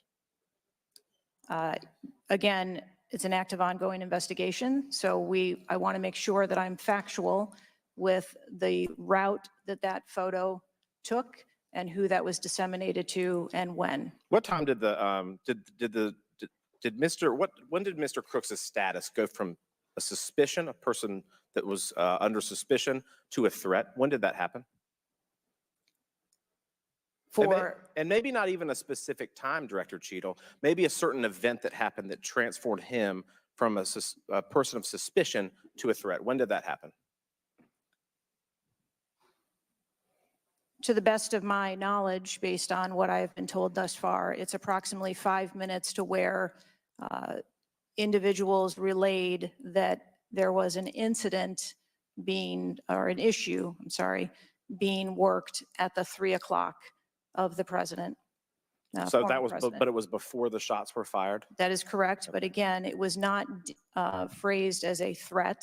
It was just that something was being worked. Yeah, but my question is, when did he become, when did he transform from suspicion to threat? Because they're treated very differently. People can be suspicious, but they're not a threat until a certain point in time. So when did that happen? I believe that it was seconds before the gunfire started. Seconds. My gosh, we actually have a few questions that we got answered today. Listen, I'm going to wrap up here, Mr. Chairman, but here's the frustration that people have. The buck stops with you. You've said that yourself. But the problem in Washington, D.C., it is the only town in America that you can be so bad at your job that you actually get a promotion or don't get fired. You have not been able to answer the number of agents, whether or not requests were denied on additional security, whether or not law enforcement were able to engage before the shooting with the assassin, how he got on the roof, how the rifle got on the roof. You can't tell us how many shots he fired, whether the casings were recovered. You can't tell us anything about his cell phone. You can't tell us whether the rally was supposed to be postponed, given the intelligence that you were receiving. You can't tell us whether the car had a bomb. You can't even tell us his motive. And the American people are incredibly distrustful because it has taken 9 days to even get a scintilla of evidence out of you. Maybe if I was CNN or ABC or NBC, I would have gotten much more thorough and accurate information, but we have not received that in a subpoenaed hearing in front of this Congress. That is why the American people are frustrated, and I echo the bipartisan calls on this committee and all across this country that you should resign, or maybe when the president wakes up from his nap, he can fire you. Thank you, Mr. Chairman. Chair now recognizes Ms. Luna from Florida. Director Cheadle, can you please give me the names of the individuals who are in charge of your conduct for the rally? I'm not going to release names. Can you give me the today. titles? And how many individuals? No. Nothing? We had a full advance team that was responsible Who for are the, advancing how many the people are site. the final approval authority? There are a number of people Can you that give me a are number? engaged in approving Can you the give me a plan. number? No, I do not have Okay. a firm number. Can you just confirm whether or not, I understand this is an open investigation, but in order to dispel conspiracy theories, have you guys been able to subpoena the shooter's Discord records, or has the FBI to your knowledge? I believe that the FBI is working on those. Okay. Is it factual to say that you have not ruled out that the shooter was working with other people or persons? Again, the FBI is conducting the criminal investigation into Can the you, shooter. at least in an effort to dispel conspiracy theories, can you confirm or deny that? At this time, we do not have that there were any other people engaged. So you believe he's acting alone? I do. Okay. Have you been made aware of multiple eyewitness reporting that there was a second shooter on a water tower? I do not have any information related to any second shooter. Okay, the reason I asked that is because according to testimony from multiple witnesses, they did report that. And again, to my understanding, there were over 40 sniper teams that were briefed by the Butler ESU. And I want to make sure that people are aware, if you're saying that there's not another shooter, that we are able to clear that information, because from this whole entire briefing, it doesn't seem like much information has been able to get out to the American people. So I'm trying to dispel rumors, as I'm sure you understand. Was it true that Secret Service was present at the Butler ESU briefing? There was a briefing between the counter sniper teams that were working Secret on the Service ground. present? Yes, to my knowledge. Okay, I want to read you a report from people that seem to be throwing you under the bus and stated that they were in attendance and that Secret Service was not in attendance at the security briefing, according to individuals with knowledge, to also include that the AGR building where the shooter Thomas Matthew Crooks was located was actually not a part of their security perimeter for that. So there was not Secret Service present. It seems as though that when you were asked earlier from Rep. Krishnamurthy about whether or not Secret Service was aware of a threat, you had said no, they were unaware of a threat. And yet, according to communications, again, from law enforcement that were in some of these group chats, they actually had reported that Secret Service was made aware of a threat at around 5:59 p.m. as a part of the command, including Secret Service, aware of messages and requests about information about the suspect's location. Can you please tell me if you have knowledge of that at all? Again, I think we're conflating the difference between the term threat and suspicious. But you guys did have knowledge at 5:59 p.m. according to those group chats, did you not? Of a suspicious individual. Okay.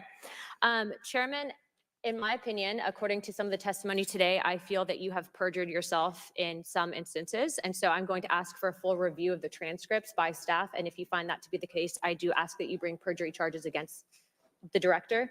I will say this, it is very frustrating, and I've talked to my colleagues and we've said it to your face, that you have been up here basically stonewalling our ability to get the answers to the American people. And what I will also say is that every single member of Congress does not feel safe with you in charge. You have heard that. And I think that we are all sitting ducks with you in directing the Secret Service currently. But more importantly, it sends a message to our adversaries that we are not protected. And we are one of the strongest countries in the world. So you have essentially made us a less safe country because of it.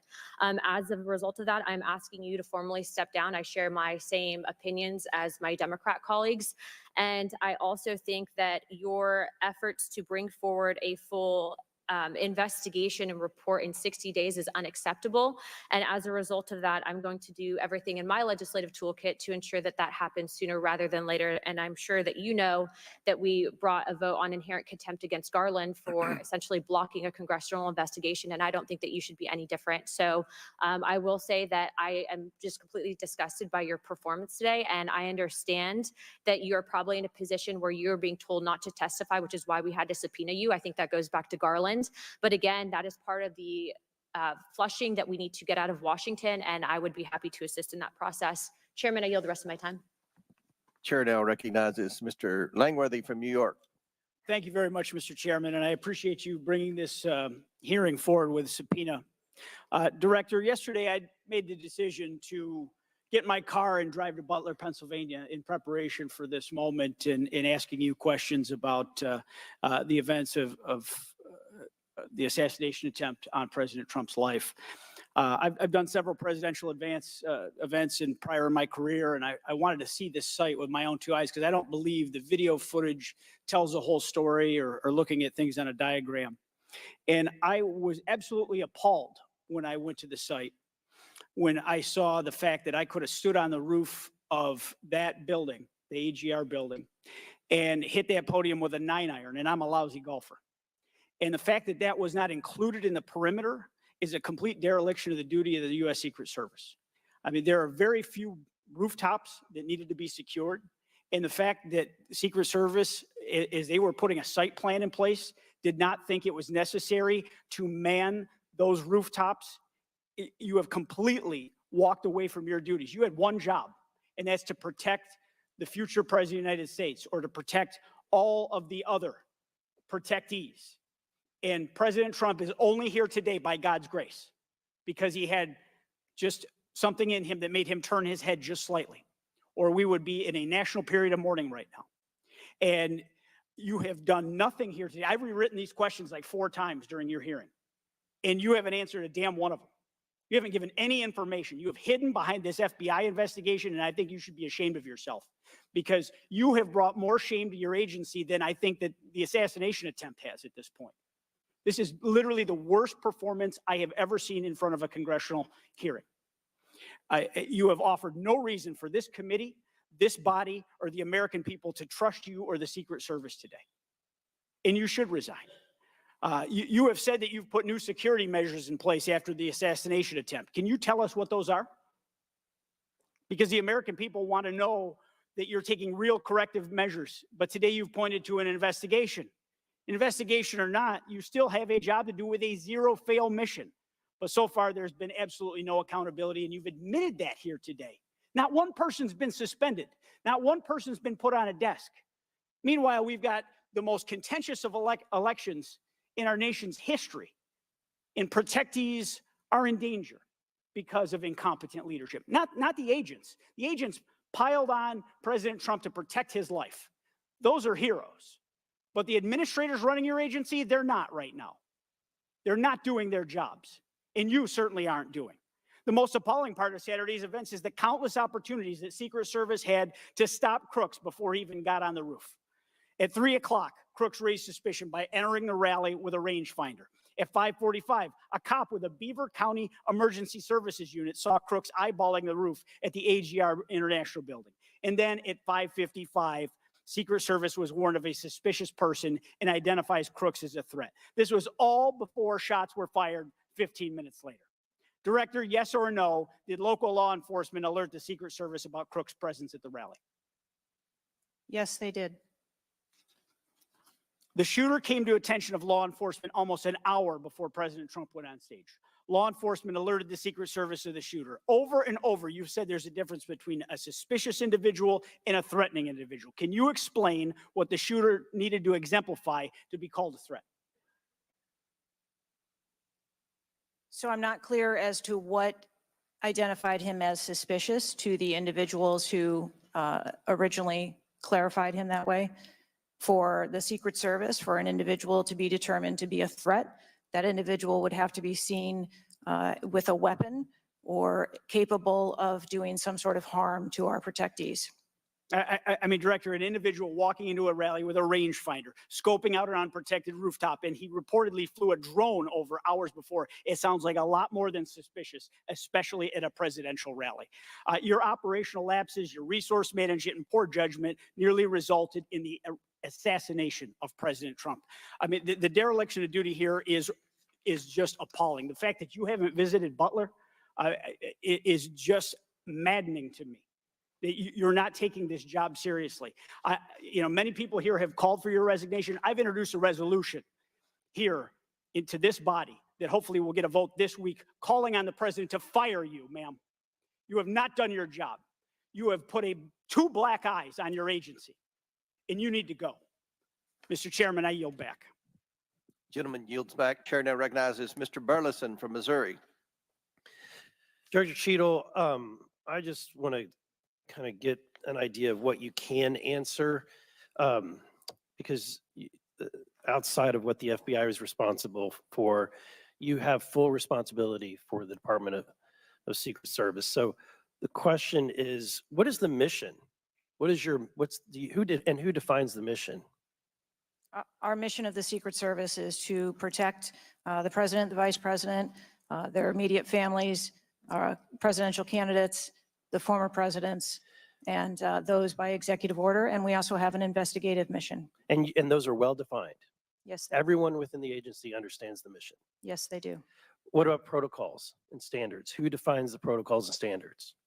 We have a number of protocols and policies in place for the various missions that we have. So would it be safe to say that you failed the mission, the ultimate mission? I have stated repeatedly here today that there was a failure.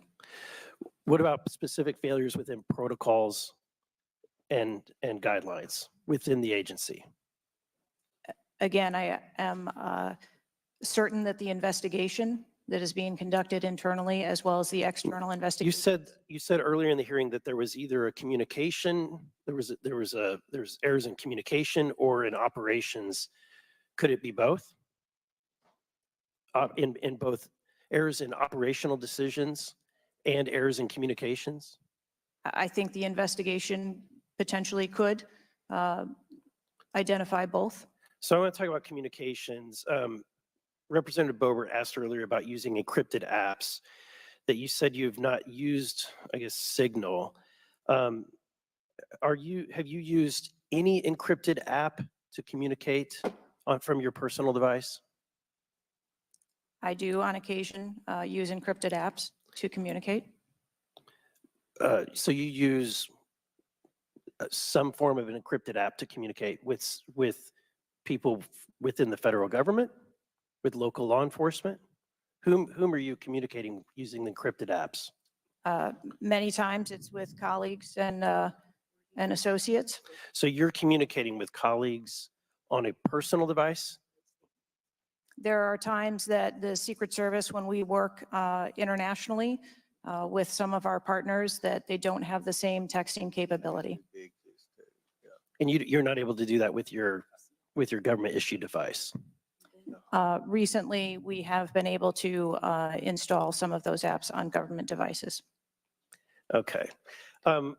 Let's talk about some of the things that we can get access to. I'm actually shocked that you are using your personal device and encrypted communication tools. I think that might be the most shocking thing that I've heard today. I didn't expect for you to say that. We have requested, this committee has requested multiple documents. And this is not, under the purview of the FBI, this is under your purview. We requested a complete list of all law enforcement personnel, including Secret Service, Department of Homeland Security, local law enforcement with the roles in protecting the president. And we requested that to be, for us to receive that by July 18th. Did you provide that? I believe that our agency is in the process of collecting all documents. So you did not, requested. you have not provided it. How long does it take to determine who the personnel were that were on site? We are collecting a comprehensive list of all the documents that have been requested. We also requested all the audio and video recordings that your agency, not the FBI, but your agency has in possession related to the event. Did we receive those? Have you provided those at all? We are in the process of collecting all documentation requested. You're in the process, but you have not. Any memorandums or any internal communications related to the event? We requested that you provide that. Have you provided any of that? We are in the process of collecting the information that has been requested. Okay. So when can we expect to receive these documents? How long does it take to determine who was on site, who was being employed to be there to protect the former president? When can we expect that? How many days does it take to provide that information? We want to make sure that we have a comprehensive accounting of all of the documents that were engaged in that day, and we will make them available as soon as possible. I think transparency is the key here. It's shocking to me that we are communicating in a encrypted app to colleagues. I'm almost certain that violates some federal laws. I would like to clarify, you didn't ask me whether my communications were government work related or whether they were personally related. You're communicating with colleagues. I don't communicate government business with colleagues on a personal device. I communicate on my work device. Are you using an encrypted device on your work device? I am not. No encrypted apps. No, I do not. Okay. Thank you, Mr. Chairman. Chair now recognizes Mr. Waltz from Florida. Thank you, Mr. Chairman. Madam Director, please, I'd like to direct your attention to this video. And I sincerely appreciate the clarity on this. Can we turn up the volume, I staff? want to ask you, because this has popped up.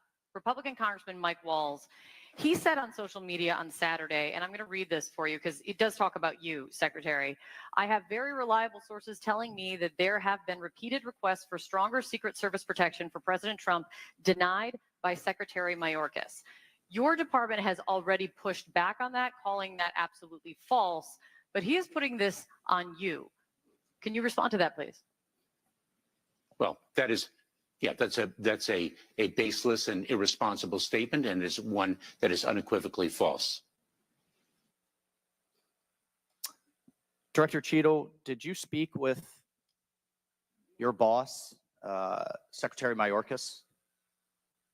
You fall under DHS. Did you speak with him on the 14th, the day after? Yes, I did. So you spoke with him before he made that statement?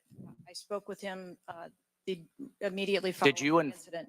Did you inform him that all requests for additional resources for President Trump had been fulfilled? Or that it was false to say they had been denied? I informed him that the request for that rally that day had been fulfilled. Okay, you continue to answer that very carefully, because I made a broader statement. The agents that came to me made a broader statement that is permanent protective detail for years now have been asking for more. Is that correct?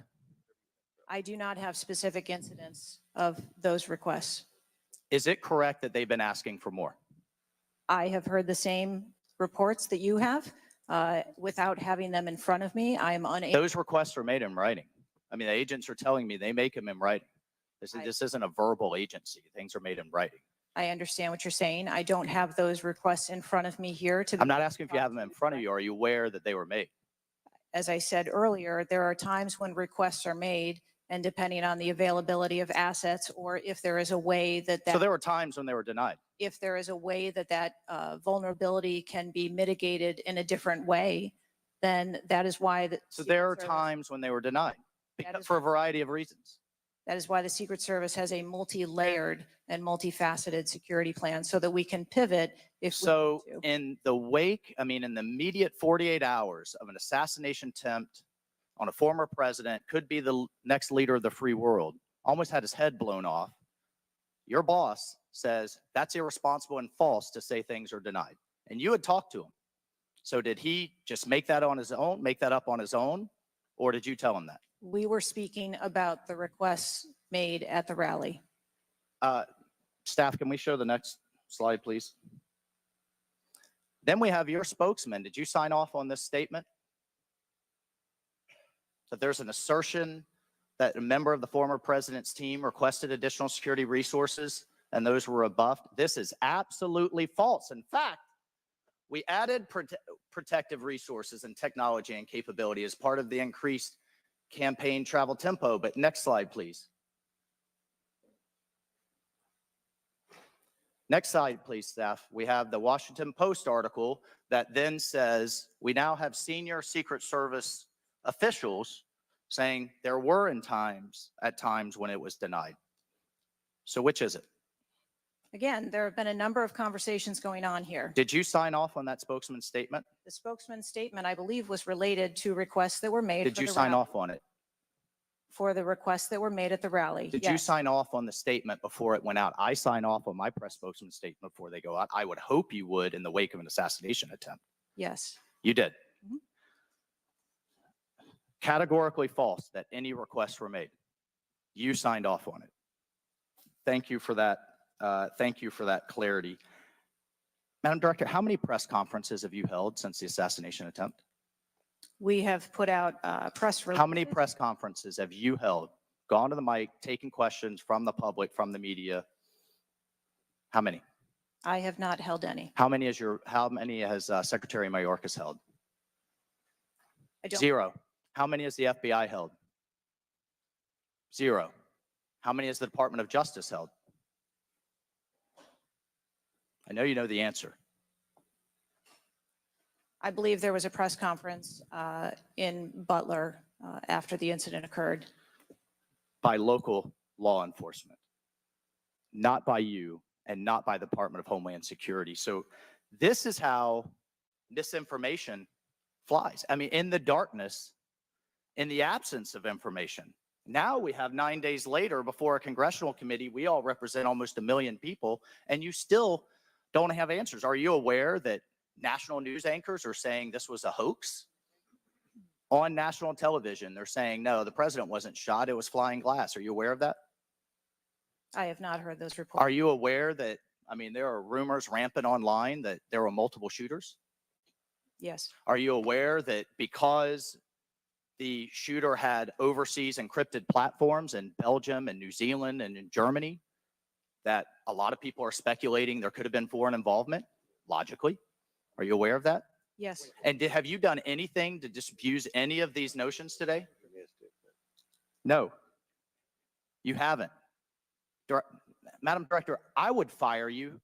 Regardless of the failure, I would fire you just how you've handled it since. You should have been the first to the mics to say, America, world, I want to assure you we're going to get to the bottom of this. I want to assure you full transparency. Our agency clearly had major gaps here, and I want to personally take responsibility and accountability. You should have been the first. standing alongside Secretary Mayorkas, and I would even go so far as to say have daily press conferences, updating everyone on what we know. But you haven't had any of that. What are you hiding behind? I am not hiding. Because you're making the situation worse. I think you've heard that on a bipartisan basis here. You are making this situation far worse in the absence of information. Let's move on. This is truly astounding. I want to be clear because you keep dodging the issue. Has President Trump's permanent protective detail requested additional assets over the last few years? He is clearly not your average former president. He's not Jimmy Carter in an old folks home. He's not President Bush painting out in his barn. He has multiple residences, a lot of rallies. He's very publicly engaged, and he has a foreign threat in addition to domestic threats. Have they requested additional resources? That's the last question, but please feel free to Thank answer, Director. We have continued, as I stated earlier, to increase over the past year the assets that are at the former president's residence and supplied to his detail. Mr. Chairman, if I could just ask for one more indulgence. It is clear you have not been to Butler, Pennsylvania. Leaders lead and should be on the ground. You have not been there. Instead, you went to the RNC, but you weren't originally even going to go there. Where were you originally scheduled to go besides the RNC, a national special security event? I was always scheduled to go to Mr. RNC. Chairman, I would like to enter into the record that the director was scheduled to go to Aspen, hobnobbing around with, I don't know what liberal elites go to Aspen. That was where you were originally Without scheduled to objection, go to order. speak at a forum. I was scheduled to go to the RNC. I was going to leave the RNC for 24 hours and return back to the RNC. I hope, as your predecessor, Julie Pearson, with a security incident on the White House and under the Obama administration and Reagan's Secret Service detail lead, I will hope you would have the dignity for the sake of the agents in the service to resign. Gentleman's time's expired. Thank you. I'd like to enter a few things into the record. First of all, the remaining articles that Mr. Biggs was wanting to enter into the record without objection, so ordered. Next, I have a written statement from Representative Mike Kelly of Pennsylvania. His district includes Butler, and he has a written statement that we'd like to enter into the record without objection, so ordered. A bipartisan 114th congressional report titled United States Secret Service, an Agency in Crisis. This was prepared by former Oversight Committee Chairman Jason Chaffetz and former Ranking Member Elijah Cummins. And lastly, the issue subpoenaed compelling Director Cheadle's appearance at today's hearing without objection, so ordered. That concludes our question segment. I want to thank the Director for your testimony today. I now yield to the Ranking Member for closing remarks. Thank you very much, Mr. Chairman. And Director Cheadle, I also want to thank you for your patience over the course of what must have been a very long and trying hearing for you. It has been an unusually encouraging hearing and an unusually depressing hearing. And what's encouraging, Mr. Chairman, is that we came together to issue a strong statement deploring and categorically denouncing political violence in America. And I also didn't see any daylight between the members of the two parties today at the hearing in terms of our bafflement and outrage about the shocking operational failures that led to disaster and near catastrophe on July 13th, 2024. What is depressing is the extraordinary communications gap between the director of the Secret Service and Congress. And I don't want to add to the director's terrible, horrible, no good, very bad day. But I will be joining the chairman in calling for the resignation of the director, just because I think that this relationship is irretrievable at this point. And I think that the director has lost the confidence of Congress at a very urgent and tender moment in the history of the country. And we need to very quickly move beyond this. But what I will say, Mr. Chairman, is that I took this hearing to be about two major policy failures. And one policy failure is the one that got the vast majority of the attention, which was the failure of the Secret Service to effectively respond to a gunman on a roof within 150 yards of a presidential visit and speech.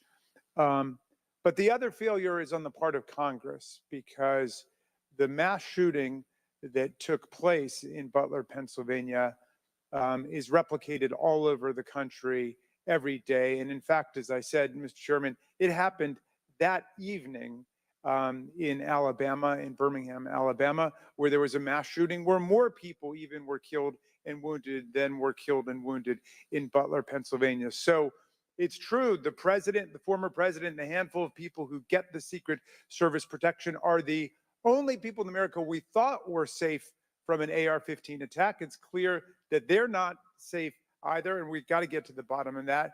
But we also have to get to the bottom of the larger problem, which is that the whole country is living like this, in fear and in terror of assault weapon attacks in movie theaters, churches, synagogues, mosques, supermarkets, Walmarts, any place where an audience or a public gathers. And the worst was in Las Vegas, where a gunman got up on a roof and then just mowed down 60 people below him and wounded hundreds and hundreds of other people. So we've got to deal with that problem. Yes, we've got to move as swiftly as we can to deal with the problems of the Secret Service, but the broader problem is still there. And I just wish to the heavens that our colleagues that could get together on the question of presidential security against an AR-15 attack could get together on the question of public security against an AR-15 attack, because all of us are vulnerable. All of our families are in danger by this, and the rest of the world doesn't live this way. And we have to look to see how uniquely strange it is that we allow 20-year-olds to access AR-15s, weapons of mass destruction, and show up in public places to endanger other people. And I hope, Mr. Chairman, we can work together on that with the same spirit of bipartisan commitment to the public safety that was exemplified here today. And I yield back to you. Ranking member yields back. I'll deliver my closing remarks. Director Cheadle, I subpoenaed you to appear today to get answers for the American people about the failures that led to the assassination attempt of President Donald J. Trump. Unfortunately, you refused to answer today. And this committee is not known for its model of bipartisanship, but I think today we came together unanimously in our disappointment for your lack of answers. You've stated that the FBI will investigate and give a report, and you estimate 60 days. We've been waiting for months and months for lots of different bits of information from the FBI. We have no confidence in the FBI. The majority of this committee has no confidence in the FBI. I sincerely hoped that the hearing today would give not just Congress confidence in the Secret Service, but the American people would have confidence in the Secret Service. We don't have confidence, not just in Congress, but I don't believe the American people tonight when they go to bed are going to have confidence that the Secret Service is the best it can be at protecting President Biden, at protecting the First Lady, at protecting President Trump, at protecting their families. That's what the primary role for the Secret Service should be. And some people have said and speculated, well, there needs to be more money and more employees. As I stated early on, 3.1 billion, I believe next year it's going to be $3.2 billion budget, over 8,000 employees. If the Secret Service is spread too thin and doing things like inspecting counterfeit, which is what the Secret Service was created to do, was to inspect counterfeit money and things like that with the Treasury. If it's spread too thin, then we need to come together in Congress, and I think we can do that in a bipartisan way to narrow the focus of the Secret Service, to protect the leaders of our country, to protect our elections by protecting our candidates. And I don't believe we have any confidence that you can do that as the leader of the FBI.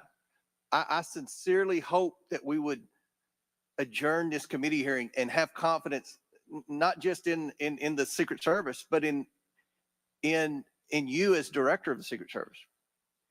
But we do not. Taking responsibility requires a lot of things. It means providing transparency. It means answering simple questions. It means providing a specific timeline of July 13th to this committee and the American people. I mean, it's been 9 days. There were people that were demanding that we have a hearing the next day or 2 days following the shooting. And I said, no, we need to give the Secret Service ample time to be able to answer those questions. 9 days. 9 days. And I don't think we answered very many questions that the American people have. I don't think there was I've never said this before, and I've presided over a lot of hearings. I don't think there was one question asked by anyone that the average American hasn't already asked at a diner or at church or at a ball game. The American people have questions. They deserve answers. Congress deserves answers. You were subpoenaed today to provide answers, and ma'am, you did not do that.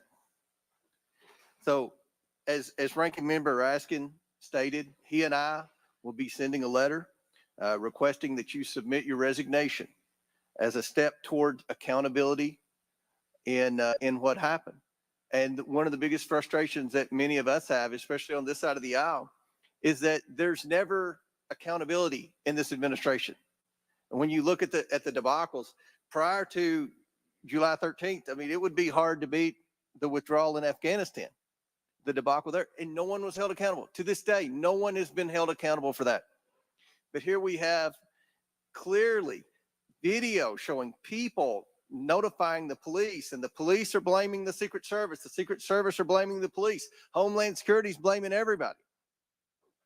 But at the end of the day, after this hearing and after our request for information, we don't have any answers for the American people. And we don't have that confidence that you can lead the Secret Service to restore the confidence. And again, I commend the ranking member for joining with me in the letter asking your resignation. And we certainly hope that you will take that to heart. With that and without objection, all members have 5 legislative days within which to submit materials and additional written questions for the witness, which will be forwarded to the witness. If there's no further business, without objection, the committee stands adjourned.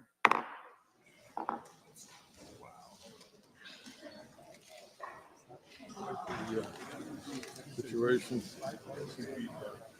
Yeah, that's what we call a smackdown. It's not good either. You know, you can't be happy about that. It's sad. Even this guy said back here, right? He was just filming it for C-SPAN, a quality organization.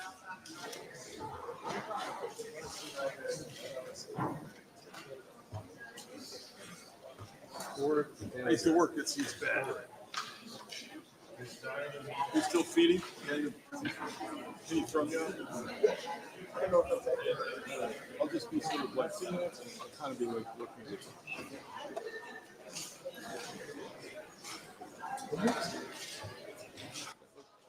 And wrapping up a day-long hearing with Secret Service Director Kimberly Cheadle, testifying on the attempted assassination of Republican presidential nominee Donald Trump.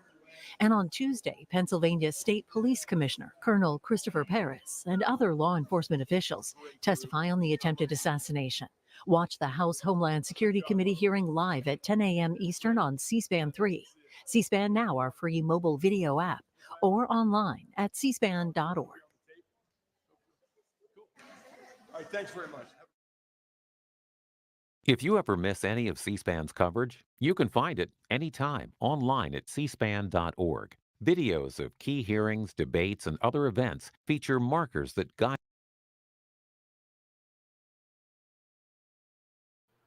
Oh, so what you think? 4.5 hours in. Woo! We got a lot done.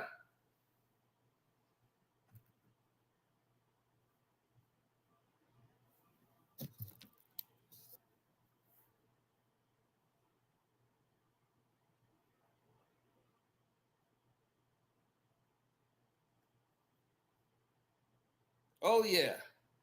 So basically, all she did was deflect for 4 hours. She basically said, I can't tell you nothing.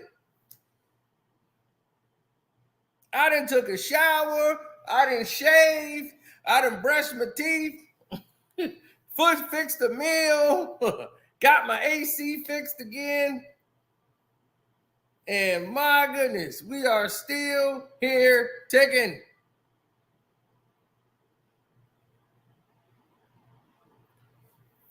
Everyone is saying she needs to resign. Oh, she needs to resign. She needs to resign. She needs to resign. She needs to resign. What's there to resign from? Why does she need to resign?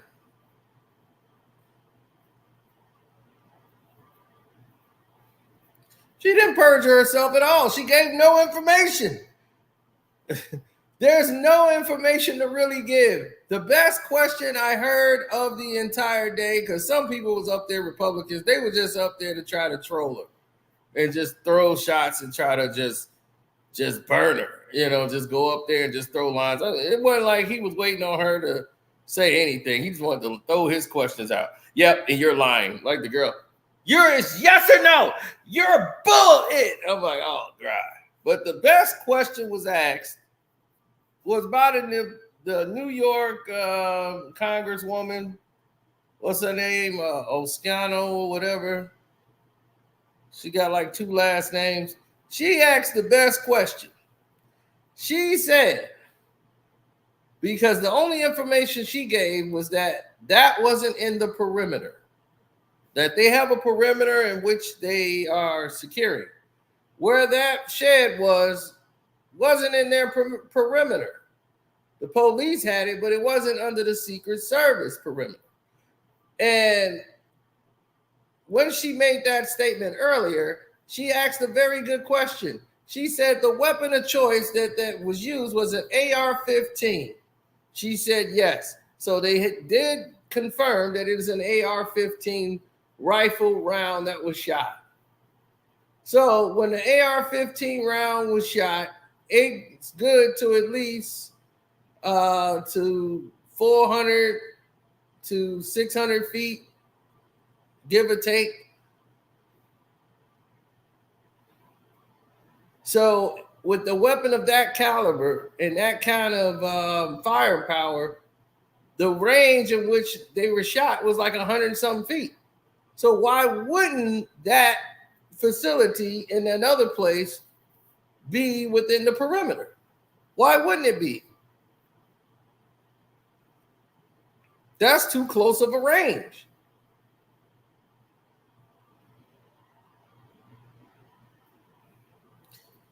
So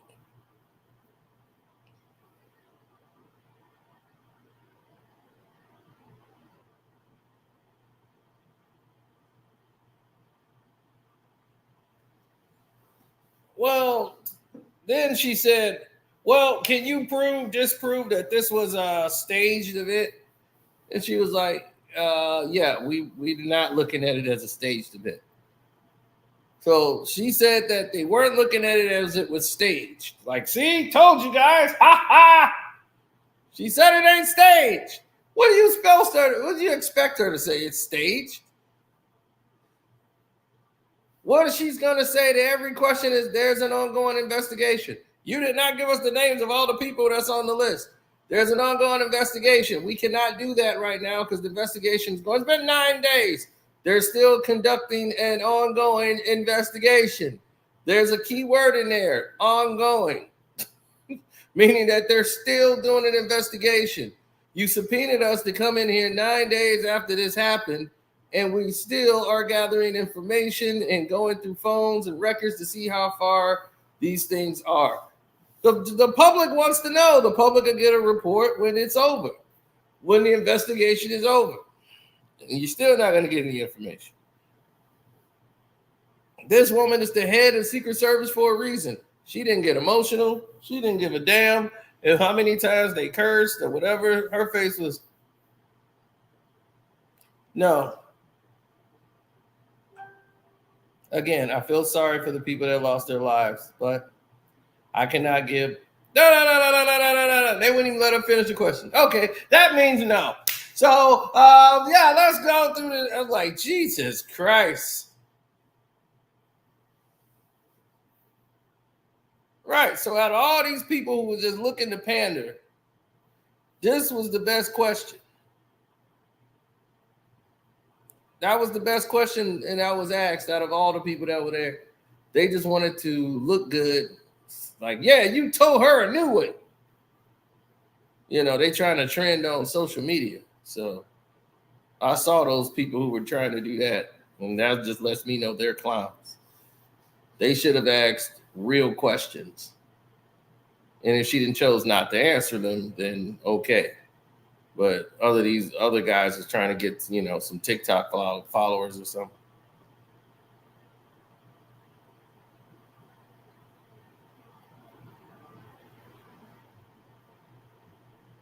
If Trump is elected, she's fired. I'm gonna tell you that right now. If Trump gets elected, a lot of people are getting fired immediately. Oh, Fannie Willis, she better be looking for a new job.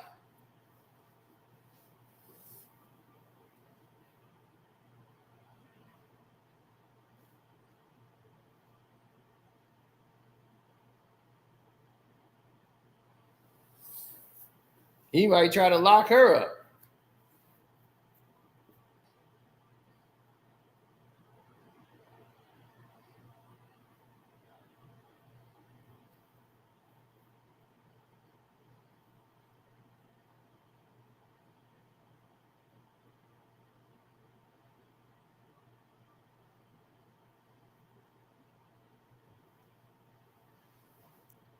Would she be fired? I don't think so.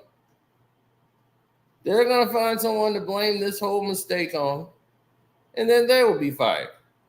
She won't be fired until the election's over, and then when Trump wins, he's going to try to get her out of there.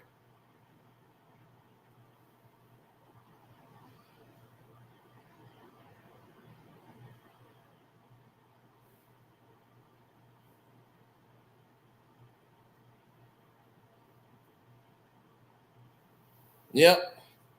Now I got a meeting at 3:00, so I got to get ready for that. I got to get ready to fire some people. So wish me luck, because I'm firing a lot of people. So thank y'all for listening. Shouts out to Kwame Brown Bus Life. Welcome to HDIITV. Jag Sports with Jose Rodriguez. Armando Black TV. The Star Report. And I'm out the door.